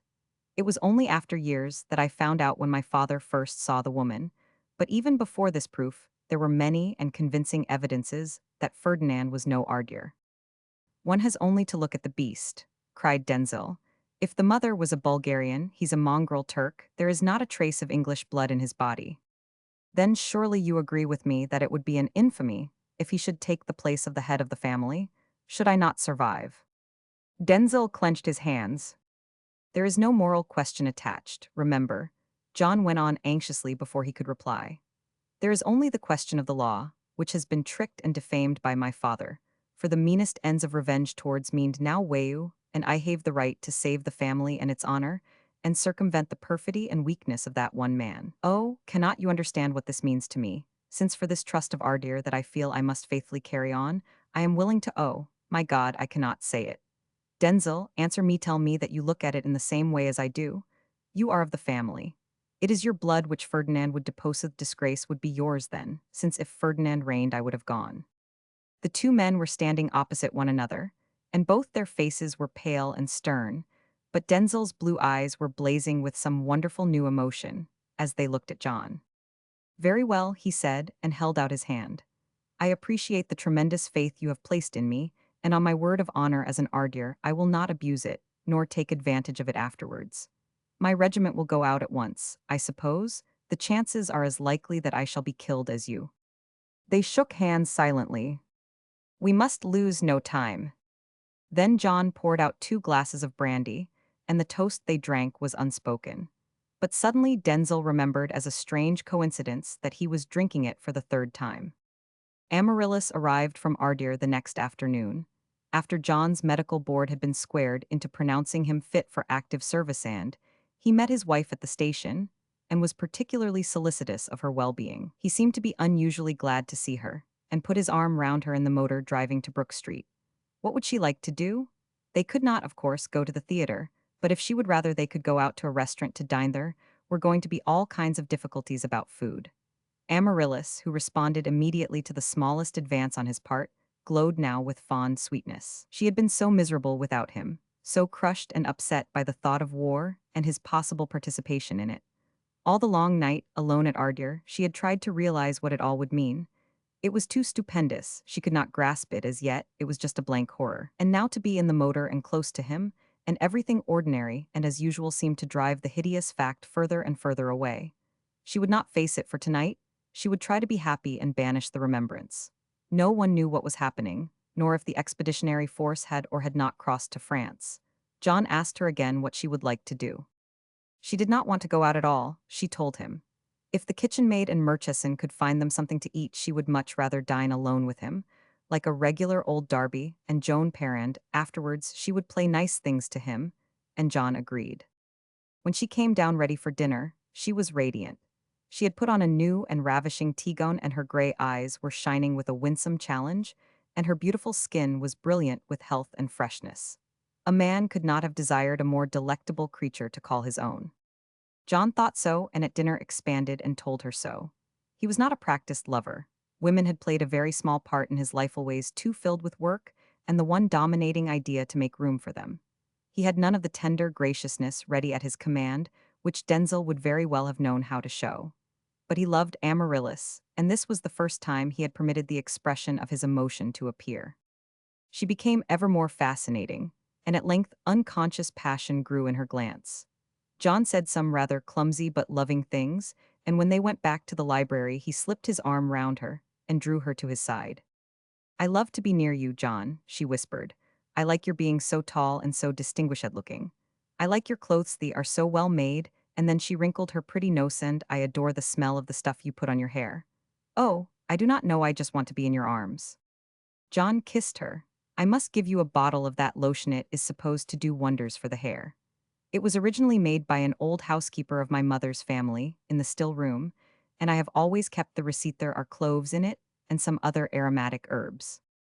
Yes, that is what I smell, like a clove carnation. It is divine. I wonder why scents have such an effect upon one, don't you? Perhaps I am a very sensuous creaturethy, can make me feel wicked or good some sense, make me deliciously intoxicated that, one of yours dose when I get near you I want you to hold me and kiss me John. Every fiber of John Ardaire's being quivered with pain, the cruel, ironical bitterness of things. I have never smelt this same scent on anyone else, she went on, rubbing her soft cheek up and down against his shoulder in the most alluring way. I should know it anywhere for it means just my dear John. He turned away on the pretense of getting a cigarette. He knew that his eyes had filled with tears. Then Murchison came into the room with the coffee, and this made a break and he immediately asked her to play to him, and settled himself in one of the big chairs. He was too much on the rack to continue any more lovemaking then, what might have been caused too poignant anguish. He watched her delicate profile outlined against the curtain of green silk. It was so pure and young and her long throat was white as milk. If this time next year she should have a childe son and he, not killed, but sitting there perhaps watching her holding it. How would he feel then? Would the certainty of having an Ardeer carry on heal the wild rebellion in his soul? Ah, God, he prayed, take away all feeling grud this sacrifice let the family go on. You do not think you will have really to go to the war, do you, John? Amaryllis asked after she left the piano. It will be all over, will not it, before the new year, and in any case the yeomanry are only for home defense, are not they? And she took a low seat and rested her head against his arm. John stroked her hair. I am afraid it will not be over for a long time, Amaryllis. Yes, I think we shall go out and pretty soon. You would not wish to stop me, child. Amaryllis looked straight in front of her. What is this thing in us, John, which makes us feel that eyes we would give our nearest and dearest, even if they must be killed? When the big thing comes even into the lives which have been perhaps all frivolous like mine, it seems to make a great light. There is an exaltation, and a pity, and a glory, and a grief, but no holding back. Is that patriotism, John? That is one name for it, darling. But it is really beyond that in this war, because we are not going to fight for England, but for right. I think that feeling that we must give is some oblation of the soul which has freed itself from the chains of the body at last. For so many years we have all been asleep. This is a rude awakening. They were silent for a little while, each busy with unusual thoughts. There was a sense of nearness between them off understanding, new and dangerously sweet. Amaryllis felt it deliciously, sensuously, and took joy in that she was touching him. John thrust it away. I must get through tonight, he thought, but I cannot if this hideous pain of knowledge of what I must renounce conquers me. I must be strong. He went on stroking her hair. It made her thrill, and she turned and bit one of his fingers playfully with a wicked little laugh. I wish I knew what I am feeling, John, she whispered, and her eyes were aflame. I wish I knew. I must teach you, and with sudden fierceness he bent down and kissed her lips. Then he told her to go to bed. You must be tired, Amaryllis, after your journey. Go like a good child. She pouted. She was all vibrating with some totally new and overmastering emotion. She wanted to stay and be made love to. She wanted knew not what, only everything in her was thrilling with passionate warmth. Must I? It is only 10. I have a frightful lot of business things to write tonight, Amaryllis. Go now and sleep, and I will come and wake you about 12. He looked lover-like, she sighed. Ah, if you would only come now. He kissed her almost roughly again and led her to the door, and he stood watching her with burning eyes as she went up the stairs. Then he came back and rang the bell. I shall be very late, Murchison. Do not sit up, I will turn out the lights. Good night. Very good, Sir John. And the valet left the room. But John Ardeer did not write any business letters. He sank back into his great leather chair. His lips were trembling, and presently sobs shook him, and he leaned forward and buried his face in his hands. Just before 12 had struck, he went out into the hall and turned off the light at the main. The whole house would now be in absolute darkness, but for an electric torch he carried. He listened. There was not a sound. Then he crept quietly up to his dressing room and returned with a bottle of the clovesented hair lotion. What a mercy she spoke of it, his thoughts ran. How sensitive women are. I should never have remembered such a thing. Yes, no, there was a sound. Midnight had struck and Amaryllis, sleeping peacefully, had been dreaming of John. "Oh, dearest," she whispered drowsily. As but half awakened, she felt herself being drawn into a pair of strong arms. "Oh, you know I love that scent of cloves. Oh, I love you, John." Chapter 9. When Amaryllis awoke in the morning, her head rested on John's breast, and his arm encircled her. She raised herself on her elbow and looked at him. He was still asleep and his face was infinitely sad. She bent over and kissed him with shy tenderness, but he did not move, he only sighed heavily as he lay there. Why should he look so sad when they were so happy?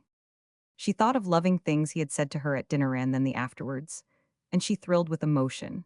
Life seemed a glorious thing, and but John was sad, of course, because he must go away. The recollection of this fact came upon her suddenly like a blast of cold air. They must part.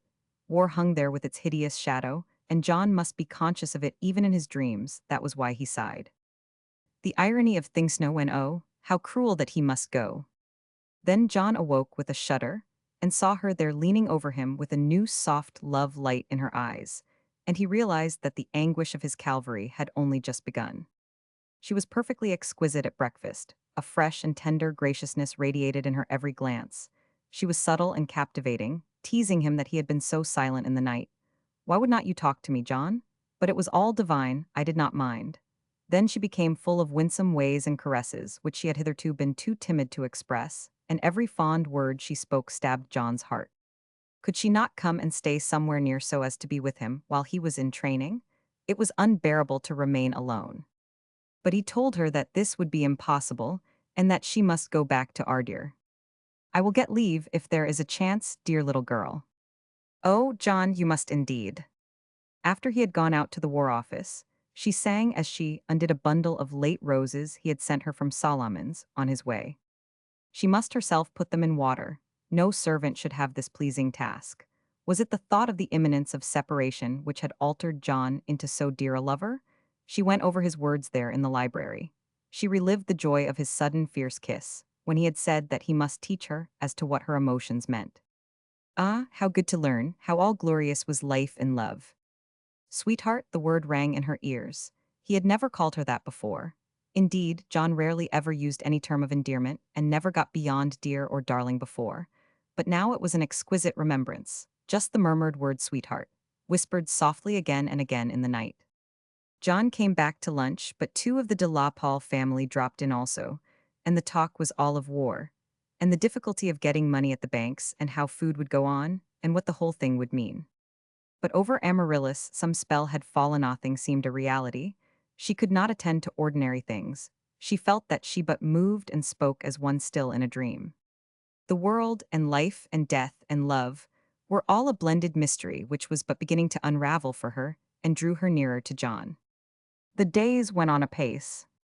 John in camp thanked God for the strenuous work of his training, that it kept him so occupied that he had barely time to think of Amaryllis or the tragedy of things. When he had left her on the following afternoon, the 7th of August, she had returned to Ardir alone and began the knitting and shirt-making and amateurish hospital committees, which all well-meaning English women vaguely grasped at before the stern necessities brought them organized work to do.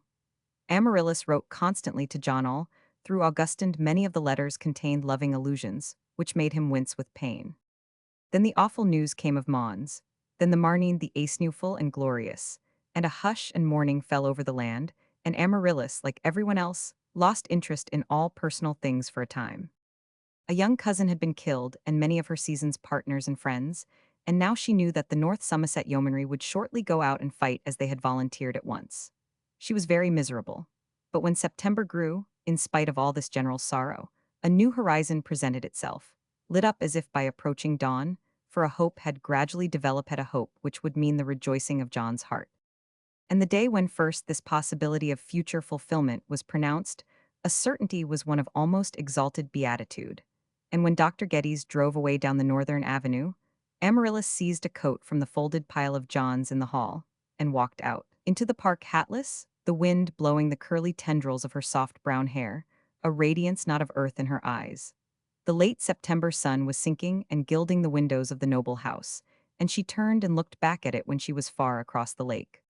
And the whole of her spirit rose in thankfulness to God, while her soul sang a glad Magnificat. She too might hand on this great and splendid inheritance. She too would be the mother of Ardeers. And now to write to John. That was a fresh pleasure. What would he say? What would he feel, dear? John, his letters had been calm and matter of fact, but that was his way.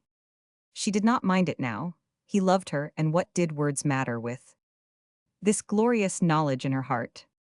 To have a baby, her very own and John's. How wonderful, how utterly divine. Her little feet hardly touched the moss beneath them. She wanted to skip and sing. Next May, next May. A spring flower, a little life to care for when war, of course, would have ended and all the world again could be happy and young. And then she returned by the tiny ancient church. She had the key of it, a golden one which John had given her on their first coming down. It hung on her bracelet with her own private key. The sun was pouring through the western window, carpeting the altar steps in translucent cloth of gold. Amaryllis stole up the short aisle, and paused when she came between the two tall canopied tombs of recumbent 16th-century knights, which made so dignified a screen for the little side aceless and. Then she moved on and knelt in the shaft of the sunlight there, at the carved rails. And no one ever raised to God a purer or more fervent prayer. She stayed until the sun sunk below the window, and then she rose and went back to the house and up to her cedar room. And now she must write to John. She began and setwise but tore up each sheet. Her news was a supreme happiness, but so difficult to transmit. At last she finished 3 sides of her own rather large-sized notepaper, but as she read over what she had written, she was not quite content. It did not express all that she desired John to know. But how could a mere letter convey the wordless gladness in her heart?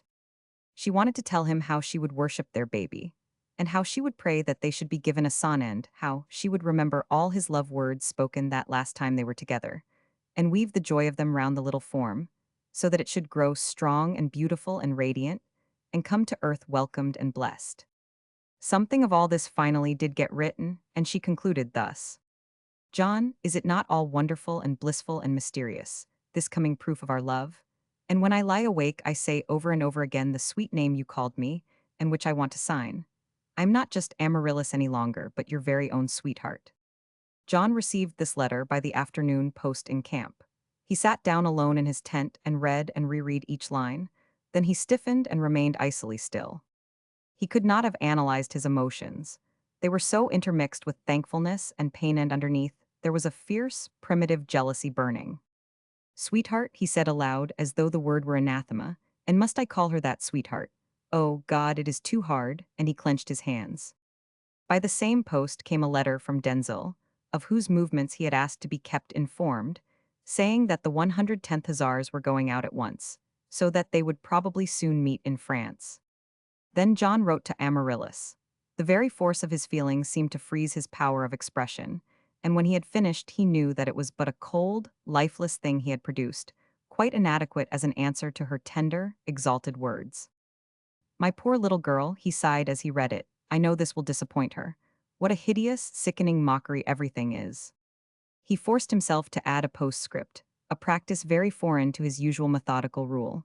Never forget that I love you, Amaryllis sweetheart, he said. And then he went to his colonel and asked for 2 days' leave. And when it was granted for the following Saturday and Monday, he wired to his wife asking her to meet him in Brook Street. I must see her, I cannot bear it, he cried to himself. And late at night, he wrote to Denzil it was just that he should do this. My wife is going to have a baby, if only it should be a son. Then it will not so much matter if both of us are killed. At least the family will be saved and be able to carry on. He tried to make the letter cordial. Denzil had behaved with the most perfect delicacy throughout, he must admit, and although they had met once and exchanged several letters, not the faintest allusion to the subject of their talk in the library at Brook Street had ever been made by him. Denzil had indeed acted and written as though such knowledge between them did not exist. Denzil in these last 7 weeks had been extremely occupied, and while his forces were concentrated upon the exhilarating preparations for war, it would happen in rare moments before sleep claimed him at night that he would let his thoughts conjure a waking dream, infinitely, mystically sweet. And every pulse would thrill with ecstasy, and then his will would banish it, and he would think of other subjects. He could not face the marvel of his emotions at this period, nor dwell upon the romantically exciting aspect of some things. He was up in London upon equipment business on the very Saturday that John got leave, and he was due to dine at the Carlton with Veroshensko, who had that day arrived on vital matters bent. As they came into the hall, a man stopped to talk to the Russian, and Denzel's eyes wandered over the unnumerous and depressed-looking company collected waiting for their parties to arrive. War had even in those early autumn days set its grim seal upon this festive spot. People looked rather ashamed of being seen, and no one smiled. He nodded to one or two friends, and then his glance fell upon a beautiful, slim, brown-haired girl, sitting quietly waiting in an armchair by the restaurant steps. She wore a plain black frock, but in her belt, one huge crimson clove carnation was unostentatiously tucked. What a lovely creature! His thoughts ran, and Veroshensko turning from his acquaintance that moment, he said to him as they started to advance. Stepan, if you want to see something typically English and perfectly exquisite, look at that girl in the armchair opposite where the band used to be. I wonder who she is. What luck, cried Veroshensko. That is your cousin Amaryllis. Arde come along. And in a second, Denzel found himself being introduced to her, and being greeted by her with interested cordiality, as befitted their cousinly relationship. But Veroshensko, whose eyes missed nothing, remarked that under his sunburn, Denzel had grown suddenly very pale. Amaryllis was enchanted to see her friend, the Russian. John had gone to the telephone, it appeared, and yes, they were dining alone, and, of course, she was sure John would love to amalgamate parties. It was so nice of Veroshensko to think of it. There was John now. The blood rushed back to Denzel's heart, and the color to his face had only murmured a few conventional words. Mercifully, John would decide the matter. It was not his doing that he and Amaryllis had met. John caught sight of the three as he came along the balcony from the telephone, so that he had time to take in the situation. He saw that the meeting was quite imprevu, and he had, of course, no choice but to accept Veroshensko's suggestion with a show of grace. At that very moment, before they could enter the restaurant and rearrange their tables, Henrietta Bolsky and her husband, swept upon them thigh, were staying in the hotel. Henrietta was enraptured. What a delightful surprise meeting them. Were they all just together? Would they not dine with her? She purred to John, while her eyes took in with satisfaction Denzel's extraordinary good looks, and there was Stepan, too.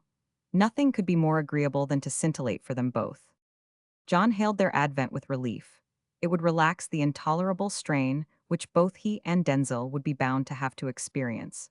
So looking at the rest of the party, he indicated that he thought they would accept. It suited Veroshensko also for his own reasons, and any suggestion to enlarge the intimate number of four would have been received by Denzel with graciousness. He had not imagined that he would feel such profound emotion on seeing Amaryllis. The intensity of it caused him displeasure. It was altogether such a remarkable situation. He knew that it would have been of thrilling interest to him had it not been for the presence of John. His knowledge of what John must be suffering, and the knowledge that John was aware of what he also must be feeling, turned the whole circumstance into discomfort. As soon as he recalled himself to Madame Bolsky, they all went into the restaurant to the Bolsky table, just inside the door, by the window on the right. Henrietta put John on one side of her and Denzel at the other, and beyond were Veroshensko and her husband, with Amaryllis between, who thus sat nearly opposite Denzel, with her back to the room. Henrietta, when she desired to be, was always an inspiriting hostess, making things go. She intended to do her best tonight. The turn affairs had taken, England being at war, was quite too tiresome. It had spoilt all her country house visits and nullified much of the pleasure and profit she was intending to reap from her now secured position in this promised land. Stanislas, too, had been difficult. He had threatened to go back to Poland immediately, which he explained was his obvious duty to Dobut. She had fortunately been able to crush that idea completely with tears and scenes. Then he suggested Paris, but information from Hans gave her occasion to think this might not be a comfortable or indeed quite a safe spot. And in all cases, if the Frenchmen were fighting for dear life, they would not have leisure to entertain her. Therefore, dull and gloomy as England had become, she preferred to remain. Hans, too, had given her orders. For the present, London must be her home, and the lease of the Mount Leonard house in Grosvenor Square having expired, they had moved to the Carlton Hotel. The misery of war, the holocaust of all that was noblest, left her absolutely cold. It was certainly a pity that those darling young guardsmen she had danced with should have had to be killed, but there was never any use in crying over spilt milk. Bitter, look out for new ones coming on. She was quite indifferent as to which country won. It was still a great bother collecting information for her former husband, but he threatened terrible reprisals if she refused to go on. And as in her secret heart she thought that there was no doubt as to who would be victor, she felt it might be wiser to remain on good terms with the power she believed would win. Ferdinand Ardier had been very helpful. All the summer had moved from the Constantinople branch of his business to one in Holland, and had just returned to England now. He was, in fact, coming to see her later on when she should have packed Stanislas safely off to the St. James Club. Henrietta had no imagination to be inflamed by terrible descriptions of things. She saw no actual horrors, therefore war to her was only a nuisance and nothing ghastly or to be feared. But it was a disgusting nuisance and caused her fatigue. She had continually to remember to simulate proper sympathy and concern and to subdue her vivacity and show enthusiasm for any agreeable war work which could divert her dull days. If she had not been more than doubtful of her reception in America, even as a Polish magnate's wife, she would have gone over there to escape as far as possible from the whole situation, and she had been bored to death now for several days. People were too occupied and too grieved to go out of their way now to make much of her, and she had been left alone to brood. Thus the advent of Veroshensko, who thrilled her always, and a possible new admirer in Denzil, seemed a heaven-sent occurrence. Amaryllis and John were undesired but unavoidable appendages who had to be swallowed. Denzil's type particularly attracted her. There was an insouciance about him, a debonair sans gene which increased the charm of his good looks. He had everything of attraction about him which John Ardair lacked. Amaryllis, against her will, before the end of the dinner, was conscious of the fact also, though Denzil studiously avoided any conversation with her beyond what the exigencies of politeness required. He devoted himself entirely to Henrietta, to her delight, and Veroshensko and Amaryllis talked while John was left to Stanislas. But the very fact of Denzil's likeness to John made Amaryllis look at him, and she resented his attraction and the interest he aroused in her. His voice was perhaps even deeper than John's, and how extraordinarily well his bronze hair was planted on his forehead, and how perfectly groomed and brushed and soldierly he looked. He seemingly had taken the measure of Madame Bolsky, too, and was apparently enjoying with a cultivated subtlety the drawing of her out. He was no novice, it seemed, and there was a whimsical light in his eyes, and once or twice they had inadvertently met hers with understanding when Veroshensko had made some especially cryptic remark. She knew that she would very much have liked to talk to him. Veroshensko was observing Amaryllis carefully. There was a new expression in her eyes which puzzled him. Her features seemed to be drawn with finer lines, and pale violet shadows lay beneath her gray eyes. Was it the gloom of the war which oppressed her? It could not be altogether that, because her regard was serene and even happy. Did I not know that nothing could be more unlikely, I should say she was going to have a child. What is the mystery? He found himself very much interested. Especially he was anxious to watch what impression Denzil made upon her. He saw, as the dinner went on, that Amaryllis was aware that he was an attractive creature. There is the beginning of a chapter of necessary and expedient romanceher, he decided. If only Denzil is not killed. But what did his growing so pale on learning that she was his cousin mean? That was not a natural circumstance. Some deep undercurrents were stirred. And in what way was all this going to affect the lady of his soul? They could not have any intimate conversation at dinner. They spoke of ordinary things and the war and the horror of it. Russia was moving forward, but Veroshensko did not appear to be very optimistic in spite of this. There were things in his country, he told Amaryllis, which might handicap the fighting. Stanislas Bolsky looked extremely depressed. He had a hangdog, strained mien, and Veroshensko's contemptuously friendly attitude towards him wounded him deeply. Once he had shone as a leader-in-chief in Stepan's life, and now after the stormy scene in the smoking room at Ardir, that he could greet him casually and not turn from him in anger, showed, alas, to where he had sunk in Veroshensko's estimation a thing of not even worth his disapproval. The dinner to him was a painful trial. John also was far from content. He had been longing to see Amaryllis, and yet the sight of her and her fond and insinuating words and caresses had caused him exquisite suffering. His emotions were so varied and complex. His prayer had been answered, but apart from his natural loathing for all subterfuge, every new tenderness towards himself which Amaryllis displayed aroused some indefinable jealousy. She had been so glad to see him, and he had been conscious himself that he had been even unusually stolid and self-contained towards her. He knew that she grew disappointed, and that probably the exalted sentiment which her letter had indicated that she was feeling had been chilled before she could put it into words. All this distressed him, and yet he could not break through the reserve of his nature. And now to crown unfortunate things, there was Denzel brought by fate, and no one's maneuvering into Amaryllis company. Of all things he had hoped that they need not meet before he and his cousin should go to the front. And it was all brought about by his own action in insisting that they had better dine at a restaurant, as the kitchen maid, who always remained at Brook Street, had gone to see a wounded brother. Amaryllis had sighed a little as she had consented, with the faint protest that they could have eaten something cold. But on their drive to the Carlton, she had become fondly affectionate again, nestling close to him, and then she had pulled out the carnation from her belt and held it for him to smell. I picked it in the greenhouse this morning, the last of them. I have had them all around me while there were any, because they remind me of you, dearest stand of everything divine. John felt that he should always now hate that clove stuff for the hair, and could no longer bear to use it.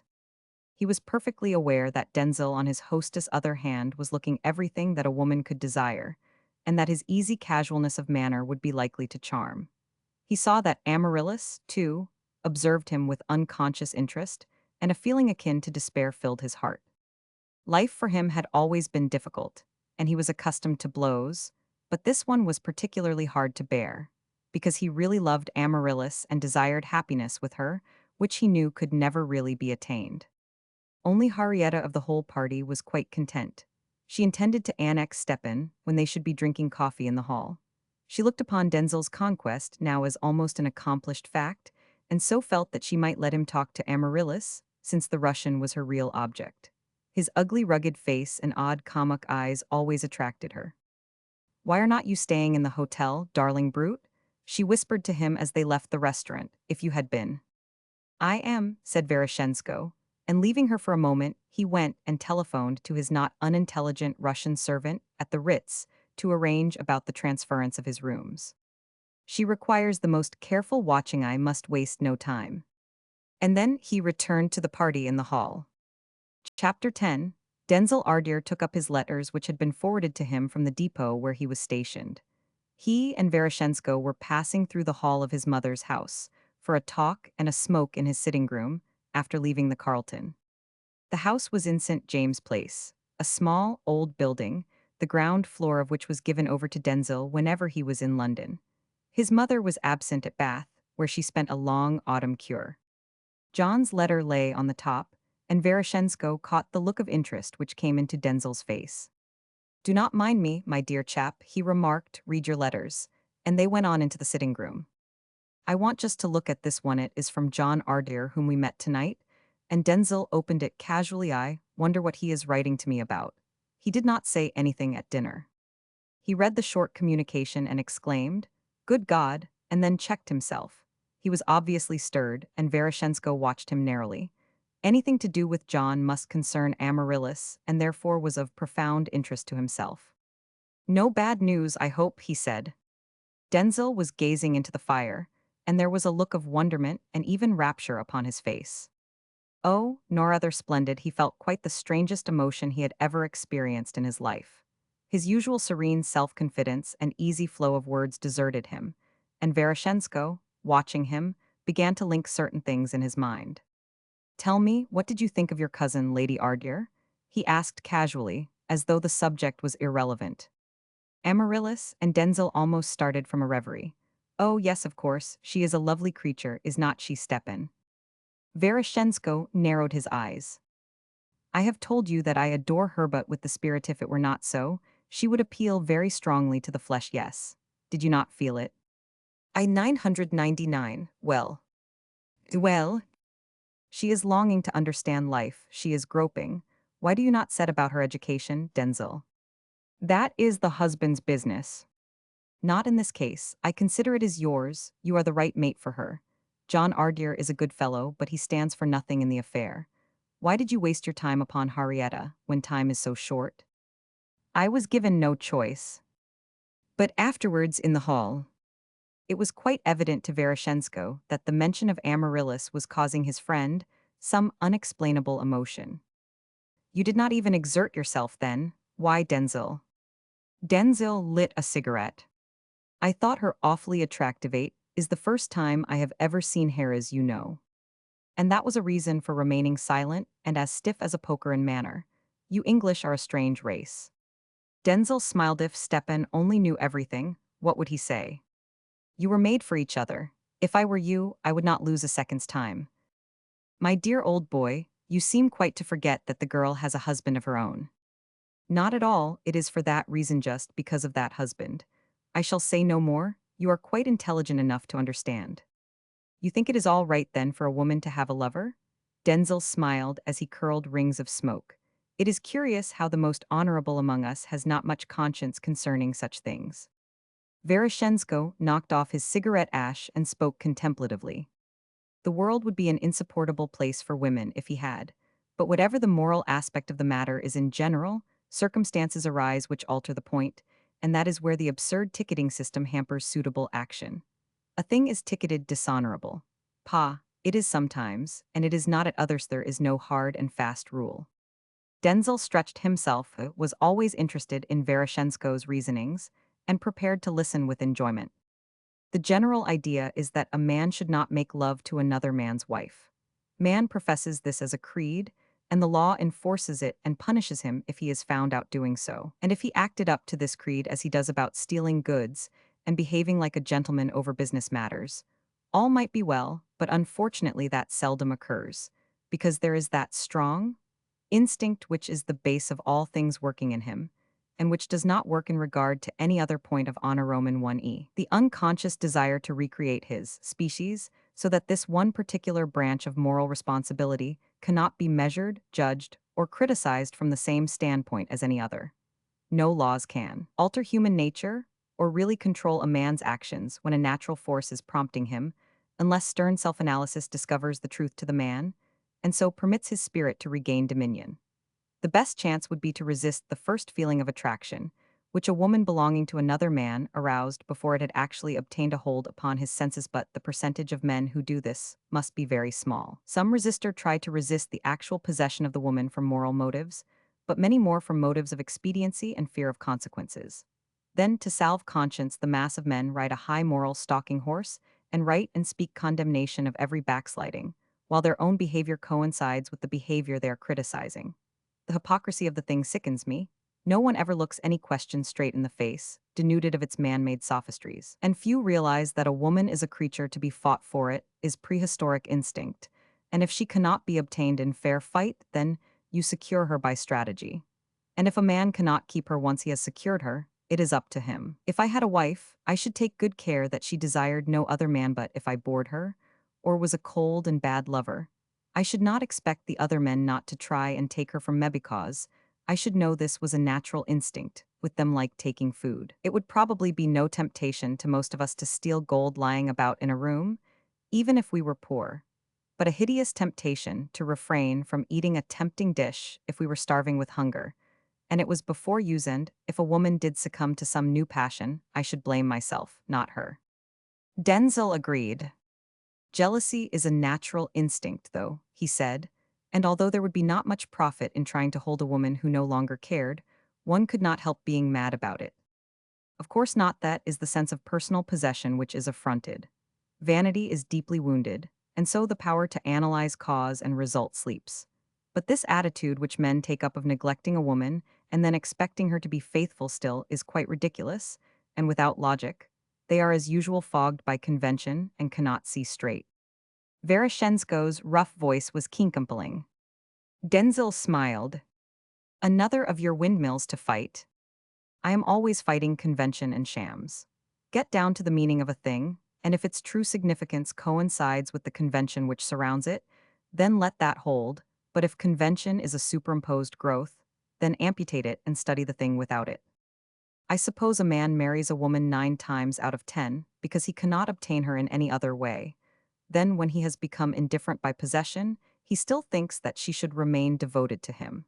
You are right, Stepan. It is very illogical. Club the creature, or keep her in a cage if you want fidelity through fear, but do not expect it if you allow her to remain at large and neglected, and do not be such an ass as to imagine that your friends will not act just as you yourself would act were she someone else's wife. If a woman has that quality in her which arouses sex, married or single, I never have observed that men refrain from making love to her. All this means that you consider I am quite at liberty to make love to Amaryllis Ardeer. Quite. Denzel threw his cigarette end into the fire. Well, for once you are wrong, Stepan, in your usually perfect deductions. He got up from his chair. There is a reason in this case which makes the thing an absolute impossibility. Under no possible circumstance while John is alive could I make the smallest advance towards Amaryllis. There is another point of honor involved in the affair.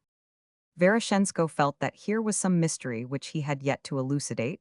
The links in the chain were visible up to a point, but he then became baffled by the incontestable fact that Denzel had seen Amaryllis that evening for the first time. If this is so, then it is a very great pity, he announced, after a moment or two's thought. Were the times normal, we might leave all to fate and trust to luck, but if you are killed and John is killed, it will be 1,000 pities for Ferdinand to be the head of the family. A creature like that will not enlist, he will be safe while you risk your lives. Denzel went over to the window, apparently to get out a fresh box of cigars which were in a cabinet near. John writes tonight that there is the chance of an heir after all, so perhaps we need not worry, he said, his voice a little hoarse with feeling. I was so awfully glad to hear it this we all loathed the thought of Ferdinand. Veroshenko actually was startled, and also he was strangely moved. When I saw my Lady Amaryllis tonight that idea came to me. Only as I believed it was quite an impossibility I dismissed it as a war miracle then. And he smiled inquiringly. Apparently. The cigar box was selected, and Denzel had once more resumed his seat in a big chair before either of them spoke again. I perfectly understand that there is some mystery here, Denzel, and that you cannot tell me equally I cannot ask you any questions, but it may be that in the days that are coming I could be of assistance to you. I have some very curious information which I am holding concerning Ferdinand Ardeer in his activities. You can always count on me. Veroshenko rose from his chair, stirred deeply with the thoughts which were coursing through his brain. Denzel, I love that woman. I am absolutely determined that I shall not do so in any way, but in spirit I long for her to be happy protected. She has an exquisite soul. I would have given her to you with contentment. You are her counterpart upon this plane. Denzel remained silent. He had never seen Stepan so agitated. The situation was altogether very unusual. Then he asked, do you think Ferdinand will make some protest then? It is possible. But there is absolutely nothing to be said. The fact of there being a child refutes all the old rumors. In law? In every way, a flush had mounted to Denzel's forehead. You know lemon bridges? Veroshenko suggested. Yes, we do, you ask. He is a remarkably clever surgeon. It is said that he is also a gentleman. If this news surprises him, he will not express his feelings probably. Stepan was observing his friend with the minutest scrutiny now, while he spoke lazily once more as though upon a casual topic bent, and he saw that a lightning flash of anxiety passed through Denzel's eyes. I do not see how anyone can have a word to say about the matter, and he lit his cigar deliberately. John is awfully pleased. And so am Ian, so are you, and so will be the Lady Amaryllis. Thus we can only wish for general happiness and not anticipate difficulties which may never occur. When is the event to happen? The beginning of next May, Denzel announced, without hesitation, and then the flush deepened, for he suddenly remembered that John had not mentioned any date in his letter. The subject was growing embarrassing, and he asked, so as to change it, what is your friend, Madame Bolsky, doing now, Stepan? She is receiving news from Germany which I shall endeavor to have her transmit to me, and I have some suspicion that she is transmitting any information which she can pick up here to Germany, but I cannot yet be sure. When I am, then I shall have no mercy. She would betray any country for an hour's personal pleasure or gain. I have not yet discovered who the man was at the Ardeer ball. I told you about it, did I not? Just then more important matters pressed, and I could not follow up the clue. She is certainly physically attractive, and all the things she says are so obvious and easy. She is quite a rest at a dinner, but Lord, think of spending one's life with a woman like that. And Denzel smiled. There are very few women whom it would be possible to contemplate in calmness spending one's life with, because one's own needs change, and the woman's also. The tie is a galling bond unless it can be looked at with common sense by both, but I think men are quite as illogical as women over it, and of such an incredible vanity. It is because we have mixed so much sentiment into such a simple nature that all the bothers arise, and men are unjust over everything to do with women. All men think, for instance, that a woman must not deceive her lover, and, at the same time that she is appearing to be his faithful mistress, take another for her pleasure and diversion in secret. A man would look upon this, and rightly, as a dishonorable betrayal, because it would wound his vanity and lower his personal prestige. But the illogical part is that he would not hesitate to do the same thing himself, and would never see the matter in the light of a betrayal, because the Creator has happily equipped him with a rhinoceros hide, which enables him never to feel stings of self-contempt when viewing his own actions towards the other sex. Denzil laughed aloud. "You are hard on us, Stepan, but I dare say you are right. It is just custom and convention which make us think ourselves such gods. Had woman had the same chance always, who knows what she might not have become by now? Everything is ticketed, it is called by a name and put down under such and such a heading. Women are weak and illogical and unreliable, and men are brave and sound, and to be trusted tosh. In quantities of case and if so, why so? Women are wonderful beings in many ways of courage. The way they bear things so gladly, for men think of their suffering when they have children. You do not know about it probably. Men take all this as a matter of course, but I saw my sister after hours of it." Denzil moved his arm rather suddenly and upset the glass of lemon squash on a little table near. Veroshensko observed this, but went on without a break. "It is agony for them under the best conditions, and sometimes they become divine over it. Amaryllis will be divine. I hope John will take care of her." A look of concern came into Denzil's face, and Veroshensko watched him.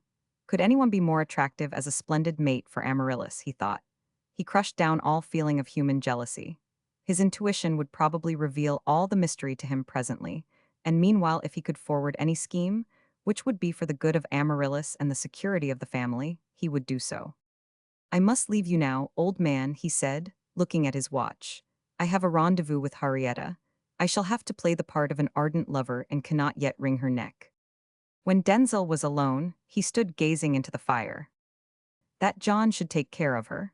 But John was going out to fight, and so was Hind. They might both be killed. What then? "Stepan knows, I am certain," he thought, "and he is true as steel. He must stand by her if we do not come back."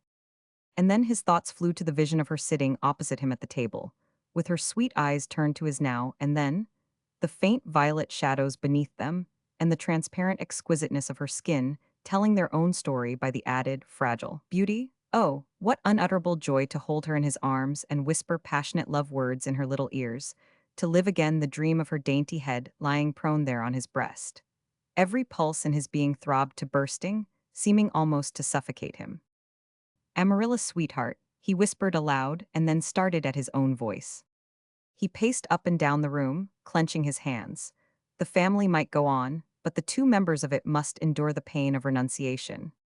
Which was the harder to bear? He wonder-read his part of hopeless memory and regret, or John's of forced denial and abstinence. In all the world, no situation could be more strange or more cruel. He had felt deeply about it before he had seen Amaryllis. He thought of the myth of Eros and Psyche. His emotions had been much as Psyche's before she lit the lamp. And now the lamp had been lighted, his eyes had seen what his arms had clasped, the reality was more lovely than his dream, and passion was kindled 100-fold. It swept him off his feet. He forgot war and the horror of the time. He forgot everything except that he longed for Amaryllis. "She is mine, absolutely mine," he said wildly, "not John's." And then he remembered his promise, given before any personal equation had entered into the affair.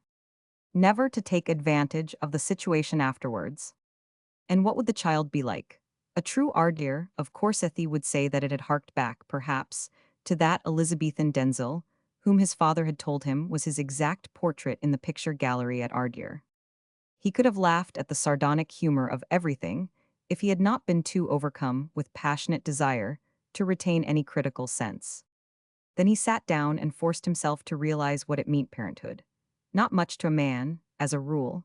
He had looked upon those occult stirrings of the spirit of which he had read as romantic nonsense. It was a natural thing, and all right if a man had a place for him to wish to have a son, but otherwise, sentimentality over such things was such rot. And yet now he found himself thrilling with sentiment. He would like to talk to Amaryllis all about it, and listen to her thoughts, too. And then he remembered the many discussions with Veroshensko upon the theory of rebirth, and of the soul's return again and again, until its lessons are learned on this plane of existence. And he wondered what soul would animate the physical form of this little being who would be his and hers. And suddenly, in his mental vision, the walls of the room seemed to fade, and he was only conscious of a vastness of space, and knew that for this brief moment he was looking into eternity and realizing for the first time the wonder of things.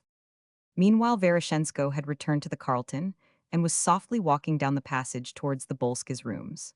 The anteroom door was at the corner, and as he was about 10 yards from it, a man came out and strode rapidly towards the lift down the corridor at right angles, but the bright light fell upon his face for an instant, and Veroshensko saw that it was Ferdinand Ardier. He waited where he was until he heard the lift doors shut, and even then he paced up and down for a time before he entered the sitting room.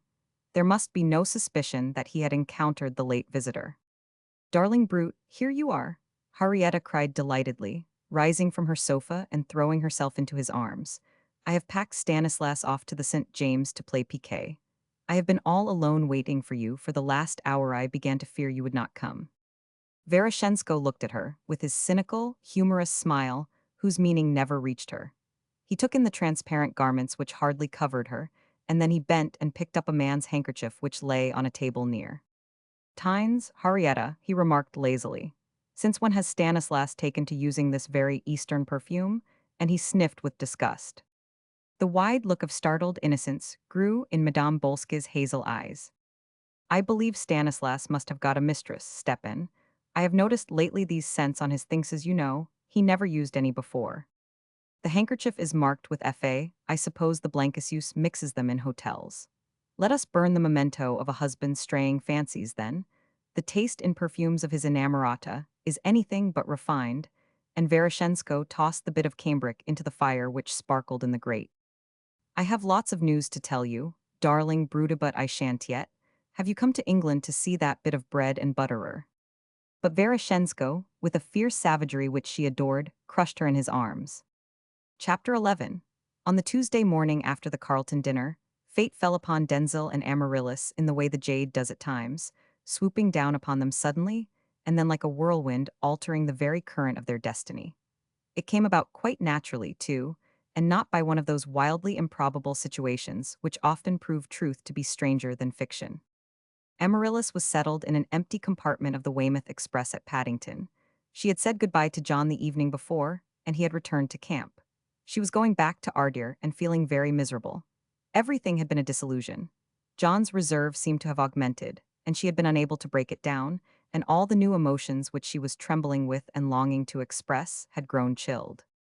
Presumably, John must be pleased at the possibility of having a son, since it was his heart's desire. But it almost seemed as though the subject embarrassed him, and all the beautiful things which she had meant to say to him about it remained unspoken.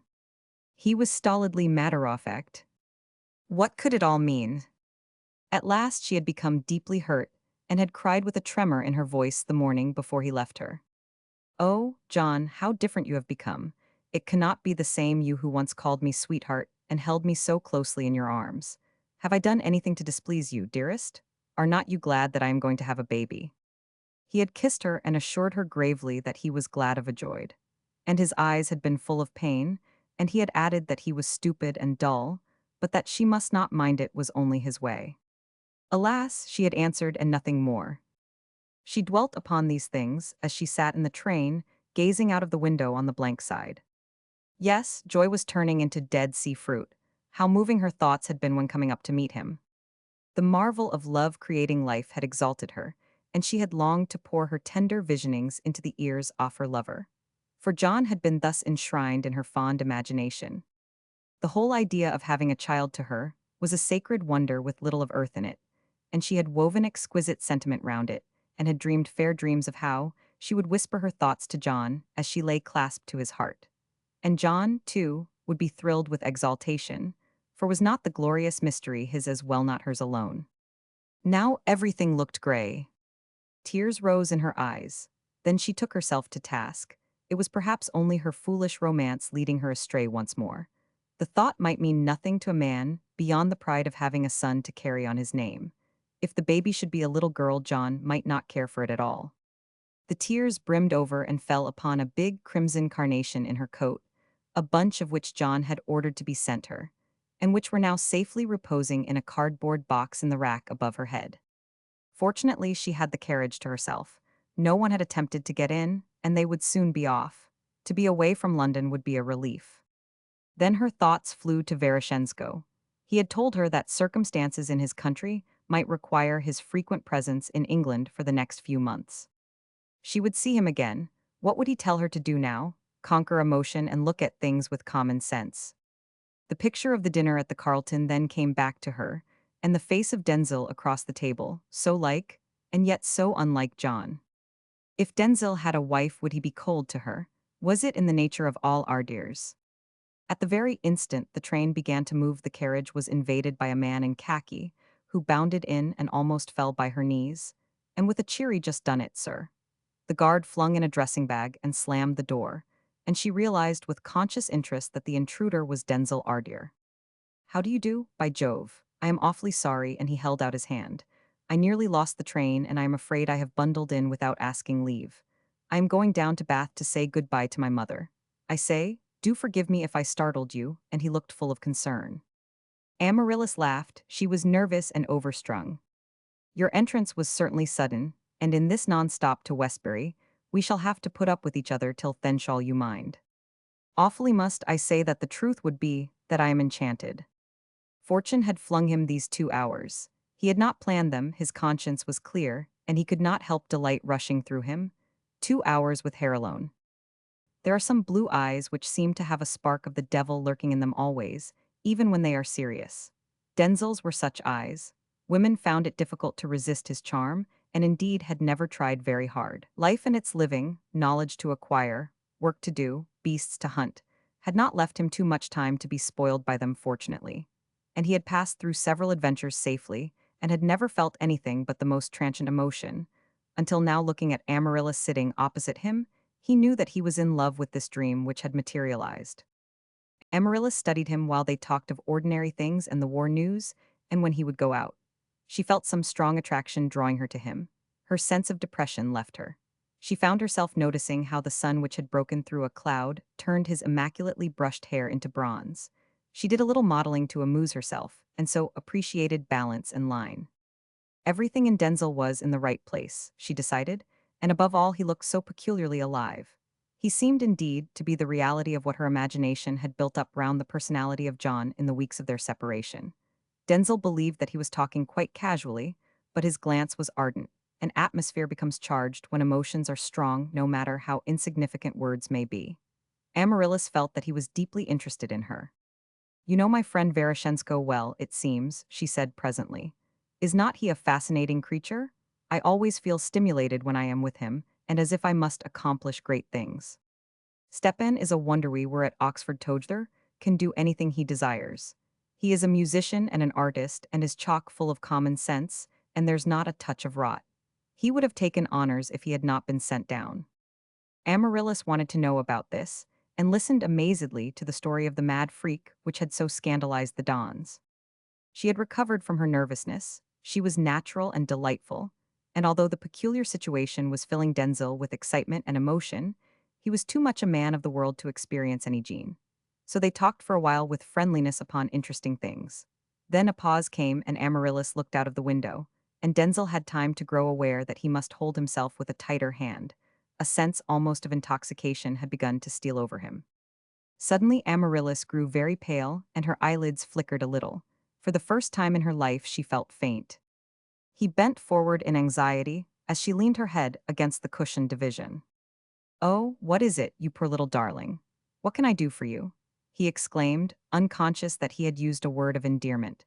But even though things had grown vague for her, Amaryllis caught the tenderly pronounced darling, and physically ill as she felt, her spirit thrilled with some agreeable surprise. He came nearer and, pushing up the padded divisions between the seats, he lifted her as though she had been a baby and laid her flat down.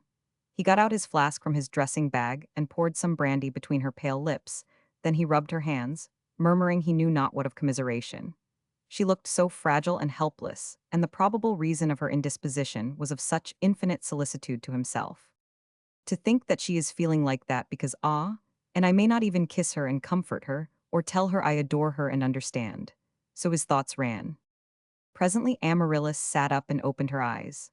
She had not actually fainted, but for a few moments everything had grown dim and she was not certain of what had happened, or if she had dreamed that Denzel had spoken a love word, or whether it was true. She smiled feebly.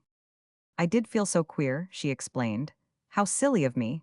I have never felt faint before. It is stupid. And then she blushed deeply, remembering what certainly must be the cause. I am going to open the window wide, he said, appreciating the blush, and let it down. You ought not to sit with your back to the engine like that. Let us change sides. He took command and drew her to her feet and placed her gently in his vacant seat. Then he sat down opposite her and looked at her with anxious eyes. I sit that way as a rule because of avoiding the dust, but of course, it was that. I am not generally such a goose, though it is the nastiest feeling that I have ever known. You poor dear little girl, his deep voice said, you must shut your eyes and not talk now. She obeyed, and he watched her intently as she lay back with her eyes closed, the long lashes resting upon her pale cheeks. She looked childish and a little pathetic, and every fiber of his being quivered with desire to protect her. He had never felt so profoundly in his life, and the whole thing was so complicated. He tried to force himself to remember that he was not traveling with his wife, whom he could take care of and cherish because she was going to have his child, but that he was traveling with John's wife, whom he hardly knew, and must take no more interest in than any Ardeer would in the wife of the head of the family. He could have laughed at the extraordinary irony of the thing if it had not been so moving. Veroshensko, had he been there and known the circumstances, would have taken joy in analyzing what nature was saying to them both. Amaryllis was only conscious that Denzel seemed the reality of her dream of John, and that she liked his nearness, and Denzel only knew that he loved her extremely and must banish emotion and remember his given word. So he pulled himself together when she sat up presently and began talking again, and gradually the atmosphere of throbbing excitement between them calmed. They spoke of each other's tastes and likings and found many to be the same. Then they spoke of books, and each discovered that the other was sufficiently well read to be able to discuss varied favorite authors. An understanding and sympathy had grown up between them before they reached Westbury, and yet Denzel was really trying to keep his word in the spirit as well as the letter. Amaryllis felt no constraint was more friendly than she would have been with any other man she knew so slightly. Were they not cousins, and was it not perfectly natural? They talked of Oxford and of the effect it had upon young men, and again they spoke of Stepan and of the dream he and Denzel shared. You will go into Parliament, I suppose, when you come back from the war? She remarked at last. If you have dreams, they should become realities. That is what I intend to do. The war may last a long time, though, but it ought to teach one something, and England will be a vastly different place after it, and perhaps the younger men who have fought may have a greater chance. You have pet theories, of course. I suppose so. I believe that the first great step will be to give the people better homes. Housing question is what I am going to devote my energy to. I am sure it is the root of nearly every evil. Every man and woman who works should have the right to a good home. I have two supreme interests, that is one, and the other is elimination of the wastrels and the unfit. I am quite ruthless, perhaps you will think, but there is such a sickening lot of mawkish sentiment mixed up with nearly every scheme to benefit workers. I agree with Stepan, who always preaches, get down to the common sense point of view about a thing. Prune the convention and religion and sentimentality first, and then you can judge. Amaryllis thought for a moment. Her eyes became wide and dreamy, and her charmingly set head was a little thrown back. Denzel took in the line of her white throat, and the curve of her chin. It was not weak. Why was it that women with the possibilities of this one always seemed to be some other man's property? He had never come across such charm in girls. Or was it that marriage developed charm? They neither of them spoke for a minute or two, each busy with speculation. I want to do something, Amaryllis said at last. Not only just make shirts and socks. And then the pink flushed her cheeks again suddenly, as she remembered that she would not be fit for more strenuous work for quite a long time, and then the war would be over, of course. Denzel thought the same thing without the last qualification. He was under no delusions as to the speedy end of strife. He could not help visioning the wonderful interest the hope of a son would be to him, if she really were his wife. How, filled with supreme sympathy and tenderness, would be the months coming on. How they would talk together about their wishes, and the mystery, and the glory of the evolution of life. And here she had blushed at some thought concerning it, and no words must pass between them about this sacred thing. He longed to ask her many questions, and then a pang of jealousy shook him. She would confide to John, not to him, all the emotions aroused by the thought of the child then. He wondered what she would do in the winter all alone. Had she relations she was fond of? He wished that she knew his mother, who was the kindest, sweetest lady in the world. He said aloud, "I would like you to meet my mother. She's going to be at Bath for a month. She is almost an invalid with rheumatism in her ankle where she broke it 5 years ago. I believe you would get on. I should love Toit is not an impossible distance from us.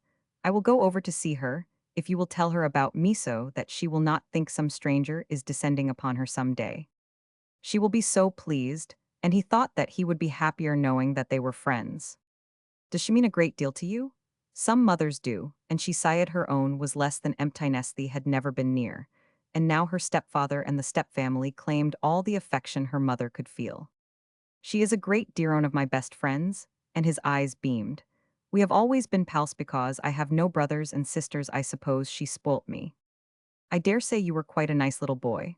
Amaryllis smiled, and "It must be divine to have a son. I expect it would be easy to spoil one."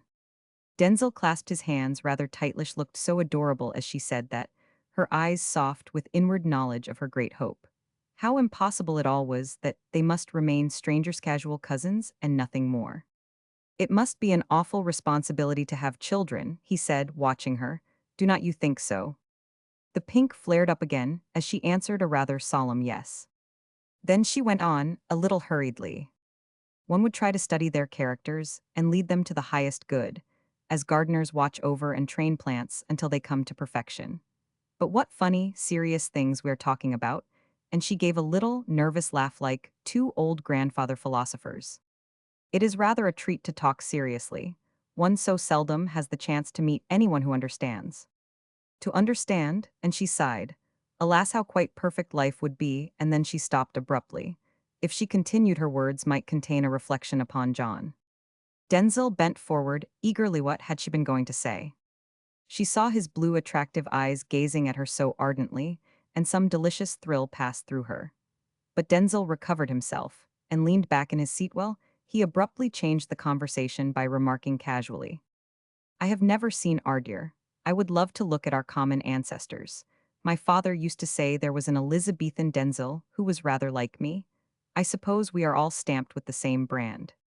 "I know him," Amaryllis cried delightedly. "He is up at the end of the gallery in puffed white satin and a ruff. Of course, you must come and see him. He has exactly the same eyes. The whole family are alive. I believe we were a tenacious lot.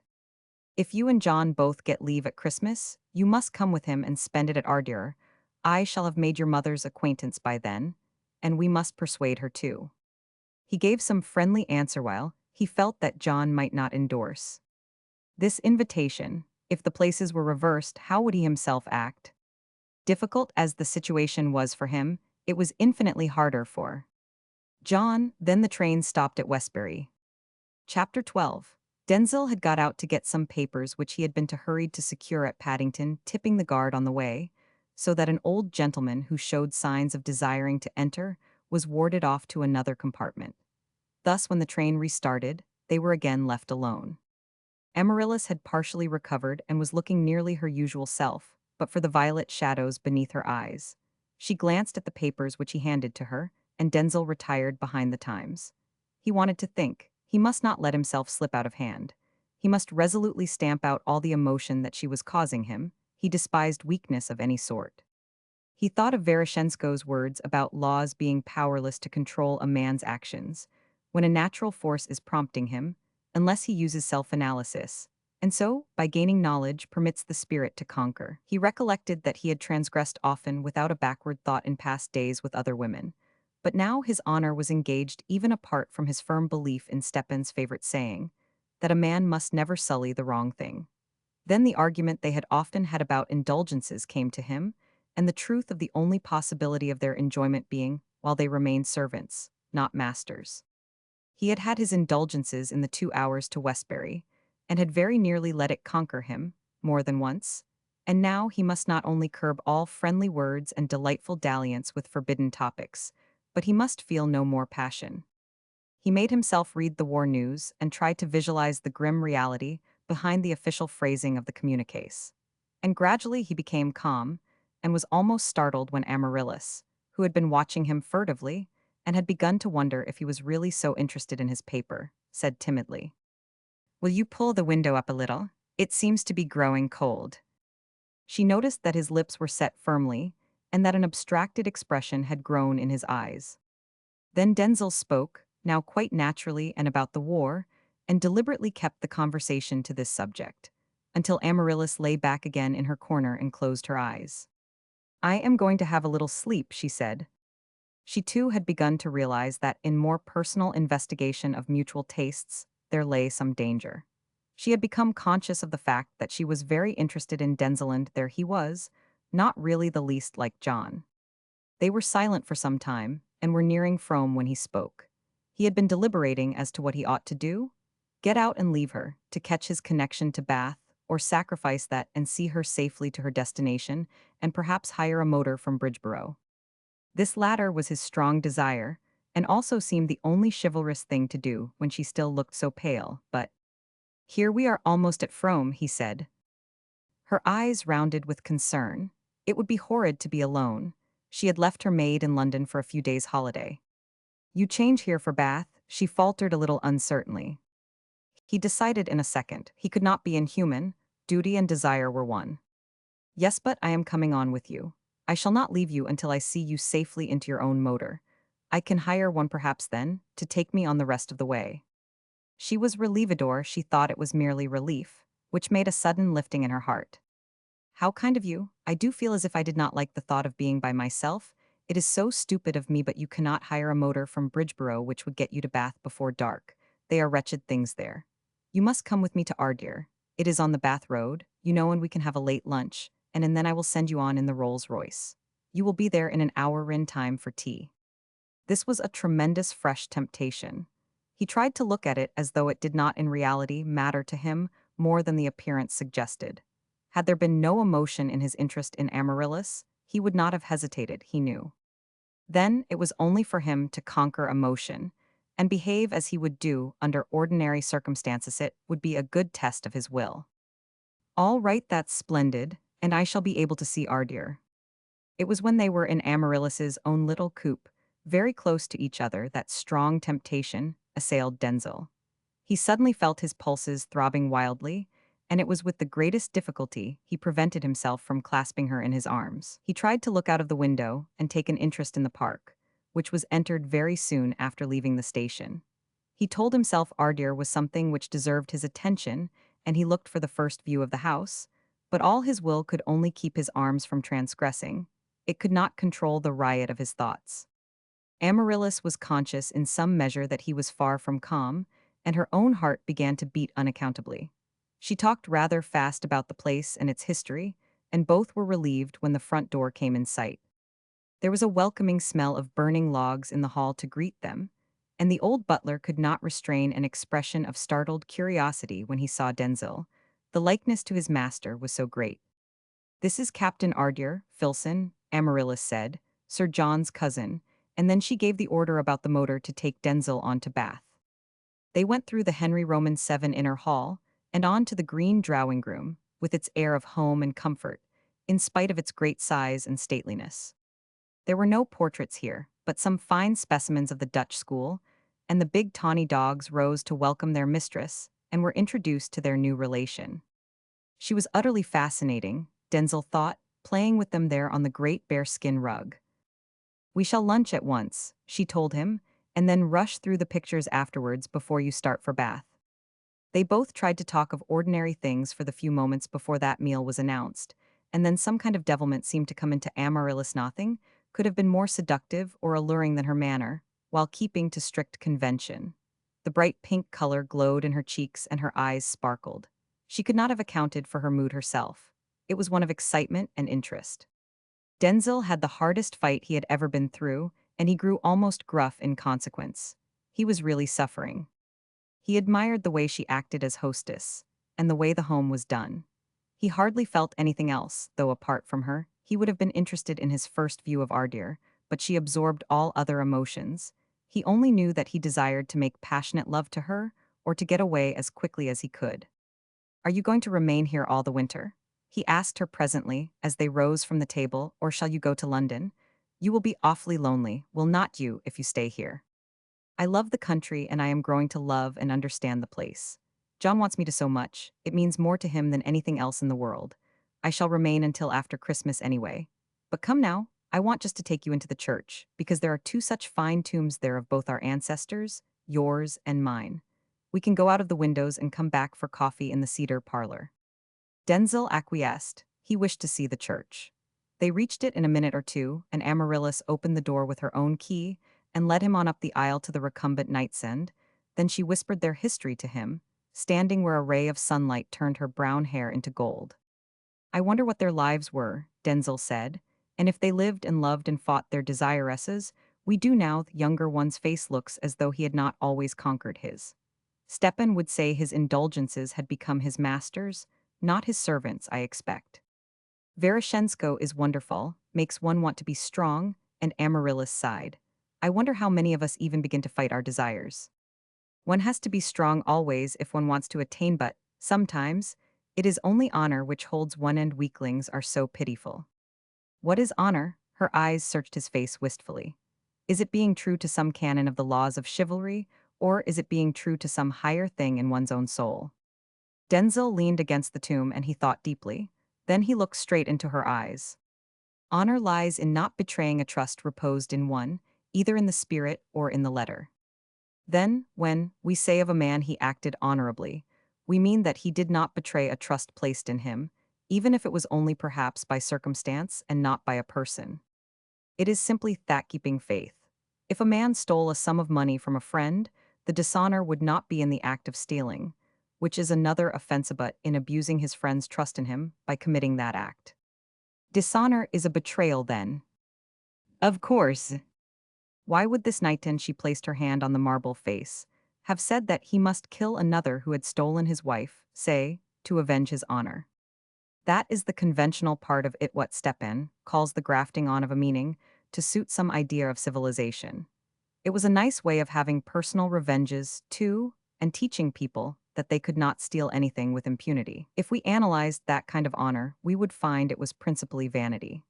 The dishonor really lay with the wife, if she deceived her husband, and with the other man, if he was the husband's friend, if he was not. His abduction of the woman was not dishonorable, because he was not trusted, it was merely an act of theft. What then must we do when we are very strongly tempted? Her voice was so low he could hardly hear it. It is sometimes wisest to run away, and he turned from her and moved towards the door. She followed, wondering. She knew not why she had promoted this discussion. She felt that she had been very unbalanced all the day. They went back to the house almost silently, and through the green drawing-room window again, and up the broad stairs with Sir William Hamilton's huge decorative painting of an argier group of his time, filling one vast wall at the turn. And so they reached the cedar parlor and found coffee waiting and cigarettes. There was a growing tension between them, and each guessed that the other was not calm. Amaryllis began showing him the view from the windows across the park, and then the old fireplace and paneling of the room. We sit here generally when we are alone, she said. I like it the best of all the rooms in the house. It is a fitting frame for you. They lit cigarettes. Denzel had many things he longed to say to her of the place, and the thoughts it called up in him, but he checked himself. The thing was to get through with it all quickly and to be gone. They went into the picture gallery then, and began from the end, and when they came to the Elizabethan Denzel, they paused for a little while. The painted likeness was extraordinary to the living, splendid namesake, who gazed up at the old panel with such interested eyes. And Amaryllis was thinking, if only John had that something in him which these two have in their eyes, how happy we could be. And Denzel was thinking, I hope the child will reproduce the type. He felt it would be some kind of satisfaction to himself if she should have a son which should be his own image. It is so strange, she remarked, that you should be exactly like this Denzel, and yet resemble John, who does not remind me of him at all, except in the general family look which every one of them share. This one might have been painted from you. He looked down at her suddenly, and he was unable to control the passionate emotion in his eyes. He was thinking that yes, certainly, the child must be like him, and then what message would it convey to her? Amaryllis was disturbed. She longed to ask him what it was which she felt, and why there seemed some elusive remembrance always haunting her. She grew confused, and they passed on to another frame which contained the Lady Amaryllis who had had the sonnets written to her nut-brown locks. She was a dainty creature in her stiff farthingale, but bore no likeness to the present mistress of Ardeer. Denzil examined her for some seconds, and then he said reflectively, "She is a sweetheart, but she is not you." There was some tone of tenderness in his voice when he said the word sweetheart, and Amaryllis started and drew in her breath. It recalled something which had given her joy. A low murmur whispered in the night, "Sweetheart," a word which John, alas, had never used before nor since, except in that one letter in answer to her cry of exultation or glad magnificat. What was this echo sounding in her ears? How like Denzil's voice was to John's, only a little deeper. Why should he have used that word sweetheart? No coherent thought had yet come to her. It was as though she had looked for an instant upon some scene, which awakened a chord of memory, and then that the curtain had dropped before she could define it. She grew agitated, and Denzil, turning, saw that her face was pale, and her gray eyes vague and troubled. "I am quite sure that it is tiring you, showing me all the house like this. We will not look at another picturine. Really, I must be getting on." She did not contradict him. "I am afraid that you ought to go, perhaps, if you want to arrive by daylight." And as they returned to the green drawing-room, she said some nice things about wanting to meet his mother, and she tried to be natural and at ease, but her hand was cold as ice when he held it in saying goodbye before the fire, when Filson had announced the motor. And if his eyes had shown passionate emotion in the picture gallery, hers now filled with question and distress. "Goodbye, Denzil." "Goodbye, Amaryllis." He could not bring himself to say the usual conventionalities, and went towards the door with nothing more. Her brain was clearing. Terror and passion and uncertainty had come in like a flood. "Denzil." He turned to her side fearfully. Why had she called him now? "Denzil." Her face had paled still further, and there was an anguish of pleading in it. "Oh, please, what does it all mean?" And she fell forward into his arms. He held her breathlessly. Had she fainted? No, she still stood on her feet, but her little face there lying on his breast was as a lily in whiteness, and tears escaped from her closed eyes. "For God's sake, Denzil, have you not something to tell me? You cannot leave me so." He shivered with the misery of things. "I have nothing to tell you, child." His voice was hoarse. "You are overwrought and overstrung. I have nothing to say to you but just goodbye." She held his coat and looked up at him wildly. "Denzil," it was you, not John. He unclasped her clinging arms. "I must go." "You shall not until you answer me. I have a right to know." "I tell you I have nothing to say to you." He was stern with the suffering of restraint.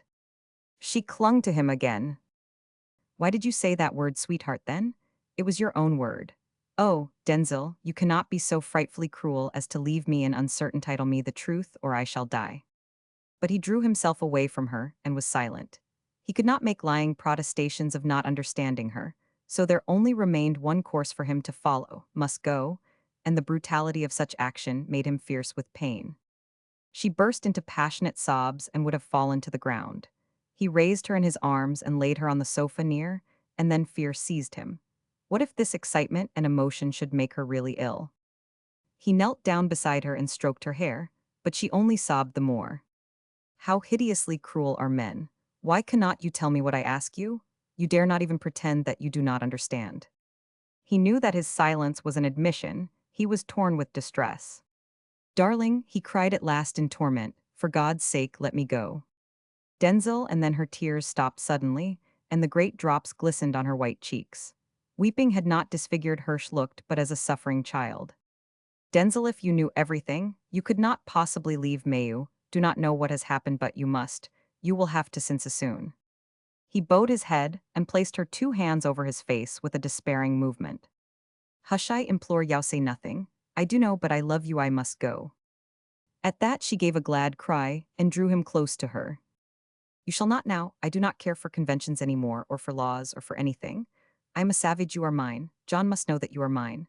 The family is all that matters to him. I am only an instrument, a medium for its continuance. But Denzil, you and I are young and loving and living.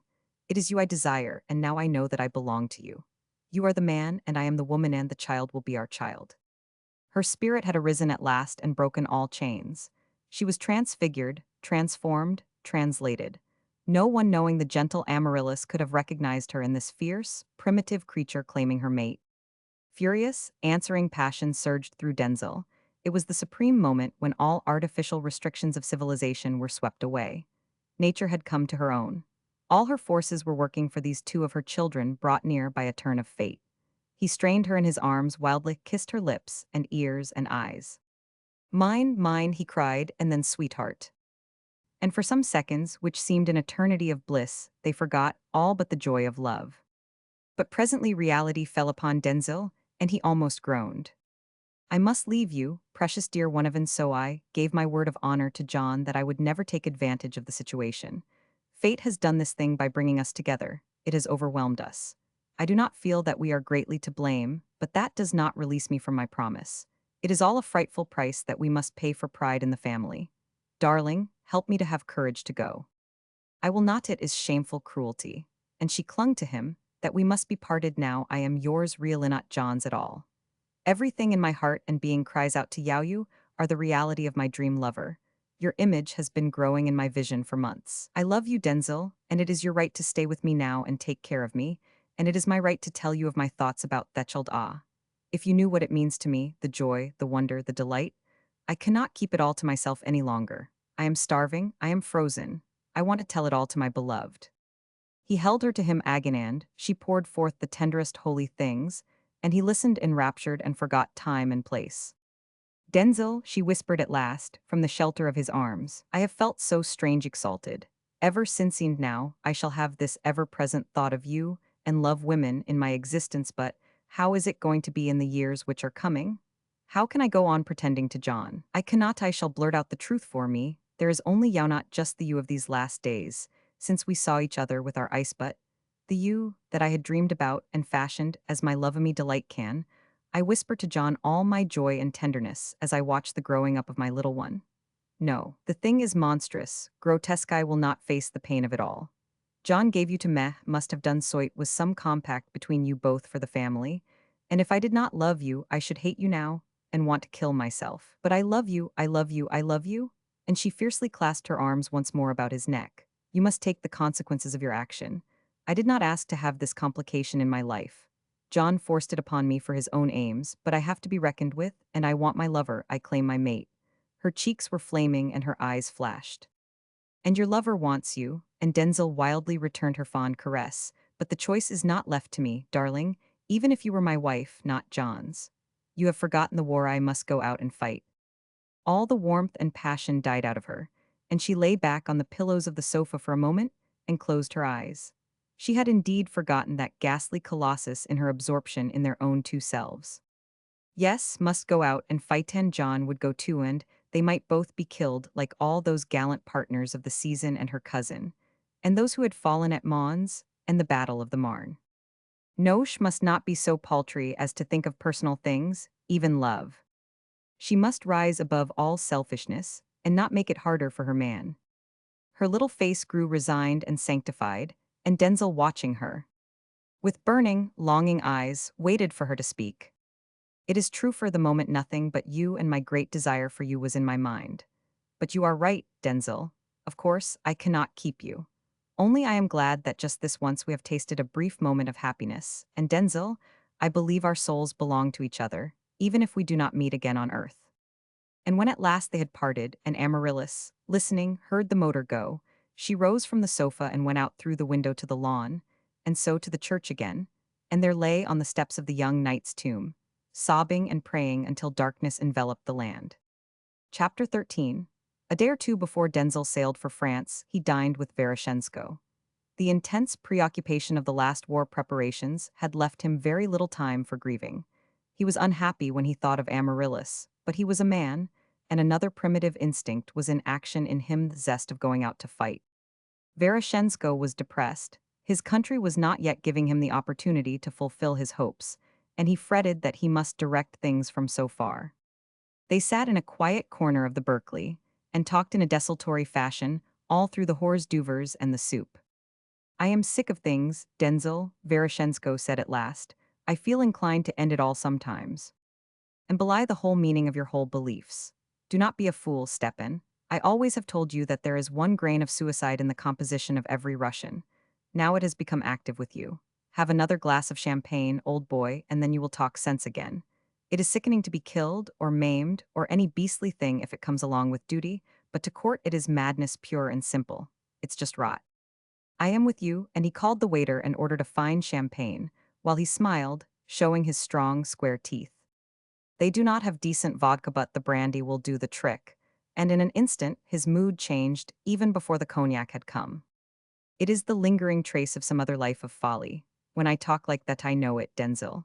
It is the harking back to long months of gloom and darkness and snow, and the howling of wolves and the fear of the knout. This is not my first Russian life, you know. Probably not, but you have had some more balanced intervening ones, or I should have found you dead with veronal, or some other filthy thing before this, with your highly strung nerves. I'm not really alarmed about you, though. Step and you are fundamentally sane. I am glad you think that very few English understand us, because you do not understand yourselves. You seem to have every quality and fault crammed into your skins with no discrimination as to how to sort them. You are not self-conscious like we are, and afraid of looking like fool, so whatever is uppermost bursts out. If one of us had half your brains, he would never have said an idiot thing completely contrary to his whole natural bent like that, just because he felt down on his luck for the moment.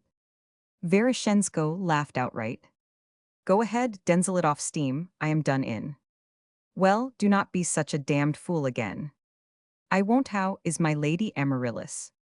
Denzel looked at him keenly. Why do you ask? Because she has written to me, and I am going down to see her. Then you know how she is. I guess, look here, Denzel, do try and be frank with me. You are acquainted with me and know whether I am to be trusted or not. You are aware that I love her with the spirit.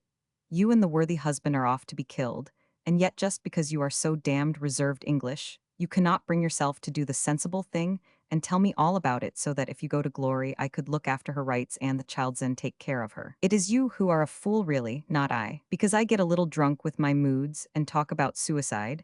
That is froth. But I should not bottle up a confidence, because it's not the thing to talk about a woman even though it's for her benefit and protection to do so. I have more common sense. Some difficult questions might crop up later with Ferdinand Ardier, and I want to have the real truth made plain to myself so that I can crush him. If you have some cards up your sleeve that I do not know of, I cannot defend Amaryllis so well. Denzel put down his knife and fork for a moment.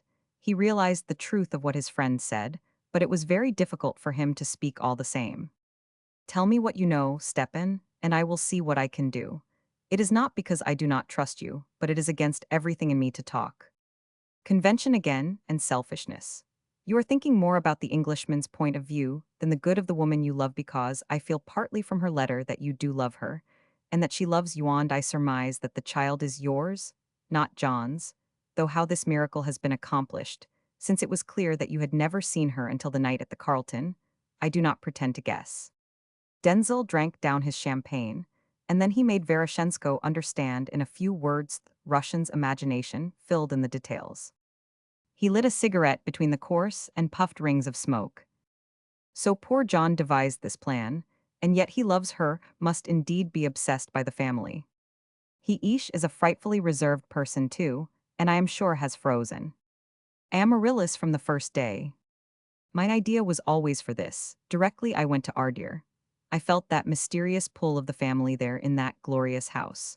I thought she would probably simplify things by just taking you for a lover, when you met, as you are her counterpart, a perfect mate for her. I had even made up my mind to suggest this to her, and influence her as much as I could to this end, but lo. The husband takes the matter out of our hands and devises a really unique accomplishment of our wishes.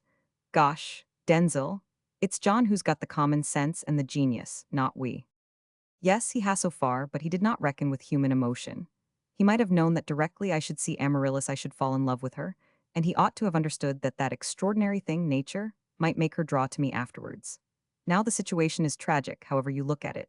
John will have the hell of a life if he comes back. He cannot help feeling jealous every time he sees the child, and the tension between him and Amaryllis, now that she knows, will be great. Amaryllis is wretched, is passionate and vivid as a hummingbird.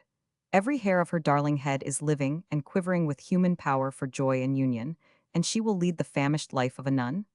I absolutely worship her. I am frantically in love, so my outlook, if I come back, is not gay either. I wonder if we did well, after all, John and I, and if the family makes all this suffering worthwhile. Perhaps it would have been better to leave it to fate. Denzel sighed and forgot to notice a dish the waiter was handing. It is perfectly certain, and Veroshenko grew contemplative, that the result of deliberately turning the current of events like that must have some momentous consequence. Mind you, I think you were right. I should have advised it as I have told you, because of that swine of a Turk, Ferdinand, but it may have deranged some plan of the cosmos, and if so, some of you will have to pay for it. I hate that it should be my Lady Amaryllis. All her sorrow comes from your dramatically honorable promise. You cannot make love to her no because a man who is a gentleman does not break his word. Now if my plan had been followed, you would not have had this limitation and you could have had some joy, but who knows? A false position is a gall in any case, and it would have soiled my star, which now shines purely. So perhaps all is for the best. But have you analyzed, now that we are on the subject, what it is being in love, old boy? It is divined, it is hell. All that, Amaryllis is the exact opposite to Henrietta Bolsky in this, that she attracts as strongly as Henrietta could ever do physically, and will be no disappointment in soul in the intra-acts. Being in love is a physical state of exaltation. Loving is the merging of spirit which in its white heat has glorified the physical instinct for recreation into a godlike beatitude not of earth. A man could be in love with Henrietta, he could never love her. A man could always love Amaryllis, so much that he would not be aware that half his joy was because he was in love with her also. You know, Stepan, men, women, and everyone talk a lot of nonsense about other interests in life mattering more, and there being other kinds of really better happiness, but it is pure rot. If one is honest, one owns that there is no real happiness but in the satisfaction of love. Every other kind is second best. It is jolly good often, but only a pies aller in comparison to the real thing. And when people deny this, believing they are speaking honestly, it is simply because the real thing has not come their way, or they are too brutalized by transient indulgences to be able to feel exaltation. So here's to love, and Denzel emptied his glass, the supreme god. Ainsi soit ill, and Stepan drank in response. Our toast before has always been to the our dear son, and now we drink to what I hope has been his creator. They were silent for some moments, and then Veroshenko went on. When the state of being in love is waning, affection often remains, but then one is at the mercy of a new emotion. I would be nervous if a woman who had loved me subsided into feeling affection.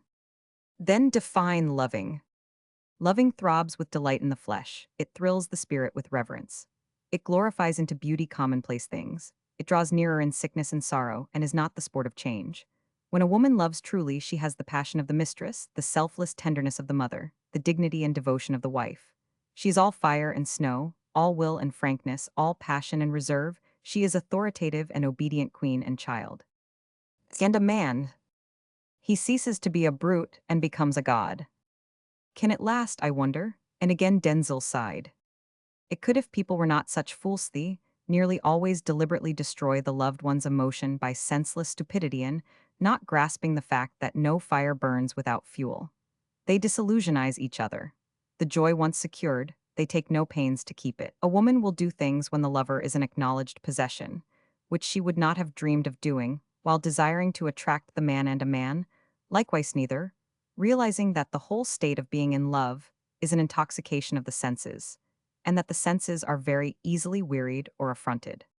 Stepan, what am I going to do about Amaryllis? If I come back, it will be hella continual longing and aching, and I want to accomplish something in life. It was never my plan to have the whole thing held and bounded by passion for a woman. A hopeless passion I can understand facing and crushing, but one which you know that the woman returns, and that it is only the law and promises you have made which separate you, is the most awful torment. He covered his eyes with his hand for a moment. His face was stern, and her life too how sickening. You say you are going down to Ardir to see Amaryllis. You will tell me how you find her. I have not written. I am trying not to feel. Are you interested about the coming child? I am never quite certain how much it matters to a man, whether we deceive ourselves and feel sentiment simply because we love the woman, whether the emotion is half vanity, or whether there is something in the actual state called parenthood. How do you feel? Denzel thought of his musings upon this subject after he had seen Amaryllis at the Carlton. It is hard to describe, he answered now. It is all so interwoven with love for Amaryllis that I cannot distinguish which is which, or how I feel about the state in the abstract. Women have these mysterious emotions, I believe, but I do not think that they come to the average man, but if he loves, it seems a fulfillment. I have 2 children scattered in Russia, begotten before I had begun to think of things and their meanings. I have them finely educated, I loathe them. I sicken at the memory of the mothers. I am ashamed when I see in them some chance physical likeness to myself. But how will you feel presently when you see the child, adoring the mother as you do? What will it say to you, looking at you with your own eyes, perhaps? You will long to have some hand in the training of it. You will desire to watch the budding brain and the expanding soul. You will be drawn closer and closer to Amaryllis. It will all pull you with an invisible nature chain. I know it, that is the tragedy of the whole thing. Those delights will be John's end. I hate to think that Amaryllis will be alone for all these months' end, yet I believe I would prefer that to her being with John. I am jealous when I remember that he has rights denied to me, so what must he feel, poor devil, when he remembers about me? It is quite a peculiar situation. I wonder what the years will develop it into. If the child is a girl, the whole thing is in vain. It will not be a girl. You will see I am right. When will you and John get leave, do you suppose?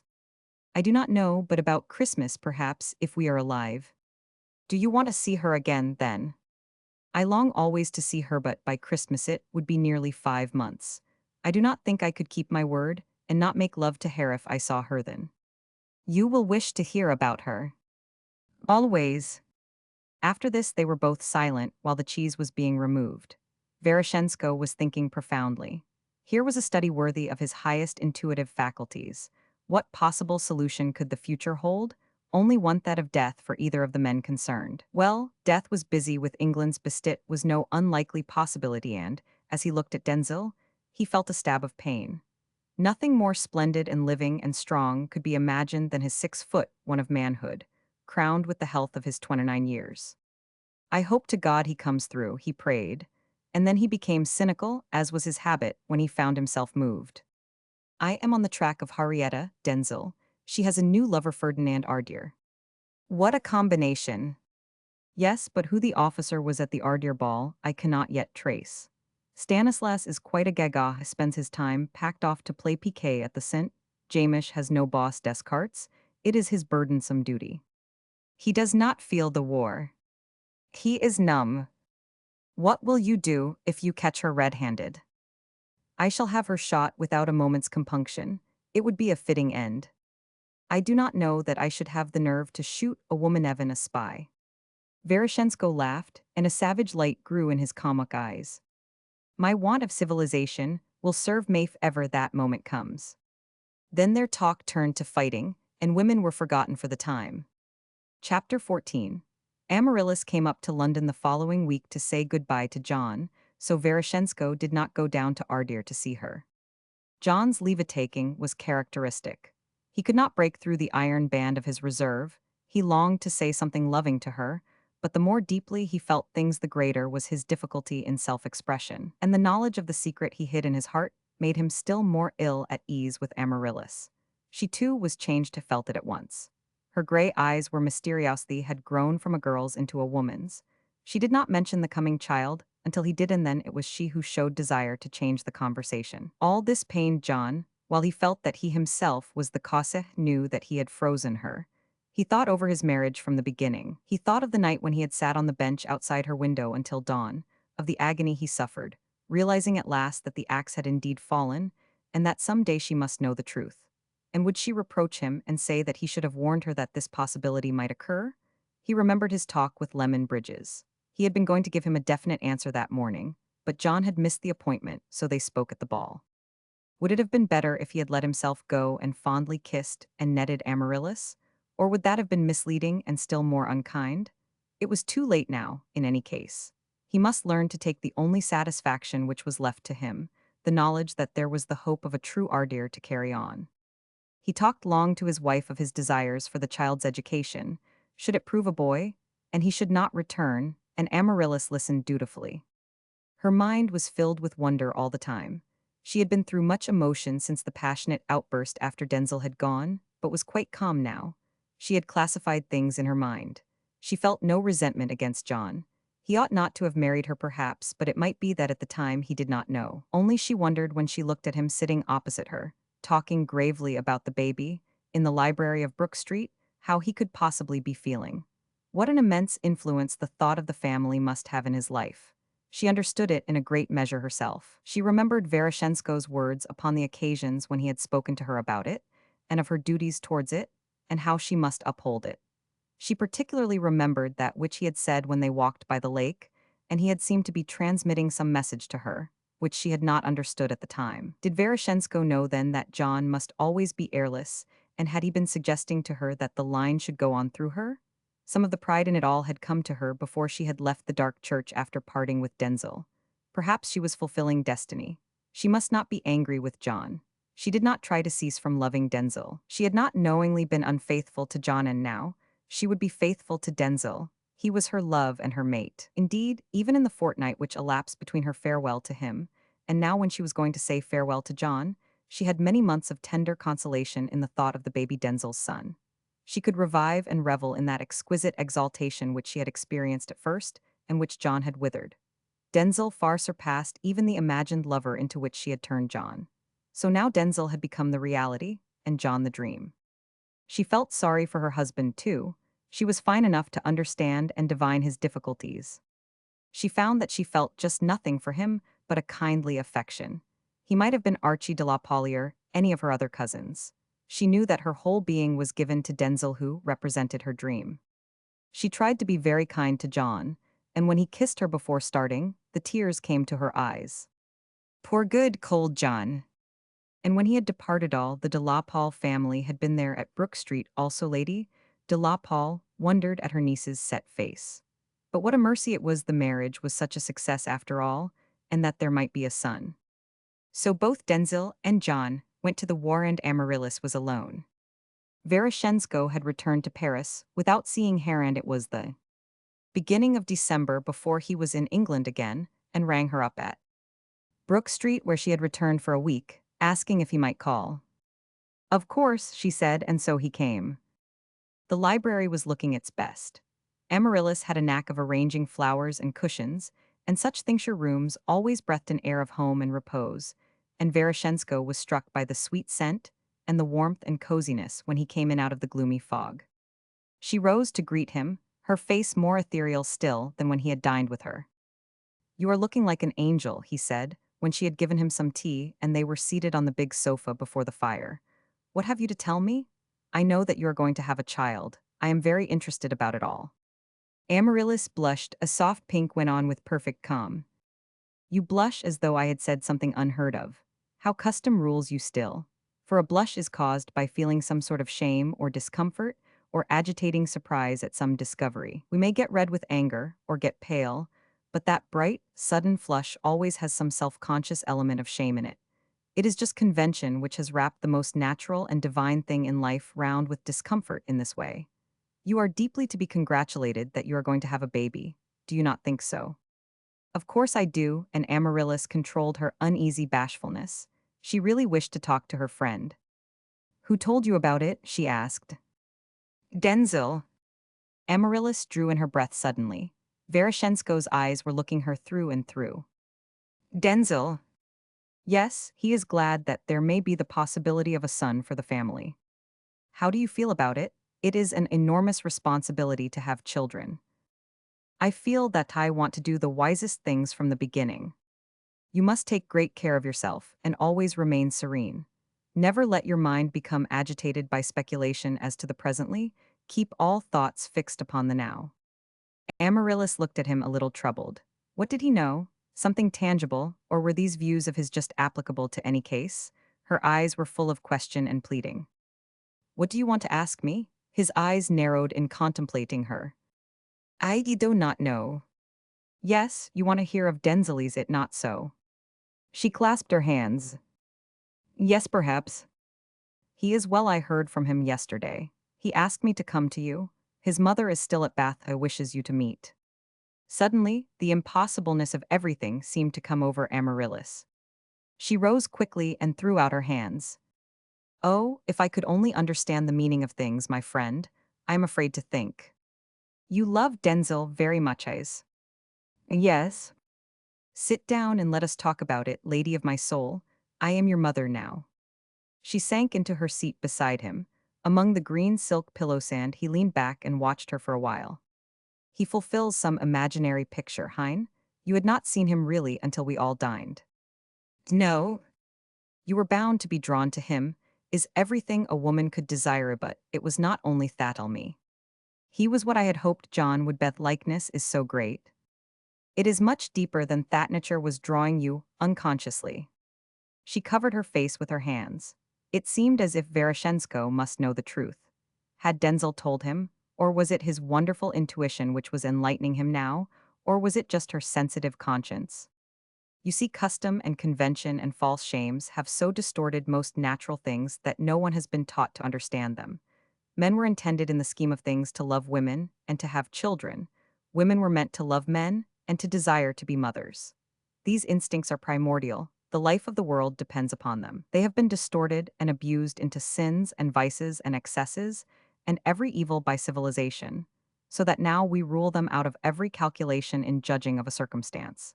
If we are nice people, they are taboo. Supposing we so suppressed and distorted and misused the other two primitive instincts, to obtain food and to kill one's enemy, the world would have ended long ago. We have done what we could to distort those also, but nothing to the extent to which we have debased the nobility of the recreative instinct. Amaryllis listened attentively, and he went on. It is admitted that we require food to live, and that if we are threatened with death from an enemy, we have the right to kill him in self-defense. But it is never admitted that it is equally natural that we desire to recreate our species. Under certain circumstances of vows and restrictions, we are permitted to take one partner for life, and if this person turns out to be a fraud for the purpose for which we made the promise, we may not have another. Supposing hungry savages were given covered dishes purporting to contain food, and upon lifting the cover, one of them discovered his dish was empty, what would happen? He would bear it as long as he could, but when he was starving, he would certainly try to steal some food from his neighbor and might even knock him on the head and obtain it. Civilization has controlled primitive instincts, so that a civilized man might perhaps prefer to die himself from starvation rather than kill or steal. He is master of his actions, but he is not master of the effects of his abstinence. Nature wins these, and whatever would be the natural physical result of his abstinence occurs. Now you can reason this thought out in all its branches, and you will see where it leads to.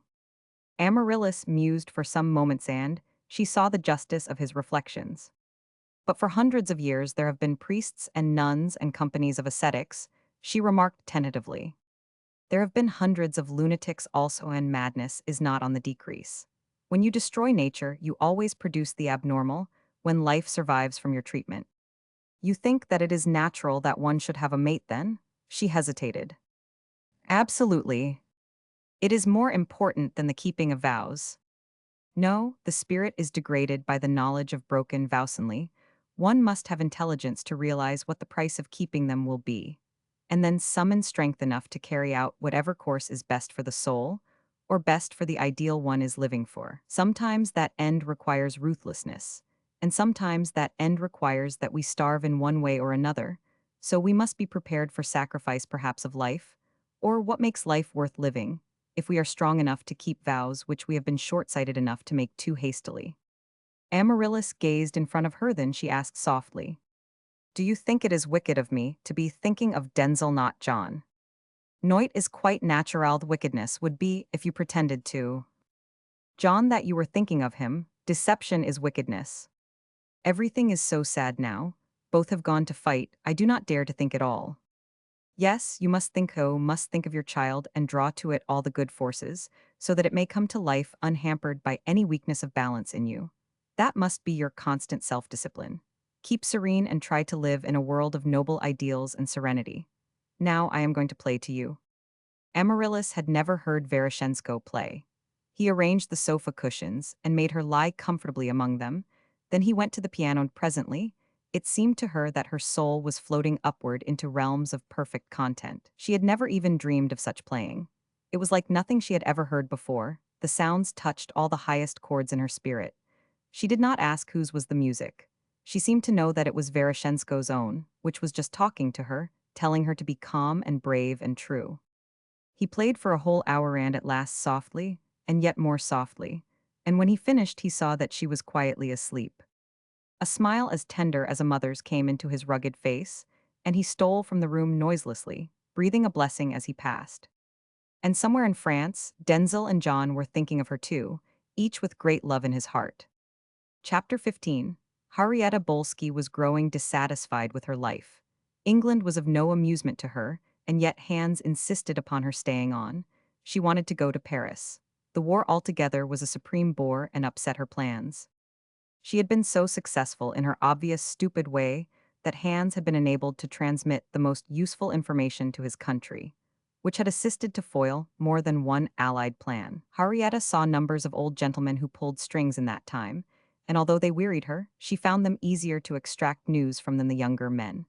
Her method was so irresistible, a direct appeal to the senses, and it hardly ever failed. If only Hans would consent to her returning to Paris, with the help of Ferdinand Ardier, who was now her slave, she promised wonderful things.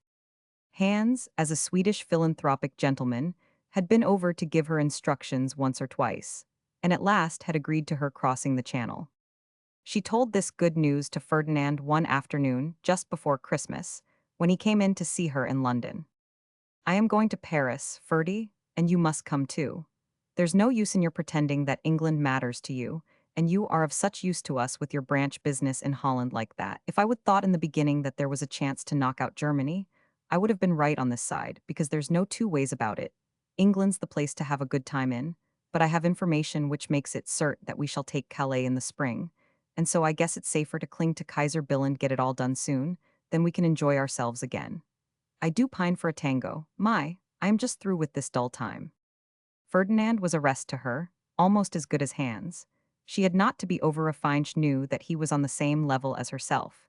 He amused her too in several ways. He looked sulky now. It did not suit his plans to go to Paris yet. He was trying to collect information for a game of his own.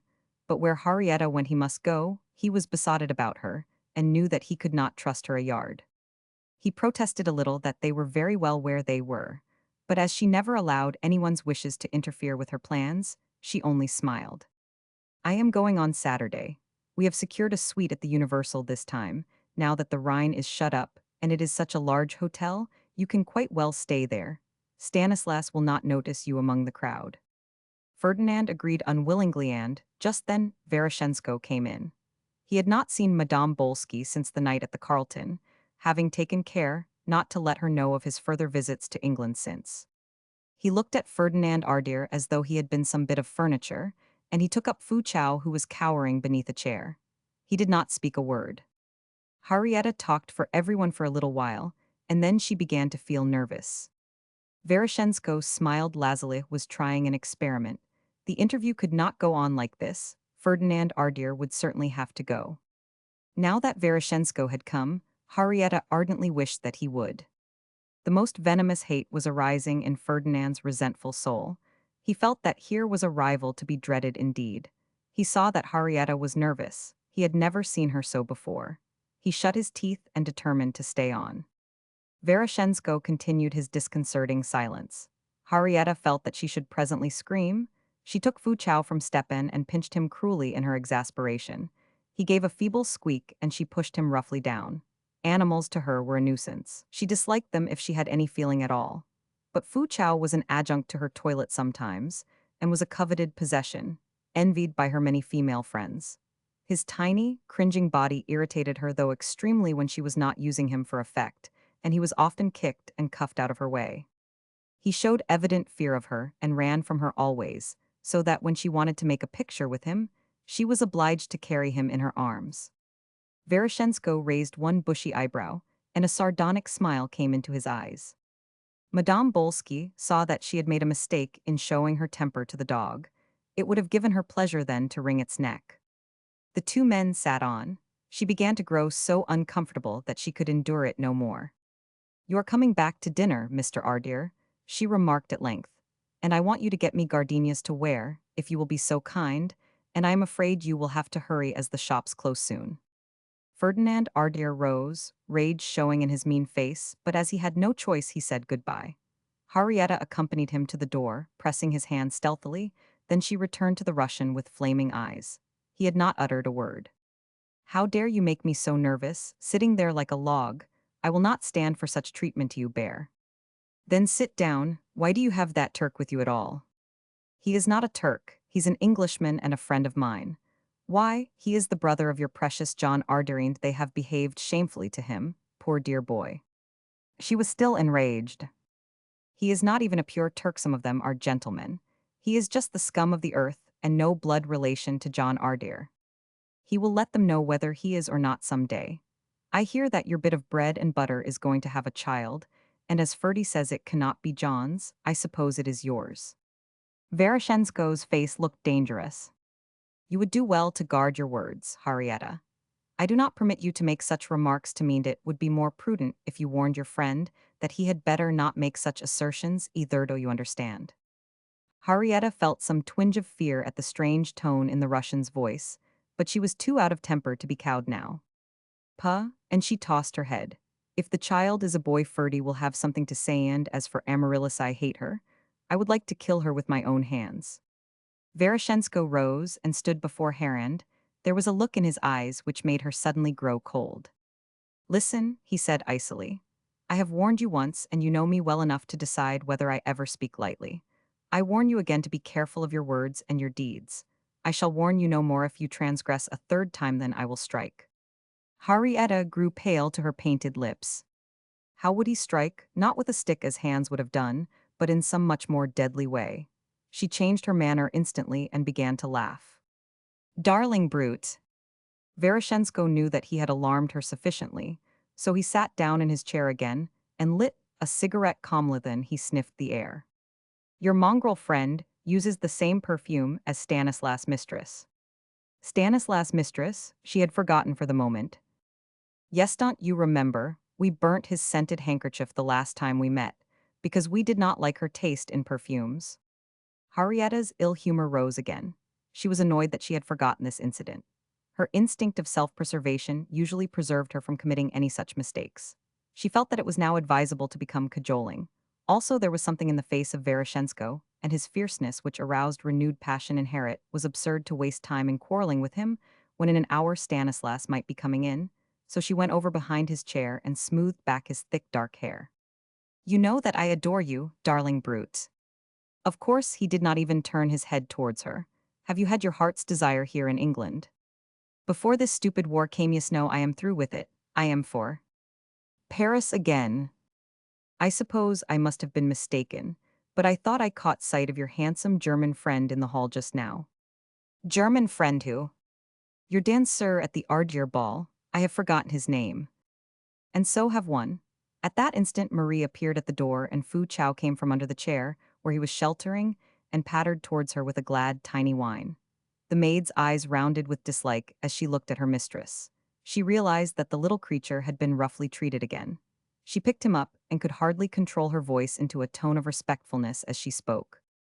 Monsieur Insporg demands if he can see Madame in half an hour. He telephoned to Madame, but received no reply. For a second Henrietta's eyes betrayed her. They narrowed with alarm, and then she said suavely, I suppose the receiver was off. No, say I am dining early for the theatre, but tomorrow at 5. The maid inclined her head and left the room silently, carrying Fu Chao, but as she did so her eyes met Veroshensko's, and their expression suggested to him several things. Marie loves the dog, so she hates Henrietta. Good, we shall see. Thus his thoughts ran, but aloud he asked what Henrietta meant to do with her life in Paris, and who had been her lovers here. You do say such frightful things to me, Stepan, and she tossed her head. You think that because I took you, I take others. Pa, and if I doth, these Englishmen are peaches, just like little school boys, they'd not harm a fly. But I only love you, darling brute, even though we have had a row. I know that, of course. I am not jealous, only you have not given me any proofs lately, so I am going to retire from the field. I came to say goodbye. He looked adorably attractive, Henrietta thought made her blood run. Ferdinand Ardier was but an instructed weakling. When one had come through his intricacies, there was nothing in him. As a lover, he was not worth the Russian's little finger, and the more Veroshensko eluded her, the higher her passion for him grew, and here he was after months of absence and suggesting that he would leave her forever. This was not to be borne. The enraging part was that she would not dare to try to keep him with Hans again upon the scene. She hated Hans once more as she had hated him at the Ardier ball. Veroshensko did not attempt to caress her. He sat perfectly still, nor did he speak. Henrietta could not think how to cope with this new mood. Her weariness with the gloom of England and the absence of amusement seemed to render Stepan more than ever desirable. He represented the wild, the strong, the primitive, the only thing she felt that she desired at that moment, and, if she let him go today, he was capable of never coming back to her again. It was worth using any means to keep him on. She knew that she could obtain some show of love from him if she bribed him with bits of news. It would serve Hans right too for daring to turn up so inconveniently. So she came from behind his chair and sat down on Veroshensko's knee and commenced to whisper in his ear. "Now I am beginning to think that you love me again," he announced presently, "and of course I must always pay for love." They were seated by the fire in two armchairs when Stanislas came in from the club before dinner at 8. Henrietta had not even remembered that she must dress, so intoxicated with reawakened passion for Veroshensko had she become. A man for her must be in the room. Her affection could not keep alight in absence. She had reveled in the joy of finding again a complete physical master. She loved him as a tigress may love her tamer, the man with the whip. And the knowledge that she was deceiving Hans and her husband and Ferdinand added a fillip to her satisfaction. But how was she going to be sure to see Stepan Aginthat was the question which still agitated her. Veroshensko wished to further examine Ferdinand Ardier, and so decided to make everyone uncomfortable once more by staying on. Stanislas, very nervous with him now, talked fast and foolishly. Henrietta fidgeted, and in a moment or two Ferdinand Ardier was announced. He reddened with annoyance to see the Russian had not gone. The flowers which he had brought were in a parcel in his hand. Henrietta took them disdainfully, without a word of thanks. What a nuisance the creature was after all, and Stanislas wasn't everything and anything was which kept her from being alone with Veroshensko. "When are you coming to see me again, Stepan?" she asked, determined not to let him part without some definite future meeting settled. "I will come back and take coffee with you tonight," he answered unexpectedly. Henrietta was enchanted. She had not hoped for this. "No one bothers so much about dressing now. Stay and dine as you are." "Yes, do," chimed in Stanislas timidly in Russian. "We should be so charmed." "Very well, I will dine, but I must change. I shall not be long, though. Begin dinner without me. I will join you before the fish." And with no further waste of words he left them. Henrietta pushed Stanislas gently from the room with an injunction to be quick, and then she returned and held out her arms to Ferdinand Ardier. "Now you must not be jealous, Ferdy pet, about Veroshensko," and she patted him. "It is business. I must talk to him tonight. He has an idea that you and I are not favorable to the Allies," and she laughed delightedly, "and I must get him off this notion." Ferdinand Ardier looked sullen. He was burning with jealousy. "Will you make it up to me afterwards?" But, of course, in the usual way, and with one of her wonderful kisses. Henrietta went laughing from the room. Left alone, the young man gave himself a morphine piqûre, and then sat down and held his head in his hands. He had heard, as he had told Henrietta earlier in the afternoon, that his brother's wife was going to have a child, and he could find no way of proving legally that it could not be John's, so his venom had grown with his impotence. His mother had said to him once, "The accursed English will always beat us, my son. Thy real father would have put poison in their coffee. We can only hope for revenge some day. I fear we shall never gain our desires. The old fool whom thou callest father must be sucked dry of everything while he lives, because no quarter will be given us once the breath is out of his body." Was this true? Must the English always beat him? He remembered his hatred of Denzil while at Eton, and the dog's life he had often led there.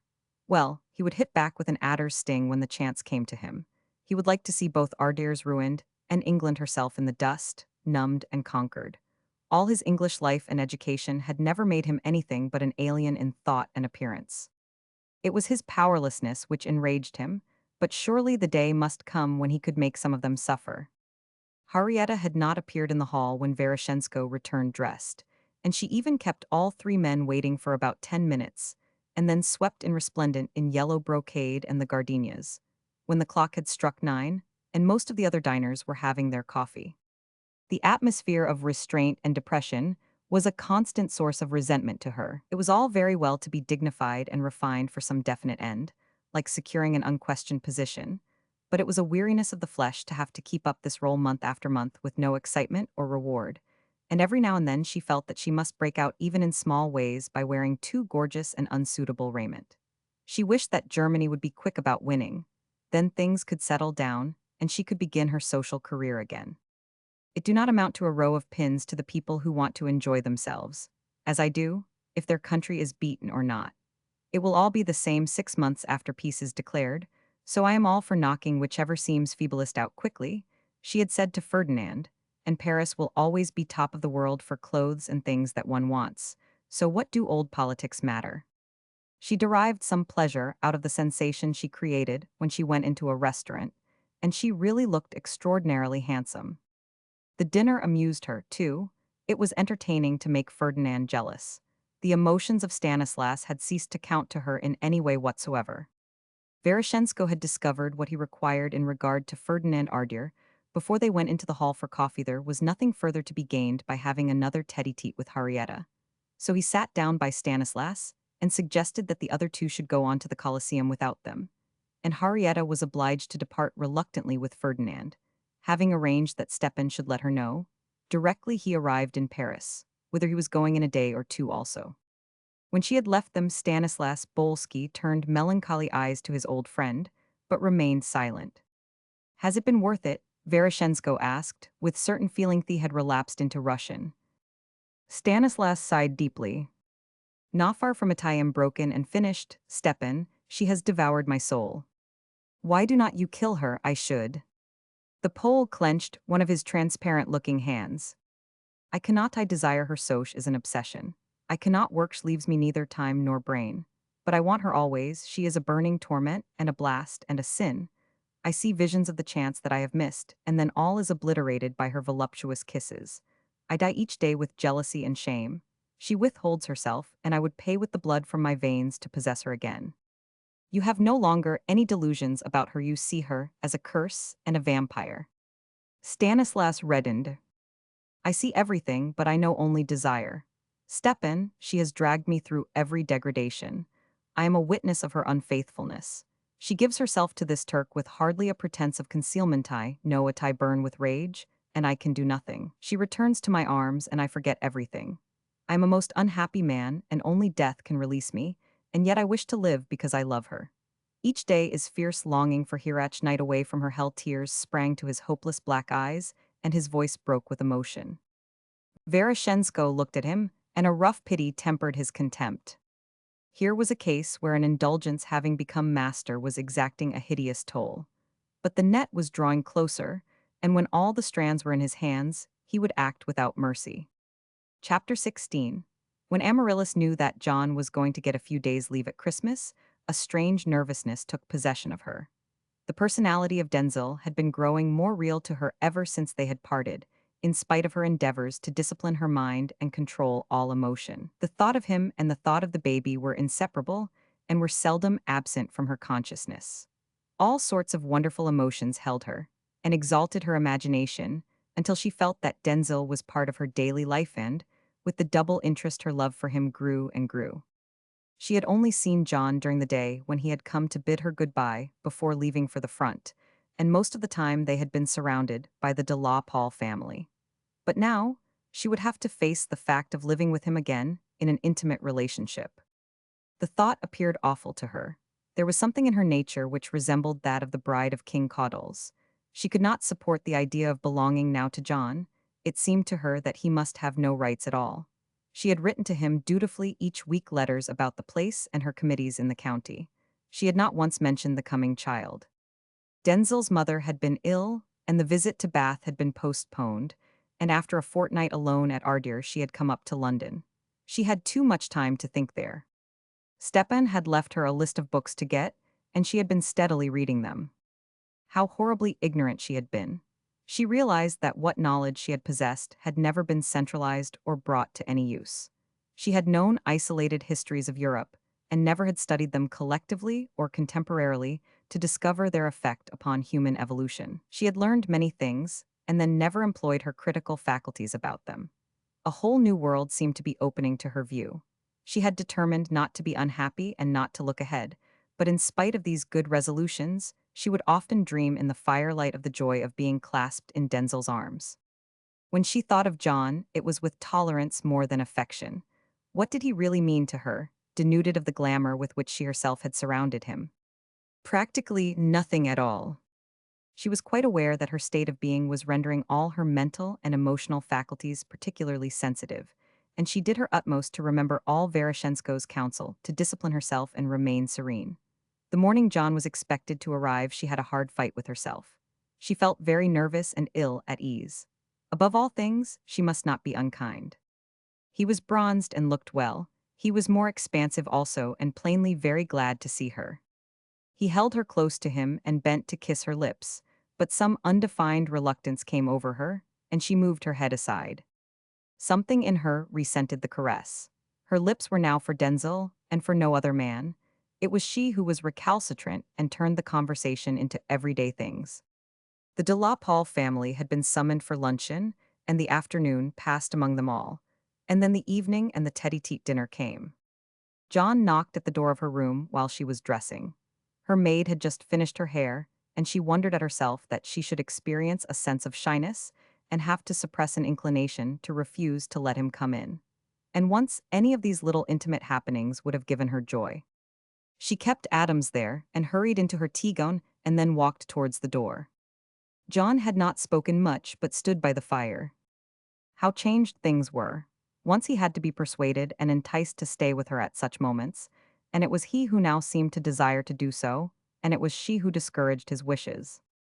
In Amaryllis' mind an agitation grew. What could she say to him presently if he suggested coming to sleep in her room? The knowledge in her breast rose as an insurmountable barrier between them. During dinner, she kept the conversation entirely upon his life at the front, which, indeed, really interested her. She was not cold or stiff in her manner, but she was unconsciously aloof. Then they went back into the library, each feeling exceedingly depressed. When coffee had come and they were quite alone, Amaryllis felt she could not stand the strain and went to the piano. She played for quite a long time all the things she remembered that John liked best. She wanted the music to calm her, and she wanted to gain time. John sat in one of the monster chairs and gazed into the fire. He seemed to see pictures in the glowing coals. The strange, relentless fate which had pursued him, always as far as happiness was concerned. He remembered what his mother had said to him when she lay a-dying with a broken heart. John, we cannot see what God means in it all. There must be some explanation because he cannot be unjust. It is because we have missed the point of some lesson, probably, and so are given it again to learn. Do not ever be rebellious, my son, and perhaps some day light will come. He had read an article in some paper, lately ridiculing the theory that we have had former lives, but, after all, perhaps there was some foundation for the belief. Perhaps he was paying in this one for sins in a previous birth. That would account for the seeming inexorableness of the misfortunes which fell upon him now, since common sense told him that in this life such cruel blows were undeserved. Amaryllis glanced at his face from the piano as she played. It was infinitely sad. A great pity grew in her heart. What ought she to do not to be unkind? Presently, she finished a soft chord and got up and came to his side. They were both suffering cruelly, but John was going back to fight. She must have some explanation with him which could make him return to France at peace in a measure. It was cowardly to shirk telling him the truth, and she could not let him go again into danger with this black shadow between them. He looked up at her and rose from his chair. "You play so beautifully," he said hastily. "You take one out of oneself. Now it is late and the day has been long. Let us go to bed, dearest child." Amaryllis' stiffened, sudden lithe moment that she dreaded had come. "I would rather that you slept in your dressing-room. I have ordered that to be prepared." He looked at her startled and then he took her hand. "Amaryllis, tell me everything. Why are you so changed?" "I am trying not to be, John." "You are trying. That proves that you are, if you must try. Please tell me what this means." She endeavored to remain calm and not become unhinged. "It was you yourself who altered me. I came to you all loving and human and you froze me. There is nothing to be done." "Yes, there is. You know that I love you." "Perhaps you do, but the family matters more to you than I do, or anything else in the world."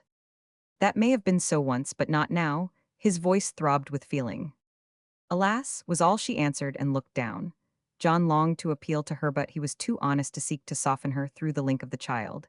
Indeed, the thought of it had grown hateful to him. He only knew that he had played for a stake which now seemed worthless. Amaryllis and her love mattered more than any child. He clenched his hands tightly. The pain of things seemed hard to bear. Why had he not broken the thongs of reserve which held him long days ago and made love to her in words? But that would have been dishonest. He must at least be true, and he realized now that he had starved her no matter what his motive had been. Amaryllis, tell me everything, please, and he held out his hands and drew her to the sofa and sat down by her side. She could not control her emotion any longer, and her voice shook as she answered him. I know that it was not Yao but Denzel. John and the baby is his, not yours. His face altered. He had not been prepared to hear this thing and he was stunned. Ferdinand is an awful possibility to contemplate there at Ardier. If you have no son, she went on, trying to be calm, but do you not think that you might have told me? Surely a woman has the right to select the father of her child. John could not answer her. He covered his face with his hands. You see, it is all pitiful, she continued, her voice deep and broken with almost a sob in it. Denzel is so like you. It was an easy transition to find that I loved him because I was only loving the imaginary you I had made for myself. I cannot explain myself and do not make any excuse. There is something in me, whenever I think of the baby, that draws me to Denzel and makes me remember that night. John, we must just face the situation and try to find some way to avoid as much pain as we can. I hate to think it is hurting you too. Did Denzel tell you this? His voice was icy cold. Noit came to me suddenly when I heard him say a word. Sweetheart, and now John's eyes flashed. He called you again. Sweetheart. No, he did not use the word simply in speaking of a picture, but I recognized his voice, then immediately it is a little deeper than yours. When did you see Denzel? She told him the exact truth about their meeting and his coming to Ardier and how Denzel had endeavored to keep his word. He would never have spoken to mate was fate which sent him into the train, and then I made him speak. I could not bear it. After I recognized him, I made him admit that it was he. Denzel is not to blame. He left immediately and I have never seen him or heard from him since. It is I alone who must be counted with. John Denzel will try never to see me again. John groaned aloud. Oh God, the misery of it all. John, I must tell you everything now while we are talking of these things. I love Denzel utterly. I thrill when I think of him. He seems to me my husband, not even only a lover. John, not long ago, when I felt the first movement of the child, I shook with longing for him. I found myself murmuring his name aloud. So you must think what it all means to me, so strongly passionate as I am. But I would never cheat you, John. I had to be honest. I could not go on pretending to be your wife and living a lie. Tears of agony gathered in John Ardier's blue eyes and rolled down his cheeks. He suddenly understood the suffering that she, too, must be undergoing. What right had he to have taken this young and loving woman, and then to have used her for his own aims, however high? Amaryllis, you cannot forgive me. I see now that I was wrong. But the sympathy which she had felt when she had looked at him from the piano welled up again in Amaryllis's heart and drowned all resentment. She knew that he must be enduring pain greater than hers, so she stretched out her hands to him, and he took them and held them in his. Of course, I forgive you, John, but I cannot cease from loving Denzel. That is the tragedy of the thing. I am his really, not yours, even if I never see him again, and that is why we must not make any pretenses. John, dearest, let us be friends and live as friends, then everything will not be so hard. He let her hands drop and got up and paced the room. He was suffering acutely. Must he renounce even the joy of holding her in his arms? But I love you, Amaryllis, I love you, dearest child. And now again she said alas, and that was all. Amaryllis, this is a frightful sacrifice, to me must you insist upon it? Then her eyes seemed to flash fire, and her cheeks grew rose and she stood up and faced him. I tell you, John, you do not know me. You have seen a well-brought-up, conventional girl, milk and water, ready to obey your slightest will. I had not found myself. I am a creature as primitive and passionate as a savage. Her breath came in little pants with her great emotion. I could not belong to two men. It would utterly degrade me. Then I do not know what I should become. I love Denzel, body and soul, and, while he lives, no other man shall ever touch me. That is what passion means to me, fidelity to the thing I love. He is my beloved and my darling, and I must go away from you altogether and throw off the thought of the family, and implore Denzel to take me when he comes home, if you can agree to the only terms I can offer you now. John bowed his head. Life seemed over for him and done. Amaryllis came close to him, then she stood on tiptoe and kissed his brow. Her vehemence had died down in her sorrow for his pain. John, she whispered softly, will not you always be my dearest friend? And when the baby comes, it will be a deep interest to us both, and you must love it because it is mine, and in Ardering the comfort of that must fill our lives. I truly believe that you did everything, meaning it for the best. Only perhaps it is dangerous to play with the creation of life, perhaps that is why fate forced me to know. John drew her to him. He smoothed the soft brown hair back from her brow and kissed her tenderly. But not on the lips those, he told himself, he must renounce forevermore.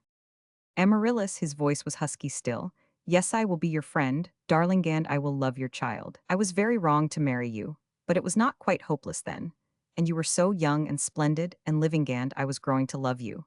And for these reasons, I hoped against hope, and then, when I knew that everything was impossible, I felt that I must make it up to you in every other way. I do not know how to put things into words, I always was dull, but I thought if I gratified all your wishes, perhaps, I see it was very cruel.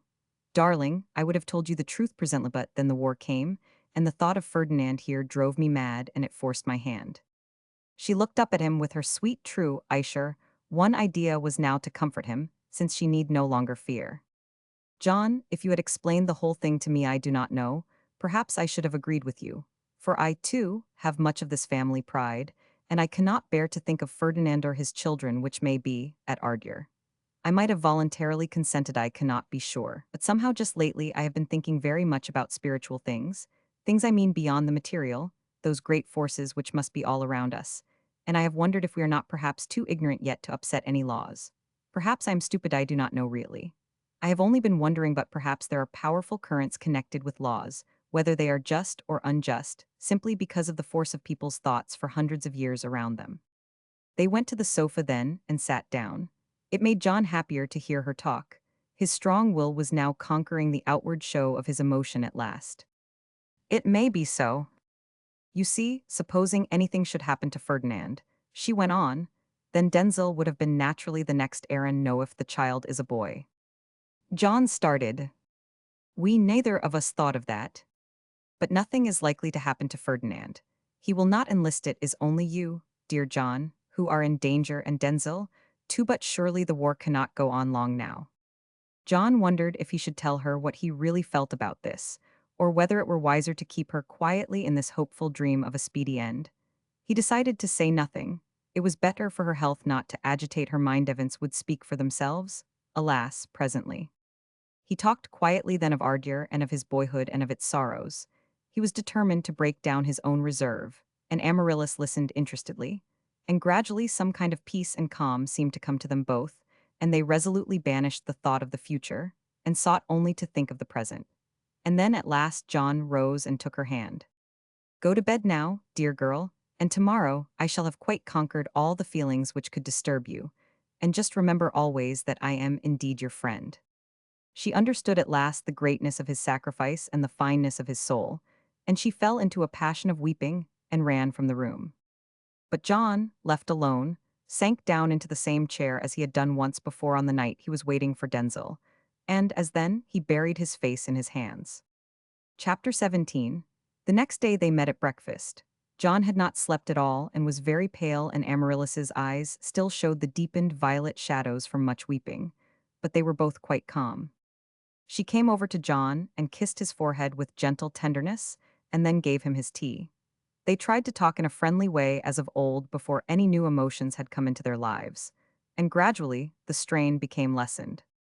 They arranged to go out shopping, and John bought Amaryllis a new emerald ring. Green is the color of hope, she said. I want green, John, because it will make me think of the springtime and nature and all beautiful things. They lunched at a restaurant, and in the afternoon went down to Ardir. John had many things to attend to and would be occupied all the following day. There had been no Christmas feasting, but there were gifts to be distributed and various other duties and ceremonies to be gone through, although they had missed the Christmas day. Amaryllis tried in every way to be helpful to her husband, and he appreciated her stateliness and sweet manners with all the tenants and people on the estate. So the 4 days passed quite smoothly, and the last night of the old year came. I do not think that you must sit up for it, dear, John said after dinner. It will only tire you, and it is always a rather sad moment unless one has a party as we always had in old days. Amaryllis went obediently to her room and stayed there. Sleep was far from her eyes. What was the rest of her life going to be without Denzel? And what of John? Would they settle down into a real quiet friendship when he came back and the child was born, or would she have always to feel that he loved her and was forever suffering pain? The more she thought, the less clear the issue became, and the deeper the sadness in the atmosphere. At last, she slipped down onto the big white bearskin rug and began to pray. But when the clock struck midnight and the New Year bells rang out, a dreadful depression fell upon her, a sense of foreboding and fear.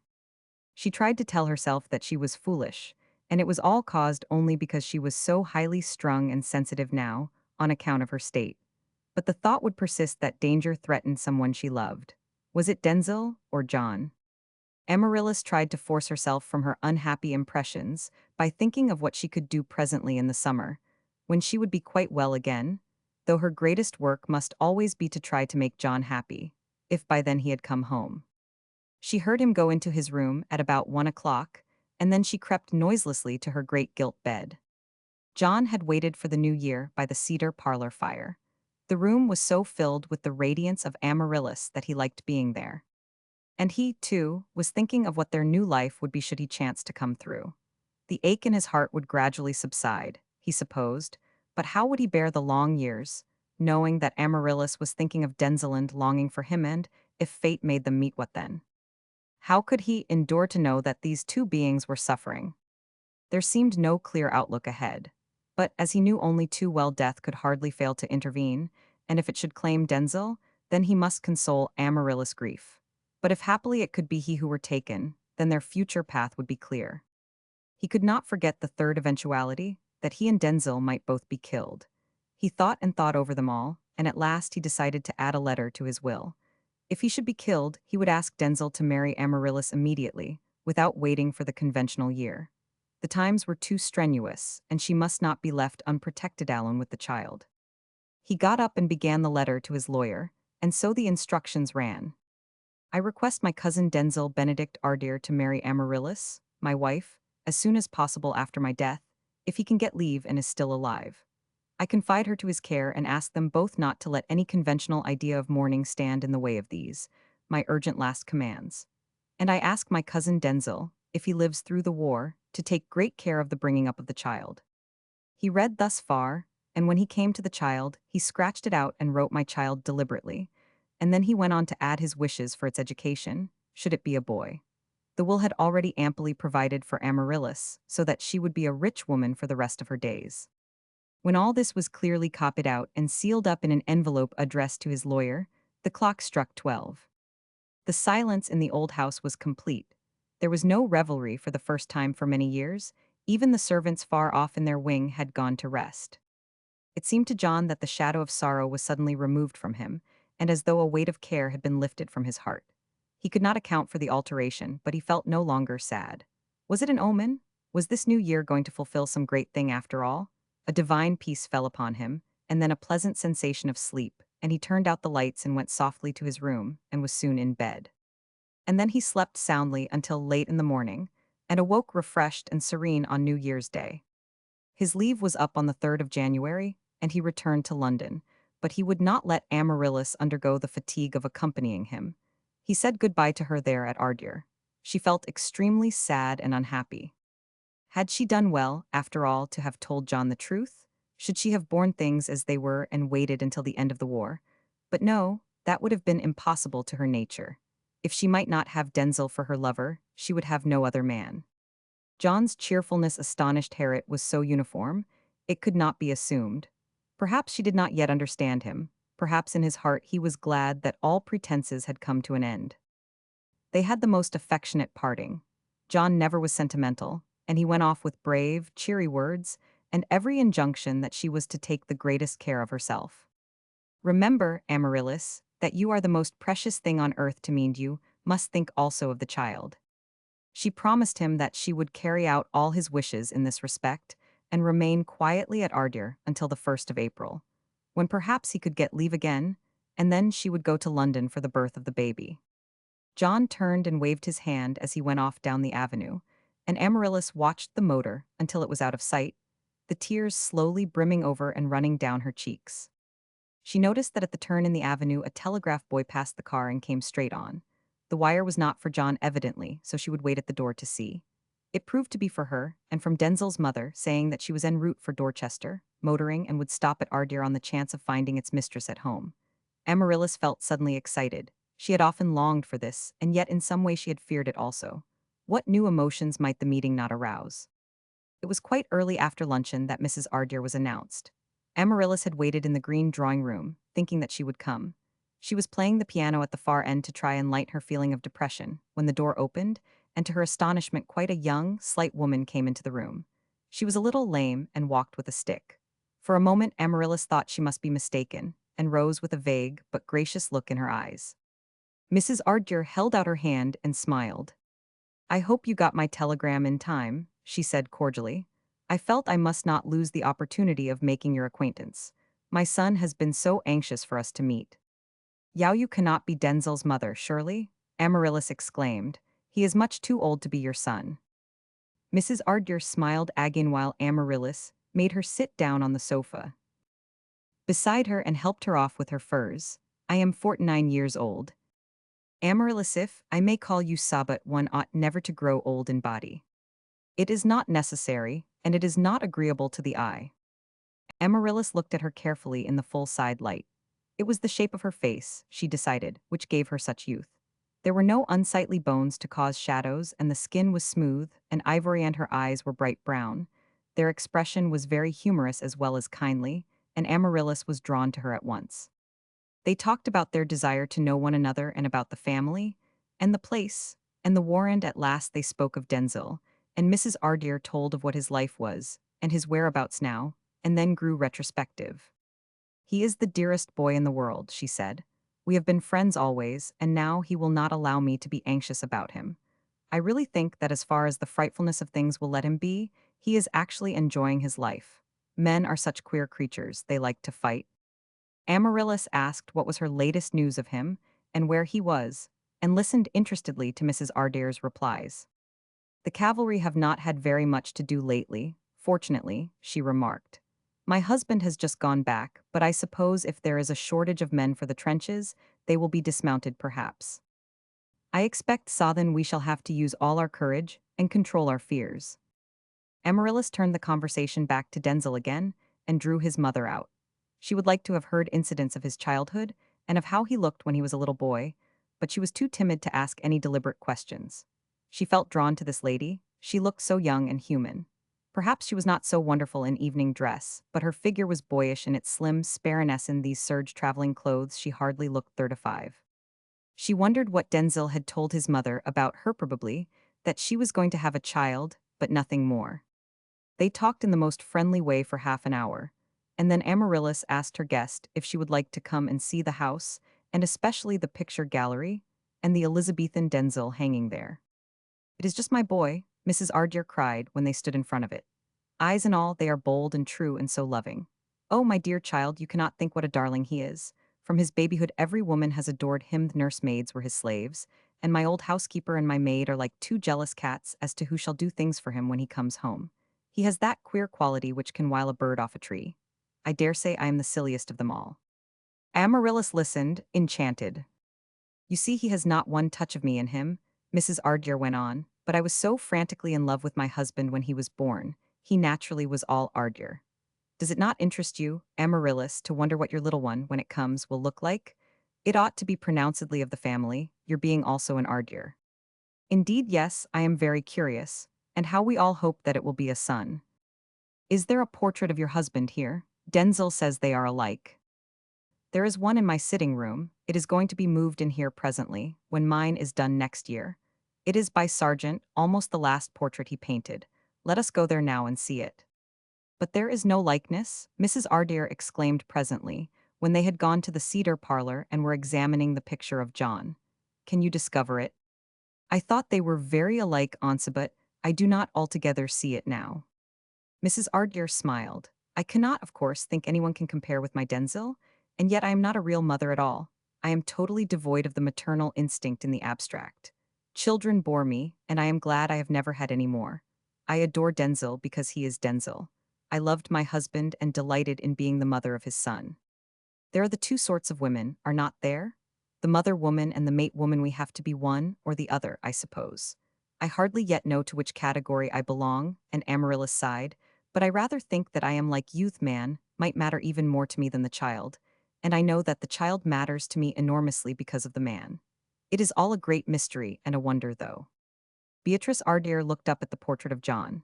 His stolid face did not give her the impression that he could make a woman, and such a fascinating and adorable creature as Amaryllis, passionately in love with him, or fill her with mysterious feelings of emotion about his child. Now, if it had been Denzel, she could have understood a woman's committing any madness for him, but this stodgy, respectable John. Her bright brown eyes glanced at Amaryllis furtively, and she saw that she was looking up at the picture with an expression of deep melancholy on her face. There was some mystery here. She went over again in her mind what Denzel had told her about Amaryllis. It was not a great deal. He had arrived at Bath that time looking very stern and abstracted, and had mentioned rather shortly that he had come down with the head of the family's wife in the train, and had gone on to Ardeer with her, after meeting them the previous night at dinner for the first time. He had not been at all expansive, but later in the evening when they had sat by her sitting-room fire, he had suddenly said something which had startled her greatly. "Mum, I want you to know Amaryllis Ardeer. I am madly in love with her. She is going to have a baby, and she seems to be so alone. It must be one of those sudden passions, and the idea seemed in some way to jar a little. Denzel to have fallen in love with a woman whom he knew was going to have a child." She had said something of this to him, and he had turned eyes full of pain to her and even reproach. "Mum, you always understand me. I am not a beast. You know I have not anything more to say, only I want you to be really kind to her and get to know her well." And he had not mentioned the subject again, but had been very preoccupied during all his 3 days' visit, which state she could not account for by the fact of the war. Denzel, she knew, was an enthusiastic soldier, and to be going out to fight would naturally be to him a keen joy. What did it all mean? And here was this sweet creature speaking of divine love mysteries, and looking up at the portrait of her dull, unattractive husband with melancholy eyes, whereas they had sparkled with interest when Denzel was the subject of conversation. Could she, too, have fallen in love with Denzel in one night at dinner and a journey in the train? It was all very remarkable. They had tea together in the green drawing room, and by that time they had become very good friends. Mrs. Ardeer told Amaryllis of the little old manor home she had in Kent the Moat, it was called, and of her garden and the pleasure it was to her. "I had about 12,000 a year of my own, she said, and ever since Denzel was born I have each year put by half of it, so that when he was 21 I was able to hand over to him quite a decent sum that he might be independent and free. It is so humiliating for a man to have to be subservient to a woman, even a mother, and I go on doing the same every year. All the last years of his life my husband was very delicate, was so badly wounded in the South African War, so we lived very quietly at the moat and in my tiny house in London. I hope you will let me show you them both one day." Amarilla said she would be delighted and added, "You will come and see me, will not you? I am going up to our house in Brook Street at the beginning of April, and I am praying that I may have a little son about the first week in May."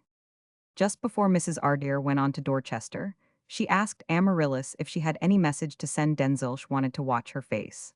It flushed slightly, and her deep soft voice said a little eagerly, "Yes, tell him I have been so delighted to meet you, and you are just what he said I should find you. And tell him I sent him all sorts of good wishes," and then she became a little confused. "I should so love a photograph of you. Would you give me one, I wonder?" The elder woman asked quickly, to avoid any pause, and while Amaryllis went out of the room to get it, she thought, "She is certainly in love with Denzel. It could not have been the first time he had seen her at the dinner, and yet he never tells lies." And she grew more and more puzzled and interested. When Amaryllis was alone after the motor with Mrs. Ardeer and it had departed, an uncontrollable fit of restlessness came over her. The visit had stirred up all her emotions again. She could not grieve any more about the tragedy of John. Her whole being was vibrating with thoughts of Denzel and desire for his presence. She could see his face and feel the joy of his kisses. At that moment, she would have flung everything in life away to rush into his arms. Chapter 18. Denzel was wounded at Neuve-Chapelle on March 10, 1915, though not seriously a flesh wound in the side. He had done most gallantly and was to get a 500. So he had been in hospital for 2 weeks and was almost well when Amaryllis came up to Brook Street on the 1st of April. She had read his name in the list of wounded and had telegraphed to his mother in great anxiety, but had been reassured, and now she throbbed with longing to see him. To know that soon he would be going back again to the front was almost more than she could bear. She was feeling wonderfully well herself. Her splendid constitution and her youth made natural things cause her little distress. She was neither nervous nor fretful, nor oppressed with fancies and moods, and she looked very beautiful with her added dignity of mien and perfectly chosen clothes. Mrs. Ardeer came at once to see her the morning after her arrival, and suggested that Denzel should come when out driving that afternoon. Amaryllis tried to accept this suggestion calmly and not show her joy, and Mrs. Ardeer left, promising to bring her son about 4. Denzel had said to his mother, when he knew that Amaryllis was coming to London, "Mum, I want to see Amaryllis, please arrange it for me. And Mum, do not ask me anything about it, just leave me there when we drive and come and fetch me when I must go in again." Mrs. Ardeer was a very modern person, but she could not help exclaiming in a half voice while she sat by her son's bed, "You know she is going to have a baby in a month, dear boy, perhaps she will not care to see you now." A flush rose to Denzel's forehead. "Yes, I do know," he said a little hurriedly, "but we are not conventional in these days. I wish to see her. Please, darling mother, do what I ask." And then he had turned the conversation. So his mother had obediently arranged matters, and at about 4 in the afternoon left him at the Brook Street door. Early as it was, Amaryllis had made the tea, and expected to see both Denzel and his mother. The room was full of hyacinths and daffodils, and she herself looked like a spring flower as she sat on the sofa among the green silk cushions, wrapped in a pale Parma violet tea-gown. The butler announced Captain Ardeer, and Denzel came in slowly and murmured, "How do you do?" But as soon as the door was closed upon him, he started forward, forgetting his stiff side. He covered her hands with kisses. He could not contain his joy, and then he drew back and looked at her with worship and reverence in his blue eyes. The most mysterious, quivering emotions were coursing through him, mixed with triumph, as he took in the picture she made. This delicate, beautiful creature, and to see her so.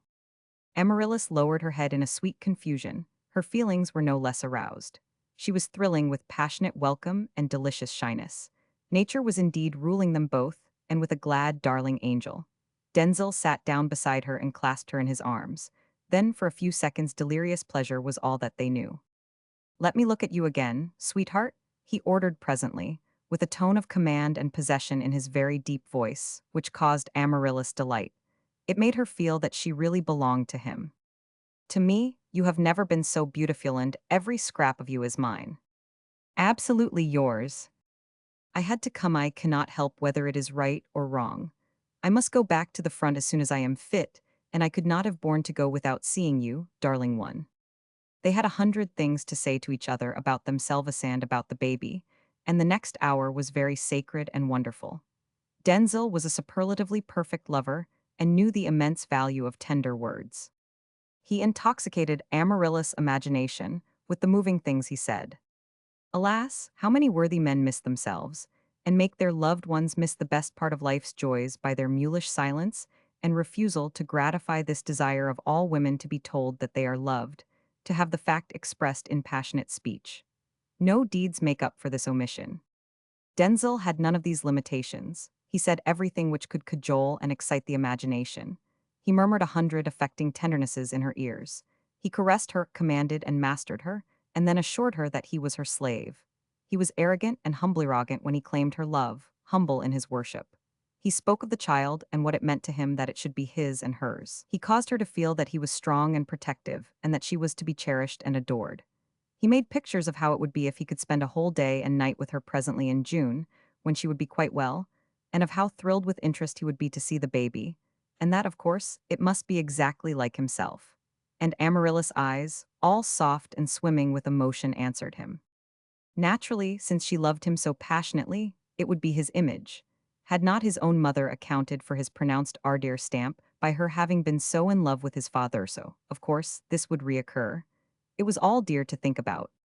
They spent another hour of divine intoxication, and then the clock struck 6. It sounded like a knell. Amaryllis gave a little cry. Denzel, it is altogether unnatural that you should have to go. To think that you must leave me, and may not even welcome your son. To think that by the law we are sinning, because I am sitting here clasped in your arms. To think that I may not have the joy of showing you the exquisite little clothes, and the pink silk coat, all the things which have given me such pleasure to arrange it, is all too cruel. You know that 18th century engraving in the series of Moreau Lejeune, of the married lovers playing with the darling, teeny cap together. Well, I have it beside my bed, and every day I look at it and pretend it is you and me. Darling, darling, and Denzel fiercely kissed her, he was so deeply moved. It is all holy and beautiful, the coming to earth of a soul. It only makes me long to be good and noble and worthy of this wonderful thing. But for us we who love truly and purely, it has all been turned into something forbidden and wrong. Heart of me, I must have some news of you. I cannot starve there in the trenches, knowing that all the letters that should be mine are going to John. My mother is really trustworthy. Will you let her be with you as often as you can, that she may be able to tell me how you are, precious one? When the 7th of May comes, I shall go perfectly mad with suspense and anxiety. I will arrange that my mother sends me at once a telegram. Denzel and Amaryllis clung to him. It is an impossible situation, and he gave a great sigh. I shall tell John that I have seen you, I cannot help it. The times are too precarious to have acted otherwise. And afterwards, when the war is over, we must face the matter and decide what is best to be done. I cannot live without you, Denzel, and that I know. They said goodbye at last silently, after many kisses and tears, and Denzel came out into the darkening street to his mother in the motor, with white, set face. I am a little troubled, dearest boy, she whispered, as they went along. I feel that there is something underneath all this, and that Amaryllis means some great thing in your life. The whole aspect of everything fills me with discomfort. It is unlike your usual, sensitive refinement, Denzel, to have gone to see her now. I understand exactly what you mean, mother. I should say the same thing myself in your place. I cannot explain anything, only I beg of you to trust me. Amaryllis is an angel of purity and sweetness. Perhaps some day you will understand. She took his hand into her muff and held it. You know I have no conventions, dearest, and my creed is to believe what you say, but I cannot account for the situation because of your only having met Amaryllis so lately for the first time. I could understand it perfectly if you had been her lover, and the child was your child, but she has not been married a whole year yet to John. Denzel answered nothing, pressed his mother's hand. She returned the pressure. We will talk no more about it. And you will go on being kind. Of course. Before they reached the hospital door in Park Lane, Mrs. Ardyar had been instructed to send an immediate telegram the moment the baby was born, and to comfort and take care of Amaryllis, and tell her son every little detail as to her welfare and about the child. I will try not to form any opinion, Denzel, and some day perhaps things will be made plain, for it would break my heart to believe that you are a dishonorable man. You need not worry, Mum dearest. Indeed, I am not that. It is just a tragic story, but I cannot say more. Only take care of Amaryllis and send me news as often as you can. The telegram to say that Amaryllis had a little son came to John Ardyar on the night before he went into the trenches again at the Second Battle of Ypres on May 9th, 1915. He had been waiting in feverish impatience and expectancy all the day, and, in fact, for 3 days for news. His whole inner life since that New Year's night had been strangely serene, in spite of its frightful outward turmoil and stress. He had taken the tumult of Neuve Chapelle calmly, and had come through it and all the beginning of the Ypres battle without a scratch. He had felt that he was looking upon it all from some detached standpoint, and that it in no way personally concerned him.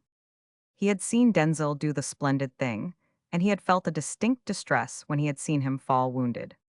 Denzel was just back now and in the trenches again with the rest of the dismounted cavalry. They might meet in the attack at dawn. When John read the telegram from his aunt, Lady de la Pole, his emotion was so great that he staggered a little, and a friend standing by in the billet took out his flask and gave him some brandy, thinking that he must have received bad news. Then it seemed as though he went mad. The repression of his life appeared to fall from him. He became as a new man. All his comrades were astonished at him, and a Scotch corporal was heard to remark that it was na cannaith captain was fey. The Ardyars were saved, the family would carry on. Fondest love welled up in his heart for Amaryllis. If he only came through, He would devote his life to showing her his gratitude and showering everything upon her that her heart could desire, and perhaps the joy of the baby would make up for the absence of Denzil. This thought stayed with him and comforted him. Lady de la Pole had wired. A splendid little son, born 1145 A 1000, 7th May Amaryllis well all love. And an hour or two before this, Denzil had also received the news from his mother. He too had grown exalted and thanked God. So the day that the Germans were to fail at Ypres, and destiny was to accomplish itself for these two Mendond. Of what use to write of that terrible fight, and of the gas and the horror and the mud? John Ardier seemed to bear a charmed life as he led his men over the top. For an hour wild with exaltation and gladness, he rallied them and cheered them on. The scene of blood and carnage has been too often repeated on other fateful days, and as often well described, when acts of glorious heroism occurred again and again. John had rushed forward to succor a wounded trooper when a shell crashed near them, and he fell to the ground. And then, he knew what the great thing was the new year had promised him. For death was going to straighten out matters. John was going beyond. Well, he had never been rebellious, and he knew now that light had come. But the sky above seemed to be darkening curiously, and the terrible noise to be growing dim, when he was conscious that a man was crawling towards him, dragging a leg, and then his eyes opened wildly for an instant, and he saw that it was Denzil, all covered with blood. "Are we both going west, Denzil?" he demanded faintly. "At least I am then," he gasped a little, while a stream of scarlet flowed from his shattered side. "I have asked you in a letter to marry Amaryllis immediately if you get home. I hope your number is not up too, because she will be all alone. Take care of her, Denzil, and take care of the child." His voice grew lower and lower, and the last words came in spasms. "There is an Ardier son, you know, so it's all right. The family is saved from Ferdinand, and I am very glad to die." Denzil tried to get out his flask, but before he could reach John's lips with it, he saw that it would be of no avail, for death had claimed the head of the family. And above his mangled body John's face wore a look of calm serenity, and his firm lips smiled. Then things became all vague for Denzil, and he remembered nothing more. Chapter 19. It was more than 2 months before Denzil was well enough to be brought from Boulogne, and then he had a relapse, and for the whole of July was dangerously 99. At one moment there seemed to be no hope of saving his leg, and his mother ate her heart out with anxiety. And Amaryllis, back at Ardier with the little Benedict, wept many tears. John's death had deeply grieved her. She realized his steadfast kindness and affection for her. He had written her a letter just before the battle had begun, a short epistle, telling her calmly that the chances would be perhaps even for any man to come out of it, alive, and assuring her of his greatest devotion. "I know that Denzil went to see you, my dear little girl. He has told me about it, and I know that you love each other. There is only one chance for us in the futurine that lies with the child. It may be that when it comes to you it may fill your life and satisfy you. This is my prayer, otherwise we must see what can be arranged about things, because I cannot allow you to be unhappy. You were an innocent factor in all this, and it would be unjust that you should be hurt." How good and generous John had always been. And his letter to his lawyers, to make things smooth for Herand for Denzil, how marvelously kind. Her mourning for John was real and deep, as it would have been for a brother. But during the month of intense anxiety about Denzil, everything else was numbed, even her interest in her son. By the end of August, he was out of danger, although little hope was entertained that he would ever walk easily.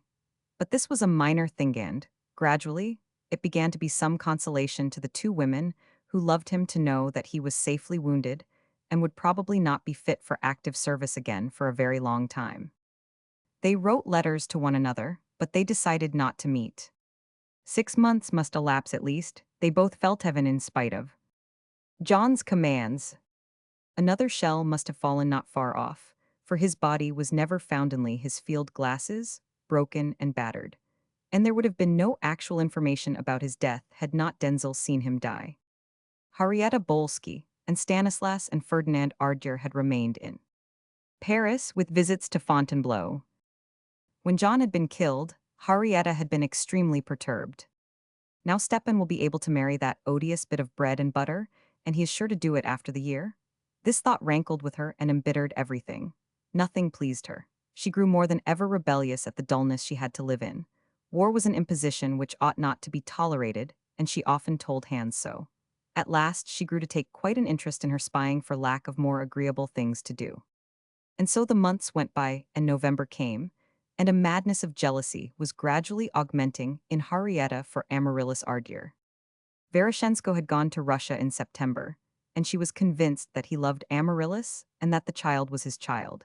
She could not conceive of a spiritual devotion, and something had altered all Stepan's ways. From the moment he returned to Paris until he had left, she had tried and been unable to invoke any response in him, and she had felt like a foiled tigress when another has eaten her prey. As the impossibility of moving him forced itself upon her unwilling understanding, so the wildest passion for him grew, and when he left in September, she was quite ill for a week with chagrin. Then she became moody and more than ever capricious, and made Stanislas' life a hell, while Ferdinand Ardere had little less misery to endure. An incident late in November caused her jealousy to burst into flame. She heard that Veroshensko had returned from Russia, and she went to his rooms to see him. The Russian servant who was accustomed to receive her was there waiting for his master who had not yet arrived.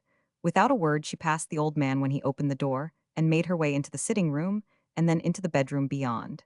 She did not believe that Stepan was not there and wanted to make sure.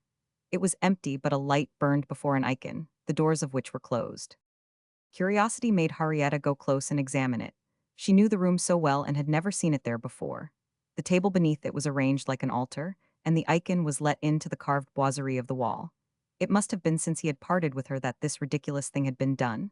She had not entered his apartment since June.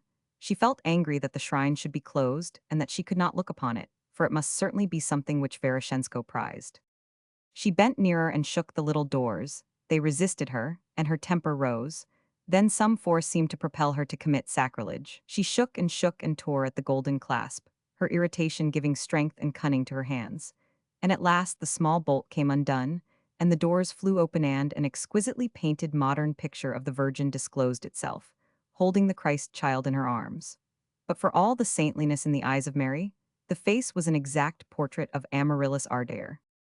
A frenzy of rage seized Henrietta. Her rival reigned now indeed. This was positive proof to her, not of spiritual meaning, not of the mystic, abstract aloofness of worship which lay deep in Stepan's nature, and had caused him to have Amaryllis transfigured into the symbol of purity. A daily reminder that she must always be for him, the lady of his soul. Such things had no meaning for Henrietta. The icon was merely a material proof that Veroshensko loved Amaryllis and, of course, as soon as the year of mourning should be over he would make her his wife. She trembled with passionate resentment. Nothing had ever moved her so forcibly. She took out her pearl hatpin and stabbed out the eyes of the Virgin, almost shaking with passion, and scratched and obliterated the face of the Christ child. This done, she extinguished the little lamp and slammed to the doors. She laughed savagely as she went back into the sitting room. The Virgin indeed, and his child. Well, I have taught him. And she flung past the Russian servant with a look which was a curse, so that the old man crossed himself and quickly barred the entrance door, when she stamped off down the stairs. Arrived in her gilded salon at the Universal, she would like to have wrung someone's neck. She had never been so full of rage in her life. She did find a little satisfaction in a kick at Fu Chao, who fled whining to his faithful Marie, who had come in to carry away her mistress' sable cloak. The maid's face became thunderous. A look of sullen hate gleamed in her dark eyes.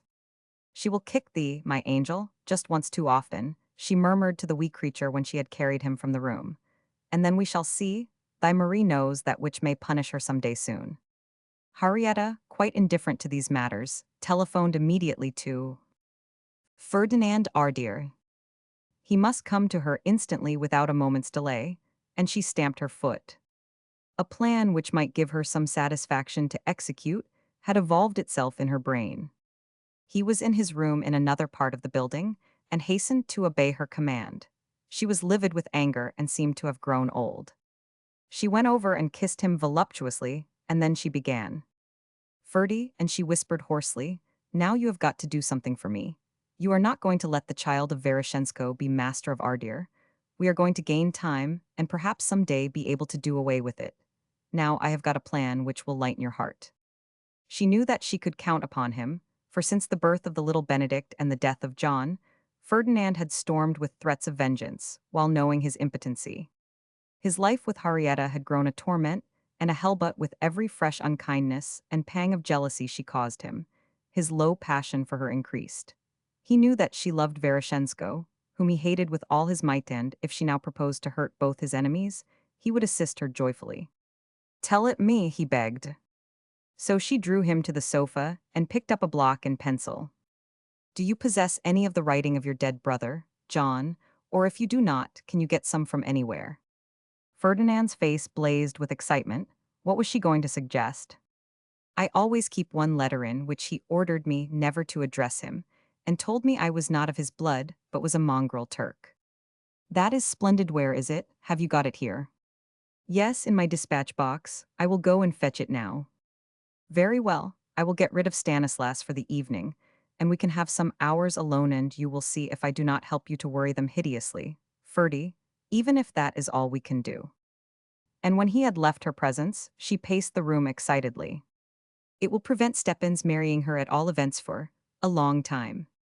The thought that she had lost Veroshensko completely unbalanced her. It was the first time in her life that she had had to relinquish a man. She hated to have to realize how highly he must hold Amaryllis. He seemed the only thing she wanted now in life, and she knew that he was quite beyond her, and that indeed he had never been hers, the one human being whom she had attracted, and yet never been able to intoxicate and draw against his will. She went over all their past meetings, with what supreme insolence he had invariably treated Hirvan in moments when he permitted himself to feel passion, and how she adored him. She would have crawled to him now on the ground. She had not known she could feel so much. Every animal, sensual desire made her throb with rage. She would have torn the flesh from Amaryllis' face had she been there, and thrust her hatpin into her real eyes. But the spoke should be put in the wheel of Veroshensko's marrying her, and perhaps some other revenge would come. Hands should be made to carry the scheme through Hans and Ferdinand. She dug her nails into the palms of her hands. No wild animal in its cage could have felt more rage. Then, when Ferdinand returned with John's letter, she controlled herself and sat down at the table beside him and supervised his attempts at copying the writing, while she unfolded the details of her scheme. "You know John's body was never found," she informed him presently. "I heard all the details from a man who was their thigh only picked up his glasses and his boot. He could very well have been taken prisoner by the Germans and be in hospital there, too ill to have written for all this time. Now think how he ought to word his first letter to his precious bread and butter wife. There must only be the fewest words, because I do not know what terms they were on. I think a postcard, if we get one, would be the best thing. Of course, I have someone who can see to that will be worth waiting the week for. We'll procure several, and meanwhile you must practice his hand." At the end of half an hour, a very creditable forgery had been secured, and the two jealous beings felt satisfied with their work for the time. Chapter 20. It had been arranged that Denzel and his mother should spend Christmas with Amaryllis at Ardir. Both felt that it was going to be the most wonderful moment when they should meet. There were no obstacles now to their happiness, and everything promised to be full of joy. The months which had gone by since John's death had been turning Amaryllis into a more serene and forceful being. The whole burden of the estate had fallen upon her young shoulders, and she had endeavored to carry it with dignity and success and, yet have time to spare for her war organizations in the county. She had developed extraordinarily, and had grown from a very pretty girl into a most beautiful young woman. What would Denzel think of her? That was her preoccupation, and what would he think of the baby Benedict? The great rooms at Ardir were shut up except the green drawing room, and she lived in her own apartments, the cedar parlor being her chief pleasure. It was now filled with her books and all the personal belongings which expressed her taste. The nurseries for the heir were just above. Her guests were to be there on the 23rd of December, and when the hour came for the motor to arrive from the station, Amaryllis grew hot and cold with excitement. She had made herself look quite exquisite in a soft black frock, and her heart was beating almost to suffocation when she heard the footsteps in the hall. Then the green drawing-room door opened, and Colonel and Mrs. Ardir were announced and were immediately greeted by the great tawny dogs, and then by their mistress. A pang contracted her heart when she caught sight of Denzel, was so very pale and thin, and he walked painfully and slowly with a stick. It was only a wreck of the splendid lover who had come to Ardir before. But he was always Denzel of the ardent eyes and the crisp bronze hair. They were people of the world, and so the welcoming speeches went off easily, and they sat round the tea table with its singing kettle and its delectable buns and Devonshire cream, and Amaryllis was gracious and radiant and full of dignity and charm. But inwardly she felt deliciously shy and happy. They had neither met nor written any love letters since the April day when they had parted in Brook Street, which now seemed to be an age away. Her attraction for Denzil had increased 100-fold. He thought as she sat there pouring out the tea, of how he would woo her with subtlety before he would claim her for his own. He was stimulated by her sweet shyness and her tender aloofness. The tea seemed to him to be interminably long, and he wished for it to end. Mrs. Ardeer behaved with admirable tact. She spoke of all sorts of light and friendly things, and then asked about the baby. Was he not wonderful, now at 7 months old?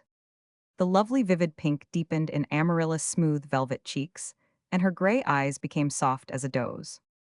You shall see him in the morning, will be asleep now. Of course, to me he is wonderful, but I dare say he is only an ordinary child. She had peeped at Denzil, and had seen that his face fell a little, as she said they should only see the baby the next day, and she had felt a wave of joy. She knew that she meant to take him up quietly, presently just he and she alone. After they had finished tea, Mrs. Ardeer suggested that she should go to her room. I am tired, Amaryllis, my dear, she announced cheerily, and I shall rest for an hour before dinner. Come then, and I will show you both your rooms. They came up the broad staircase with her, Denzil a step at a time, slowly, and at the top she stopped and said to him, Perhaps you will remember that is the door of the cedar parlor at the end of the passage. You will find me there when I have installed your mother comfortably. Your room is next to hers, and she pointed to 2 doors through the archway of the gallery. Then she went on with Mrs. Ardeer. Some contrary nervousness made her remain for quite a little while. Was Cousin Beatrice sure that she was comfortable? Had she everything she wanted? Her maid was already unpacking, and all was warm and fresh, scented with lavender and bowls of violets on the dressing table. My dear child, it is paradise, and you are a perfect angel. I shall revel in it after the cold journey down. So at last there was no excuse to stay longer, and Amaryllis left the room. But in the passage it seemed as though her knees were trembling, and as she passed the top of the staircase, she leaned for a second or two on the balustrade. The longed-for moment had come. When she opened the door of the cedar parlor, with its soft lamps and great glowing logs, she saw Denzil was already there, seated on the sofa beside the fire. She ran to him before he could rise. The movement she knew was pain to him, and she sank down beside him and held out her hands. Beloved darling, he whispered in exaltation, and she slipped forward into his arms. Oh, the bliss of it all. After the months of separation, and the horrible trenches and the battles and the suffering, the days and nights of agonizing pain, it seemed to Denzil that his being melted within him, heaven itself had come. They could not speak coherently for some moments. Everything was too filled with holy joy. At last, he cried presently, now we shall part no more. Then he had to be assured that she loved him still. It is I who must take care of you now, Denzil, and I shall love to do that, she cooed. I have not thought much of the hurt, he answered her. For all these months I have just been living for this day, and now it has come, darling one, and I can hardly believe that it is true. It is so absolutely divine. They could not talk of anything but themselves and love for an hour. They told each other of their longings and anxieties, and at last they spoke of John.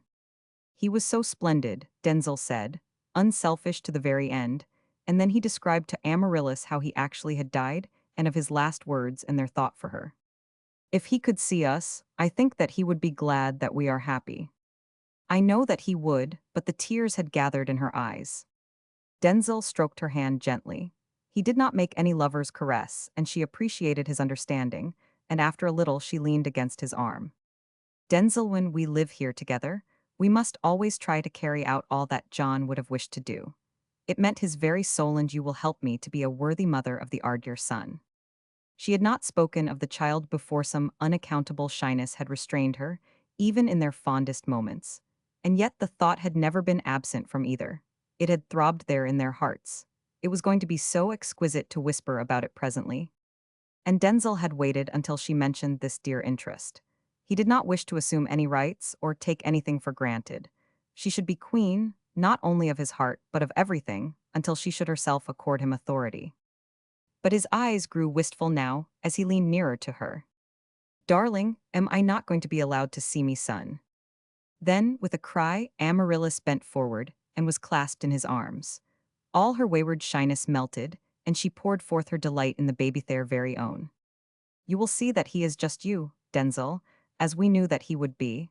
And now I will go and fetch him for you and bring him here, because the stairs up to the nursery are so steep they might hurt you to climb." She left him swiftly, and was not long gone, and Denzil sat there by the fire trembling with an emotion which he could not have described in words. The door opened again, and Amaryllis returned with the tiny sleeping form, in its long white nightgown, and wrapped in a great fleecy shawl. She crept up to him very softly. The little one was sound asleep. She made a sign to Denzil not to rise, and she bent down and placed the bundle tenderly in his arms. Then they gazed at the little face together with worshipping eyes. It was just a round pink and white cherub like thousands of others in the world. The very long eyelashes, sweeping the sleep-flushed cheeks, and minute rings of bronze-gold hair curling over the edge of the close cambric cap. But it seemed to those two looking at it to be unique and more beautiful than the dawn. "Is not he perfect, Denzil?" whispered Amaryllis in ecstasy. "Marvelous," and Denzil's voice was awed. Then the wonder and the divinity of love and its spirit of creation came over them both, and a mist of deep feeling grew in both their eyes. At dinner they were all so happy together. Mrs. Ardyar was a note of harmony anywhere. She had gradually grown to understand the situation in the months of her son's recovering from his wounds, and although no actual words had passed between them, Denzil felt that his mother had divined the truth, and it made things easier. Afterwards, in the green drawing room, Amaryllis played to them and delighted their ears, and then they went up to the cedar parlor and sat round the fire and talked and made plans. If it should be quite hopeless that Denzil could ever return to the front, or be of service behind the lines, he meant to enter Parliament. The thought that his active soldiering was probably done was very bitter to him, and the two women who loved him tried to create an enthusiasm for the parliamentary idea. The one certainty was that his adventurous spirit would never remain behind in the background, whatever occurred. They would be married at the beginning of February, they decided. The whole of their world knew of John's written wishes, and no unkind comments would be likely to arise. And when Beatrice Ardyar left them alone to say good night to each other, Denzil drew Amaryllis back to his side. "I think the world is going to be a totally new place, darling, after the war. If it goes on very long, the gradual privation and suffering and misery will create a new order of things, and all of us should be ready to face it. Only fools and weaklings cling to past systems when the onrolling wave has washed away their uses. Whatever seems for the real good of England must be one's only aim, even if it means abandoning what was the ideal of the family for all these hundreds of years. You will advance with me, sweetheart, will you not, even if it should seem to be a chasm we are crossing?" "Denzil, of course I will." He sighed a little. "The old order made England great, but that cycle is over for all the world, and what we shall have to do is to stand steady and try to direct the new onrush, so that it makes us greater and does not sweep civilization into darkness, as when Rome fell. It may be a fairly easy matter because, as Stepan says, we have got such fundamental common sense. It would be much less hard if the people at the top were really courageous and unhampered by trying to secure votes, or whatever it is, which makes them wobble and surrender at the wrong moment. If the politicians could have that dogged, serene steadfastness which the Tommies and almost every man has in the trenches, how supreme we should be. I hope so, but one must have vision as well so that one can look right ahead and not stumble over retained old prejudices.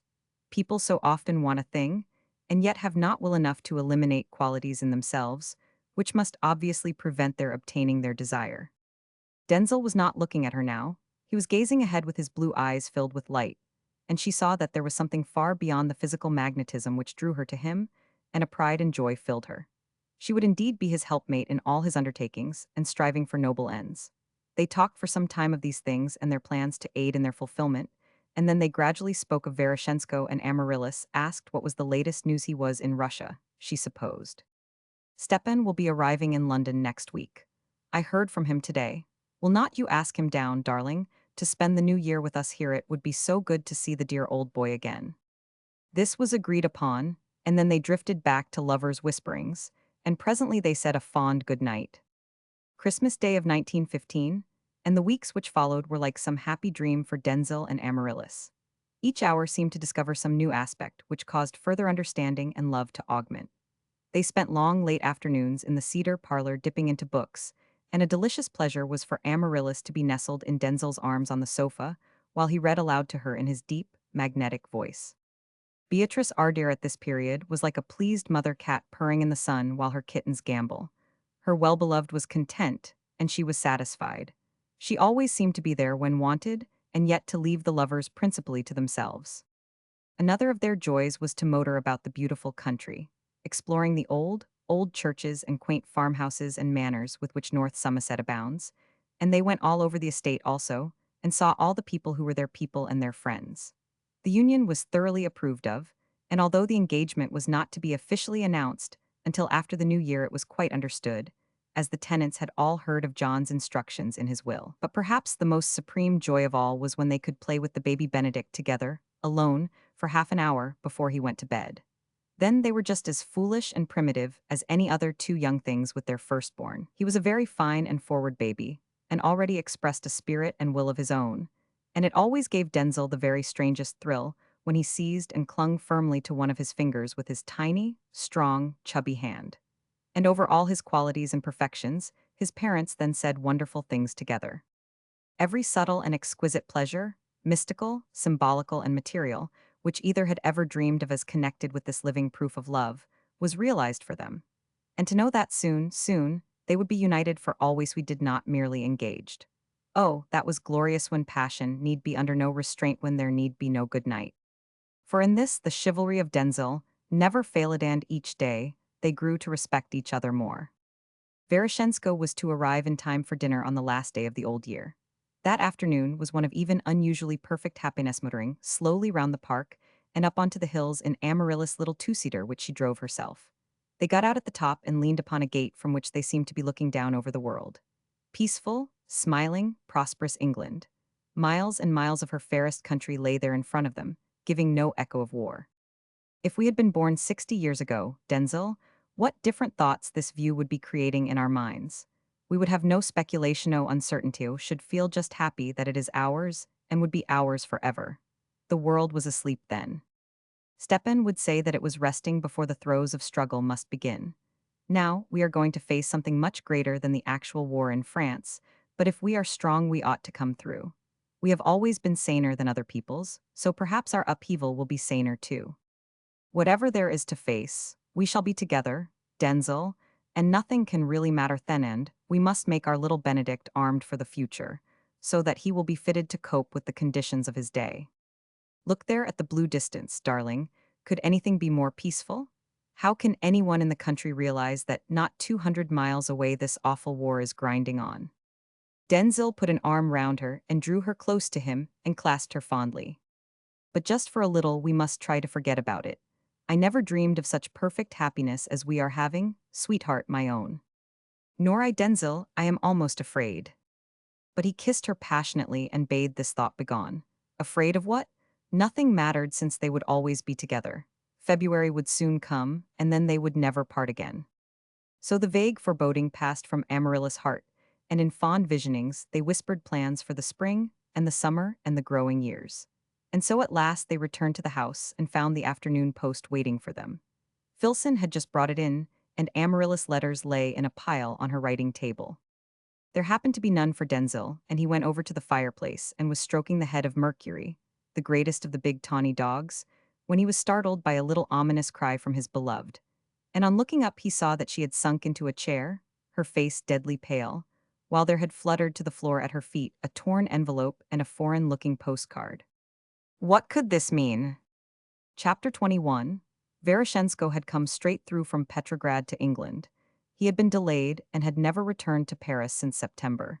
He knew nothing of Henrietta's sacrilege as yet, but he had at last accumulated sufficient proof against her to have her entirely in his hands. He thought over the whole matter as he came down in the train to Ardere. She was a grave danger to the Allies and had betrayed them again and again. He must have no mercy. Her last crimes had been against France, her punishment would be easier to manage there. The strain of cruelty in his nature came uppermost as he reviewed the evil which she had done. Stanislas' haunted face seemed to look at him out of the mist of the half-lit carriage. What might not Poland have accomplished with such a leader as Bolski had been before this baneful passion fell upon him? Then he conjured up the imaged faces of the brave Frenchmen who were betrayed by Henrietta to Hans and shot in Germany. A spy's death in wartime was not an ignoble one, and they had gone there with their lives in their hands. Had Henrietta been true to that side, and had she been acting from patriotism, he could have desired to save her the death sentence now. But she had never been true. No country mattered to her. She had given to him secrets as well as to hands. Then he laughed to himself grimly. So her dancer at the Ardere ball was the first husband. The man who used to beat her with a stick and who had let her divorce him in obedience to the higher command. How clever the whole thing was. If it had not all been so serious, it would have been interesting to allow her to live longer to watch what next she would do. But the issues at stake were too vital to delay. He would not hesitate. He would denounce her to the French authorities immediately on his return to Paris, and without one qualm or regret. She had lived well and played crooked, and now it was meet that she should pay the price. Filson announced him in the green drawing-room when he reached Ardere, but only Denzil rose to greet him and wrung his hand. He noticed that his friend's face looked stern and rather pale. "I am so awfully glad that you have come, Stepan," and they exchanged handshakes and greetings. "You are about the only person I should want to see just now, because you know the whole history. Something unprecedented has happened. A communication has come apparently from John to Amaryllis from a prisoner's camp in Germany, and yet as far as one can be certain of anything I am certain that I saw him die." Veroshensko was greatly startled. What a frightful complication it would make should John be alive. The letter, merely a postcard enclosed in an envelopecame by this afternoon's post, and, as you can understand, it has frightfully upset us all. It is a sort of thing about which one cannot analyze one's feelings. John had a right to his life, and we ought to be glad, but the idea of giving up Amaryllis, having all the suffering and the parting again, Stepan, it is cruelly hard. Veroshensko sat down in one of the big chairs, and Euterpe, the lesser tawny dog, came and pushed her nose into his hand. He patted her silky head absently. He was collecting his thoughts. The shock of this news was considerable, and he must steady his judgment. "John wrote to her himself, you say? It is not a message through a third person, oh. It appears to be in his own writing." Denzil stood leaning on the mantelpiece, and his face seemed to grow more haggard with each word. "Merely saying that he was taken prisoner by the enemy when they made the counter-attack, and that he had been too ill to write or speak until now. I cannot understand it, because they did not make the counter-attack until after I was carried in, and, even though I was unconscious then, the stretcher-bearers must have seen John when they lifted me if he had been there. Nothing was found but his glasses, and we concluded another shell had burst somewhere near his body after I was carried in. Stepan, I swear to God I saw him die." "It sounds extraordinary. Try to tell me every detail, Denzil." So the story of John's last moments was gone over again, and all the most minute events which had occurred. And at the end of it, the two solid facts stood out incontrovertibly: John's body was never found, but Denzil had seen him die. How long will it take to communicate with him, I wonder? We can through the American ambassador, I suppose, because he gives no address. It must be awful for him lying there wounded with no news. I say this because I suppose I must accept his own writing, but I cannot yet bring myself to believe that he can be alive." Veroshensko was silent for a moment, then he asked, "May I see my Lady Amaryllis?" "Yes, she told me to bring you to her as soon as I should have explained to you the whole affair. Come now." They went up the stairs together, and they hardly spoke a word.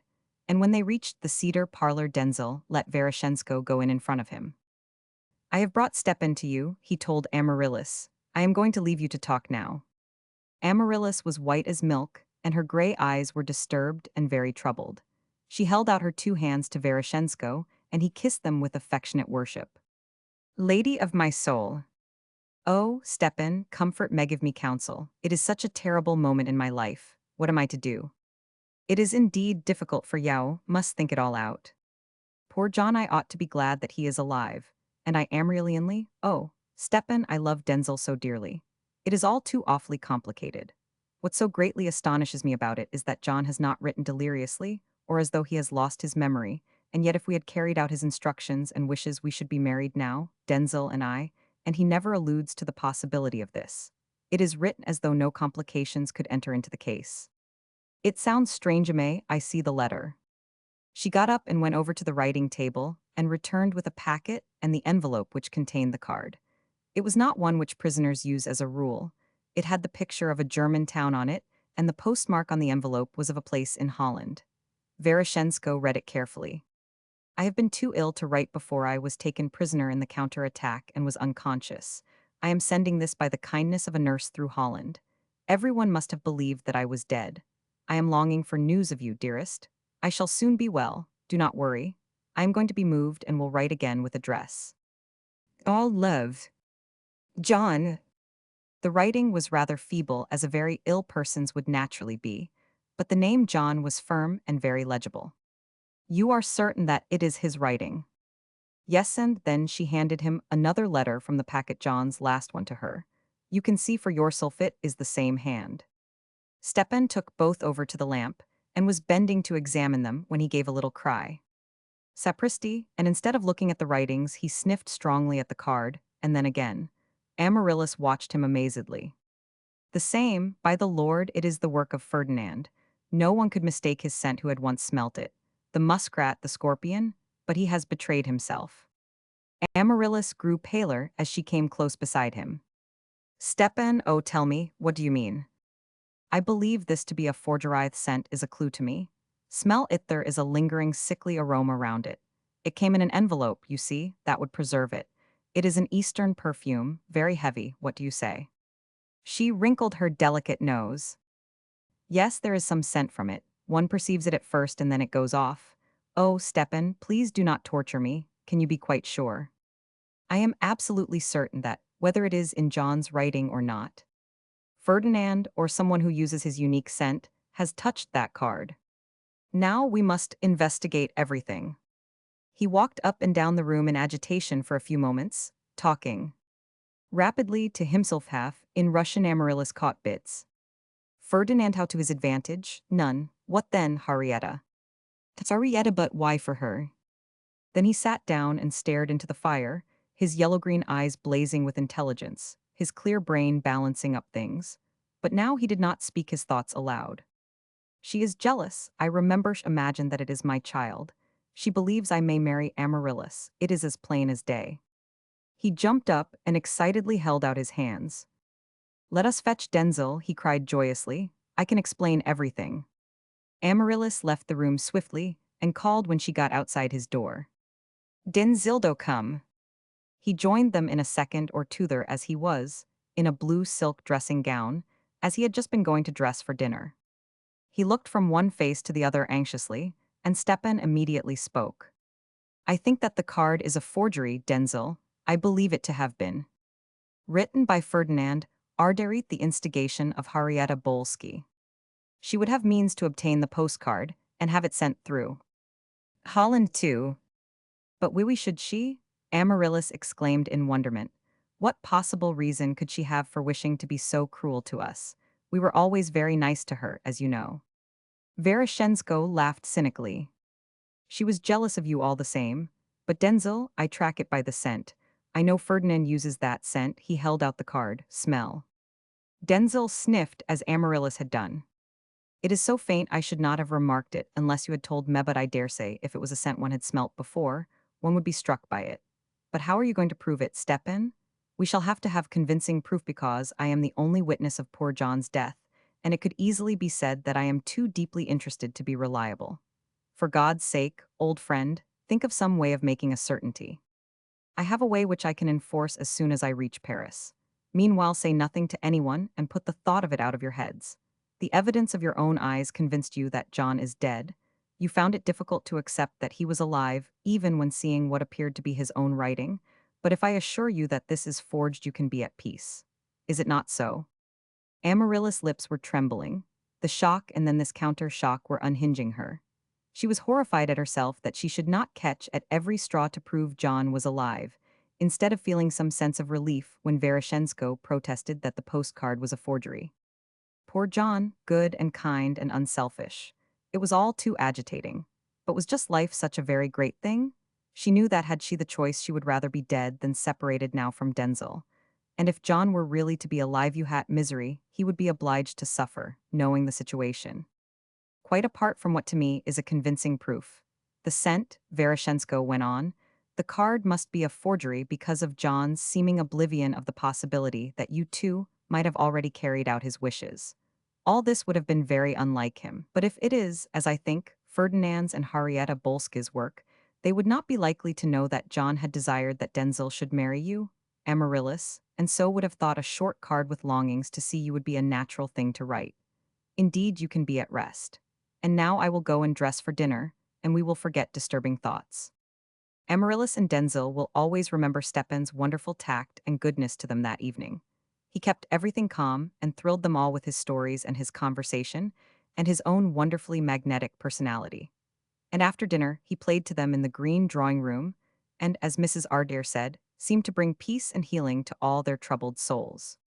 But when he was alone with Denzil late, after the two women had retired to bed, he sunk into a deep chair in the smoking room and suddenly burst into a peal of cynical laughter. "What the devil's up?" demanded Denzil, astonished. "I am thinking of Harrietta's exquisite mistake. She believes the baby is mine. She is mad with a goat's jealousy. She supposes it is I who will marry Amaryllis her plot. Does it not show how the good are protected and the evil fall into their own traps? Of course, she was in love with you." "In love, mon Dieu, you call that love? I mastered her body and was unobtainable. She was never able to draw me more than a person could to whom I should pay 200 francs. She knew that perfectly. It enraged her always. The threads are now completely in my hands. Conceive of it, Denzil. The man at the Ardere ball was her first husband, for whom she always retained some kind of animal affection because he used to beat her. They married her to Stanislas just to obtain the secrets of Poland and any other thing which she could pick up. Her marvelous stupidity and incredible want of all moral restraint has made her the most brilliant spy. No principles to hamper her, nothing. She has only tripped up through jealousy now. When she felt that she had lost me, she grew to desire me with the only part of her nature with which she desires anything. Her flesh. Then she became unbalanced, and in September, before I left, gave the clue into my hands. I shall not bore you with all the details, but I have them both. And Ferdinand Ardere. The first husband has gone back to Germany from Sweden, but we shall secure him, too, presently. Meanwhile, I shall hand Harrietta to the French authorities. Her last exploits are against France. She has enabled the Germans to shoot 6 or 7 brave fellows, besides giving information of the most important kind, wormed from foolish elderly adorers, and above all from Stanislas himself. She will be shot, I suppose. Probably, but first she shall confess about the postcard from the prison camp. I shall go to Paris immediately, Denzil. There must be no delay.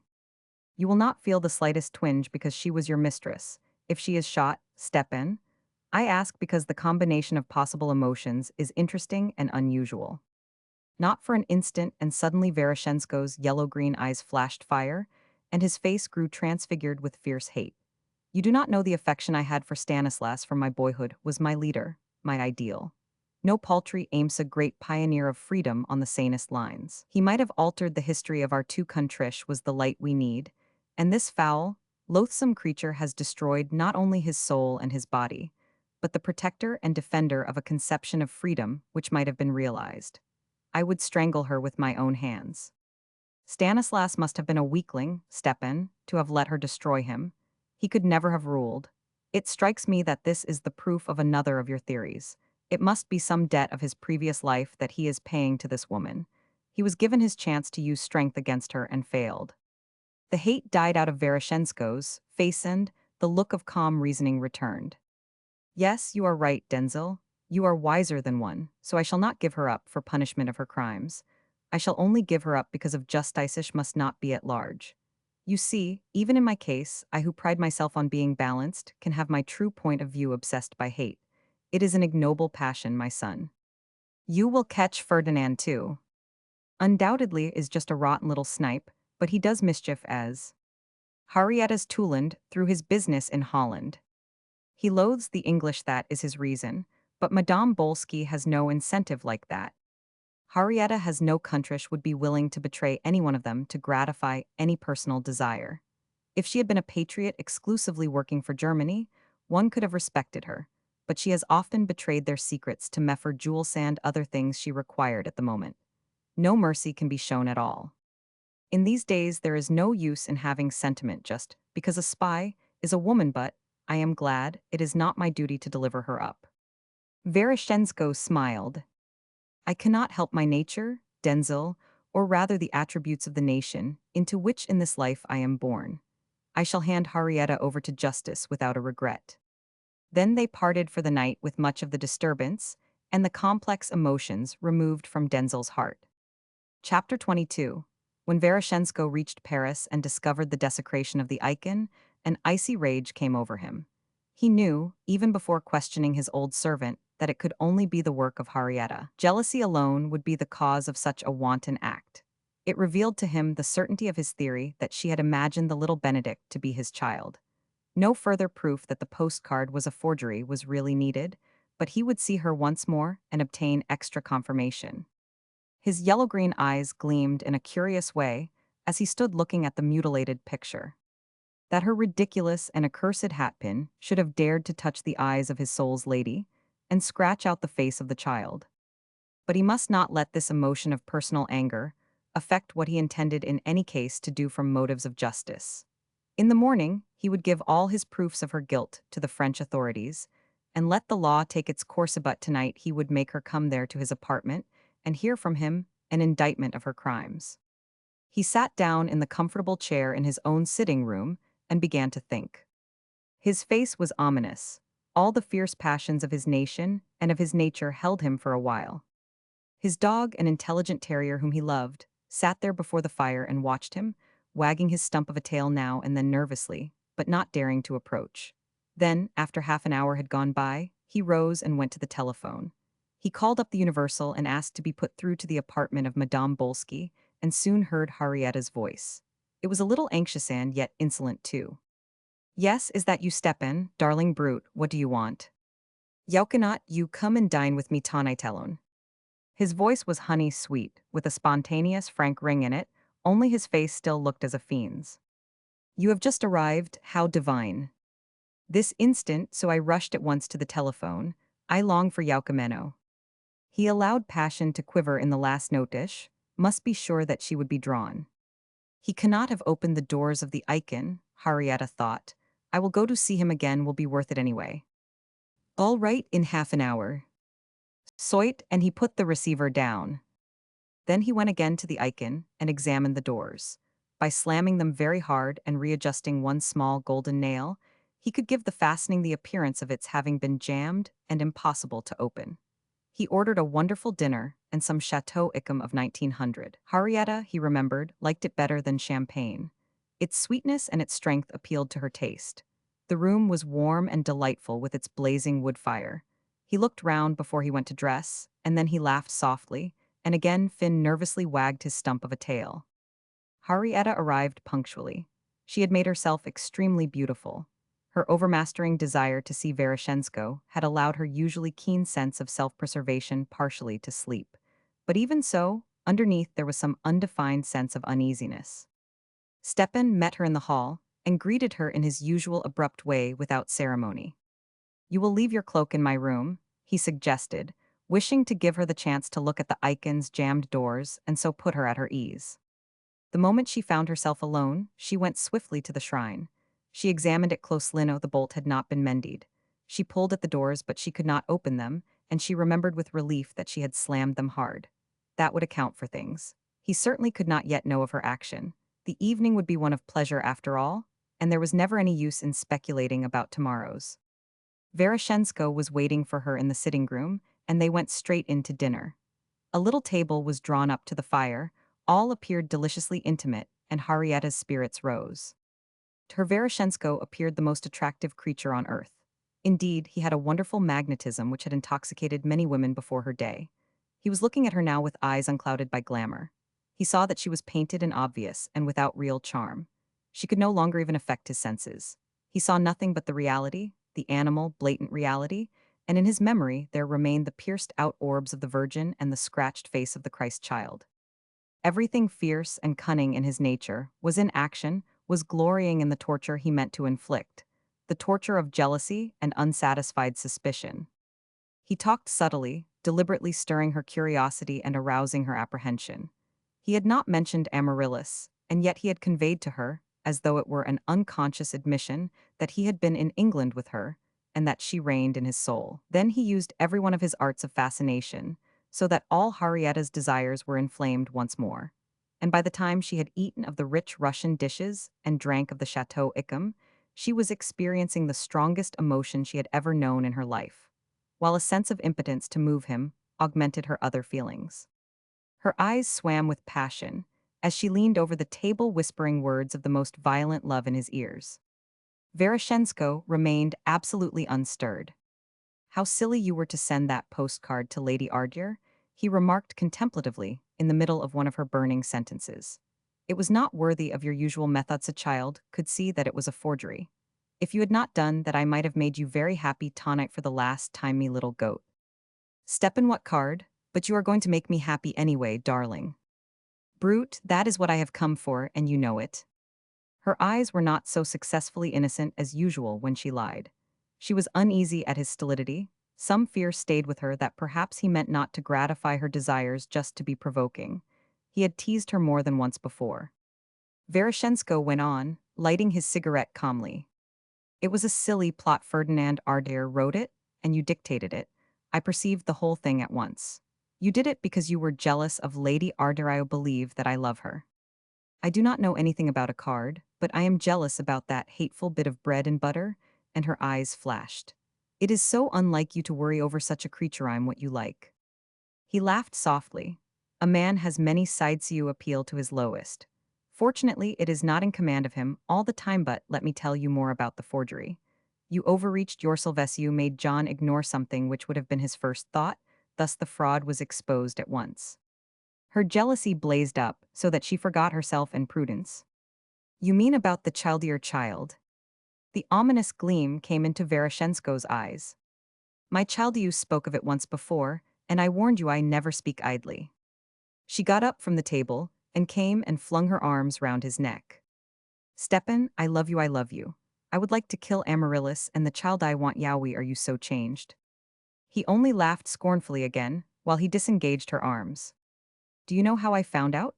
By the perfume, same as you told me, must be that of Stanislas Mistressin, the handkerchief marked F.A. The whole thing was dramatically childish. You thought to prove her husband was still alive, would stop my marriage with Amaryllis Ardyr. Then you are going to marry her." Harrietta's hazel eyes flashed fire, her face had grown distorted with passion, and her cheeks burned beyond the rouge. She appeared a most revolting sight to Stepan. He watched her with cold, critical eyes. As she put out her hands, he noticed how the thumbs turned right back. How had he ever been able to touch her in the past? He shivered with disgust and degradation at the thought. She saw his movement of repulsion and completely lost her head.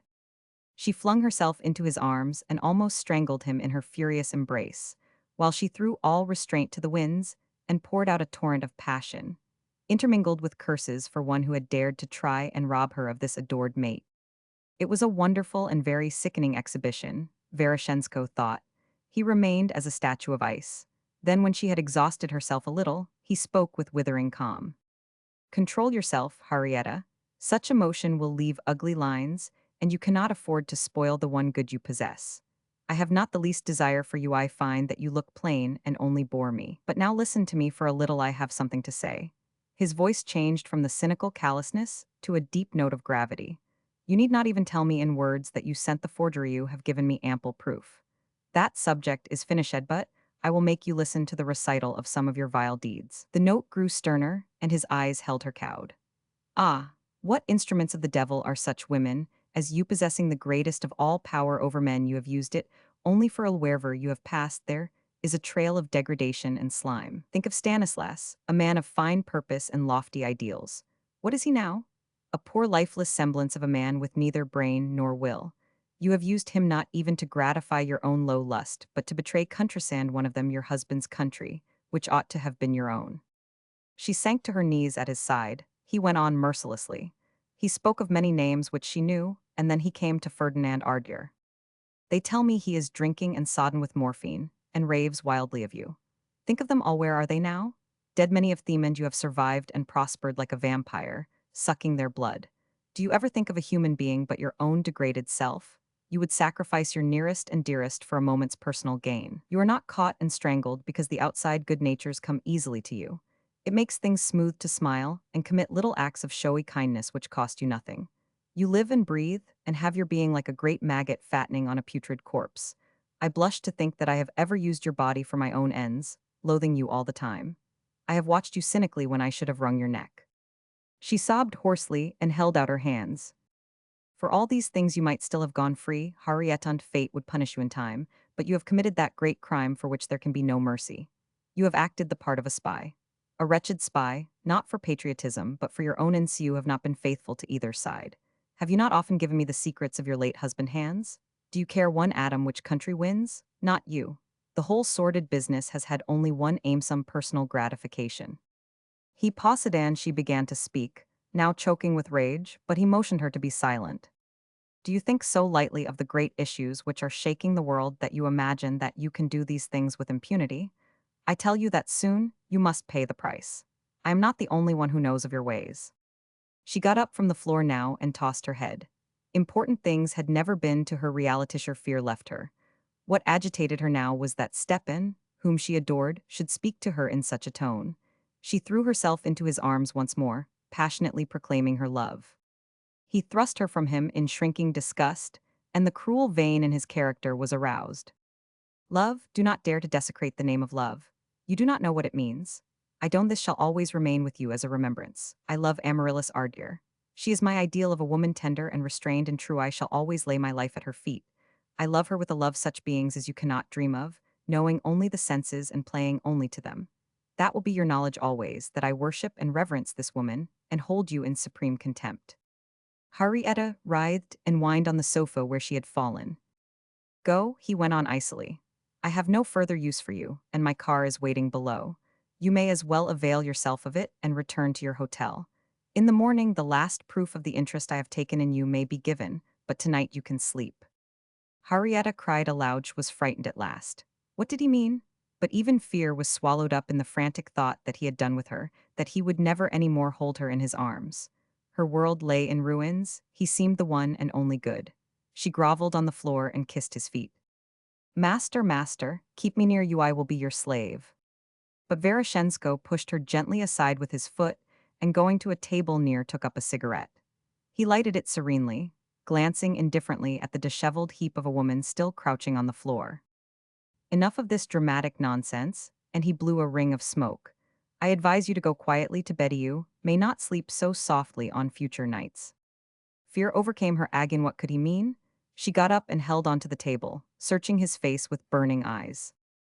Why should I not sleep so softly always? And her voice was thick.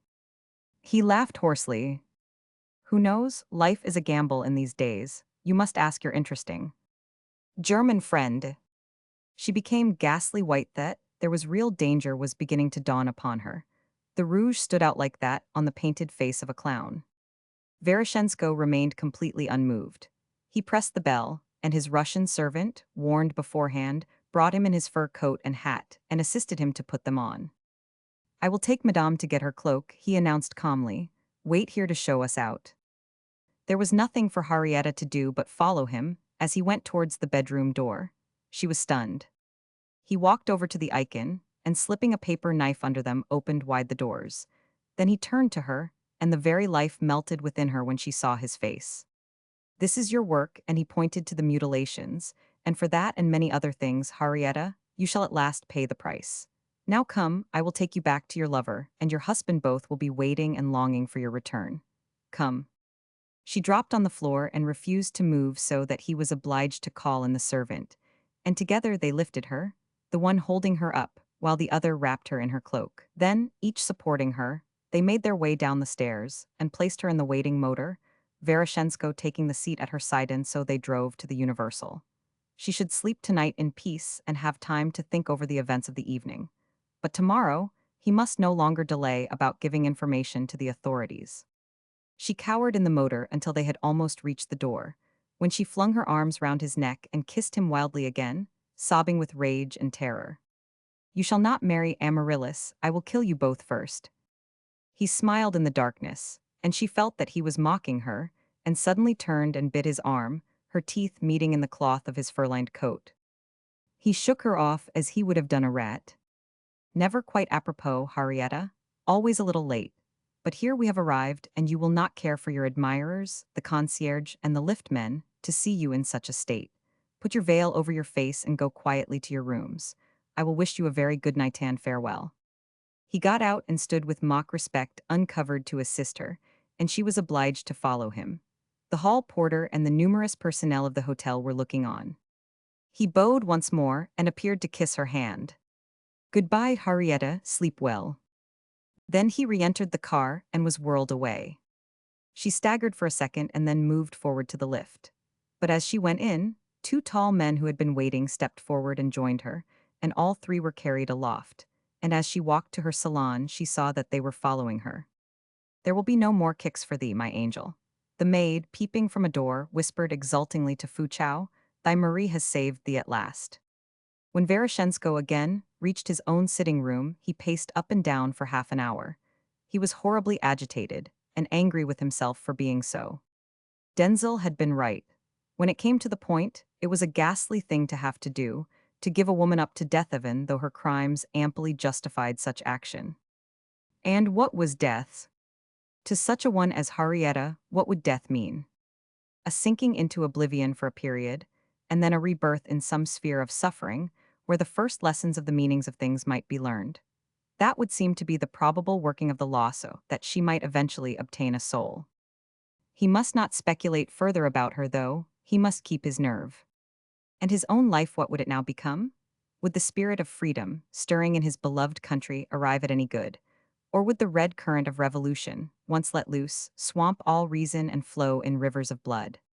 He would be powerless to help if he let weakness overmaster him now. The immediate picture looked black and hopeless to his far-seeing eyes. But his place must be in Petrograd now, until the end. His activities, which had obliged him to be away from Russia, were finished, and new ones had begun which he must direct, there in the heart of things. The world is aching for freedom, God, his stormy thoughts ran, but we cannot hope to receive it until we have paid the price of the awnings of greed and self-seeking which have held us, the ignorance, the low material gain. We must now reap that sowing. The divine Christian man was enough as a sacrifice in that old period of the world's day, but now there must be a holocaust of the bravest and best for our purification. He threw himself into his chair and gazed into the glowing embers. What pictures were forming themselves there? Nations arising glorified by a new religion of common sense, education universally enjoyed, the great forces studied, and nature's fundamental principles reckoned with and understood. To hunt his food, to recreate his species, and to kill his enemy. A bright blade sheathed but ready, a clear judgment trained and used, ideals nobly striven for, and wisdom the high priest of God. These were the visions he saw in the fire, and he started to his feet and stretched out his arms. "Strength, God, strength," that was his prayer. "That we may go, armored and militant, nupeth, noozled, nuvisioned up the steeps. To those great altitudes we're at the weak. Live not but only the strong. Have leave to strive and suffer and achieve." Then he sat down and wrote to Denzel. "I have all the needed proofs, my friend. Marry my soul's lady in peace and make her happy. There come some phases in a man's life which require all his will to face. I hope I am no weakling. I return to Russia immediately.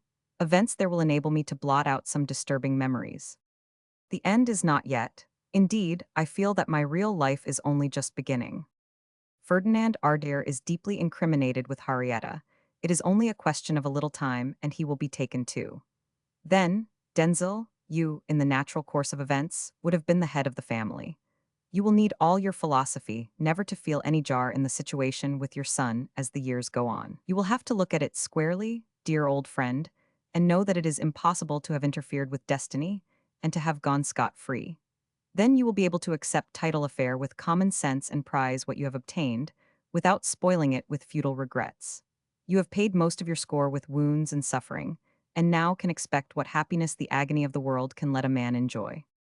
My blessings to you both and to the Ardere son. And now adieu for a long time." He had hardly written the last line when the telephone rang, and the frantic voice of Stanislas, his ancient friend, called to him. Henrietta had been taken away to St. Lazare. Her maid had denounced her. What could be done? A great wave of relief swept over Stepan, so he was not to be the instrument of justice after all. How profoundly he thanked God. But the irony of the thing shook him. Henrietta would pay with her life for having maltreated a dog. Truly, the workings of fate were marvelous. Chapter 23. The days in prison for Harrietta, before and after her trial, were days of frenzied terror, alternating with incredulity. She would not believe that she was to die. Stanislas and Ferdinand, and even Veroshensko, would save her. She loathed the hard bed at St. Lazare, and the discomfort, and the ugliness, and the Sister of Charity. She spent hours tramping her cell like a wild beast in a cage. She would roar with inarticulate fury, and cry aloud to her husband and her lovers, one after another, and then she would cower in a corner, shaking with fear. The greatest pain of all was the thought that Stepan and Amaryllis would marry and be happy. Once or twice foam gathered at the corners of her lips when she thought of this. If she could have reached Marie, that would have given her some satisfaction to tear out her eyes. For Ferdinand Ardier had told her how Marie had given her up, working quietly until she had all necessary proofs, and then denouncing her. When Stanislas had returned from the club, whither she had dispatched him for the evening, so that she might be free to dine with Veroshensko, he found that she had already been taken away. The shock, when he discovered that nothing could be done, had nearly killed him. He now lay dangerously ill in a maison descente, happily unconscious of events. For Ferdinand Ardier, the blow had fallen with crushing force. The one strong thing in his weak nature was his passion for Harriettan to be robbed of her in such a way. He battled impotently against fate, unable even to try to use any means in his possession to get the death sentence commuted, because he was too deeply implicated himself to make any stir. He saw her in the prison after the trial, with the bars between and the warders near, and the awful change in tear paralyzed him with grief. On the morrow she was to die the usual death of a spy. Her hair was wild, and her face without rouge was haggard and wan. She implored him to save her. The frightful pain of knowing that he could do nothing made Ferdinand desperate, and then suddenly he became inspired with an idea. He could at all events remove some of the agony of terror from her, and enable her to go to her death without a hideous scene. He remembered La Tosca's same method might serve again. He managed to whisper to her in broken sentences that she would certainly be saved. The plan was all prepared, he assured her. The rifles would contain blank cartridges, and she must pretend to Falland afterwards he would come, having bribed everyone and made the path smooth. He lied so fervently that Harrietta was convinced, her material brain catching at any straw. She must dress herself and look her best, he told her, so as to make an impression upon all the men concerned. And then, when he had to leave her, he arranged with the prison doctor that she might receive a strong piqûre of morphine, so that she would be serene. She spent the night dreaming quite happily, and at 4 o'clock was awakened and began to dress. The drug had calmed all her terrors, and her dramatic instinct held full sway. She arranged her toilet with the utmost care, using all her arts to beautify herself. In her ears were Stanislas' ruby earrings, and she wore Stepan's ring and brooch. Death to her was an impossibility. Had never seen anyone die. It was a wonderfully fine part she would have to play, with Ferdinand there really going to save her. That was all. She must even be sweet at last to the poor sister, whom she had snarled at hitherto. If she could only have seen Stepan once more. Stanislas and his broken life and fond devotion never gave her a thought or troubled her at all. After she was free, she would find some means to pay out Hans. She hated him. If it had not been for Hans and his tiresome old higher command with their stupid intrigues, she would still be free. That she had betrayed that she was guilty in any way never presented itself to her mind. All Veroshensko's passionate indictment had fallen upon unheeding ears. The morphine now left her only sufficiently conscious for fundamental instincts to act. She felt that she was a beautiful woman going to be the chief figure in a wonderfully dramatic scene. Nothing solemn had touched her. Her brain was light and now only filled with cunning and coquetry. She meant to charm her guards and executioners to the last man. And ready at length, she walked nonchalantly out of the prison and into the waiting car which was to carry her to Vincennes. Now the end of all this is best told in the words of a young French soldier who was an eyewitness and wrote the whole thing down. To pen the hideous horror I find too difficult a task. Sunday, 11 in the evening. We had only returned at that moment from our day's leave, when the lieutenant came to us to announce that we should be of the piquet tomorrow morning for the execution of Madame Bolsky, the spy. He said this to us in his monotonous voice, as though he had been saying tomorrow review Darmstadt for us. After a whole day passed far from barracks, it was a rather brusque return to military realities. At once it became necessary that we look through our accoutrements for the show. No small affair. And for more than an hour there was brushing and polishing of straps and buckles. It was nearly 2 o'clock in the morning before we could turn in. Many of us could not sleep. We are all between 18 and 19 years old, and the idea to see a woman killed agitated us. But little by little, the whole band dozed. Monday morning. At 4 o'clock reveille, we dress in haste in the dark. 10 minutes later, we all find ourselves in the courtyard. Adroit alignment, couvers sur Dieu. The lieutenant made the call. The detachment moves off in the night, marching in slow cadence at that step, which so peculiarly gives the impression of restrained force and condensed power. We leave the fort and gain the artillery butt-strewn landscape of the front. Trenches, stripped trees, abandoned wagons. And in the middle of all theater silhouettes of carbines, casques, and sacks. Absolute silence. We advancing suddenly in the dawn which has begun. We arrive at our destination, the execution ground. Cannoneer schalt, couvers sur Dieu, adroit alignment. A rattle of arms, and there in front of us at hardly 15 yards, we catch sight of the post. Up till now we had scarcely felt anything, just startled impressions, almost of curiosity, but now I begin to experience the first strong sensation. The post, symbol of all this sinister ceremony, a short post not higher than one's shoulder, there it stands in front of the shooting butts, and to think that nearly every Monday. Now the troops from the square, which is in reality rectangular, the shooting butt constituting one of its sides. Then in the grim dawn we wait quietly for what is to come. One after another, we see several automobiles approach, and each time we ask ourselves, is not this the condemned? Nathi are journalists officers and presently a hearse, out of which is lifted the coffin. The undertaker's men, who presently will proceed to the business of placing the body there, laugh and talk together as they sit and smoke. They are old habitués. One was cold standing still. It begins to be quite light. The condemned one may arrive at any moment, because the execution has been fixed for exactly at the rising of the sun. The men of the platoon load their rifles. The number of them is 12 for sergeants, 4 corporals, 4 soldiers. And then there are the chasseurs-rapides. All of a sudden, 2 more cars appear, escorted by a company of dragoons. This time it is she. They stop out of the first one, officers descend. The commissaire of the government who has condemned Madame Bolsky to death and who had gone a little more than an hour ago to awake her in her cell. The captain, reporter, and 2 other captains.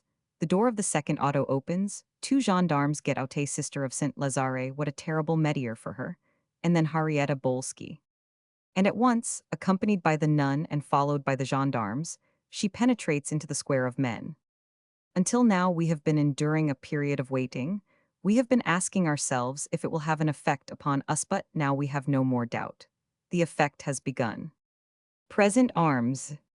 Altogether we render honor to the dead woman, for one considers a person condemned as already dead.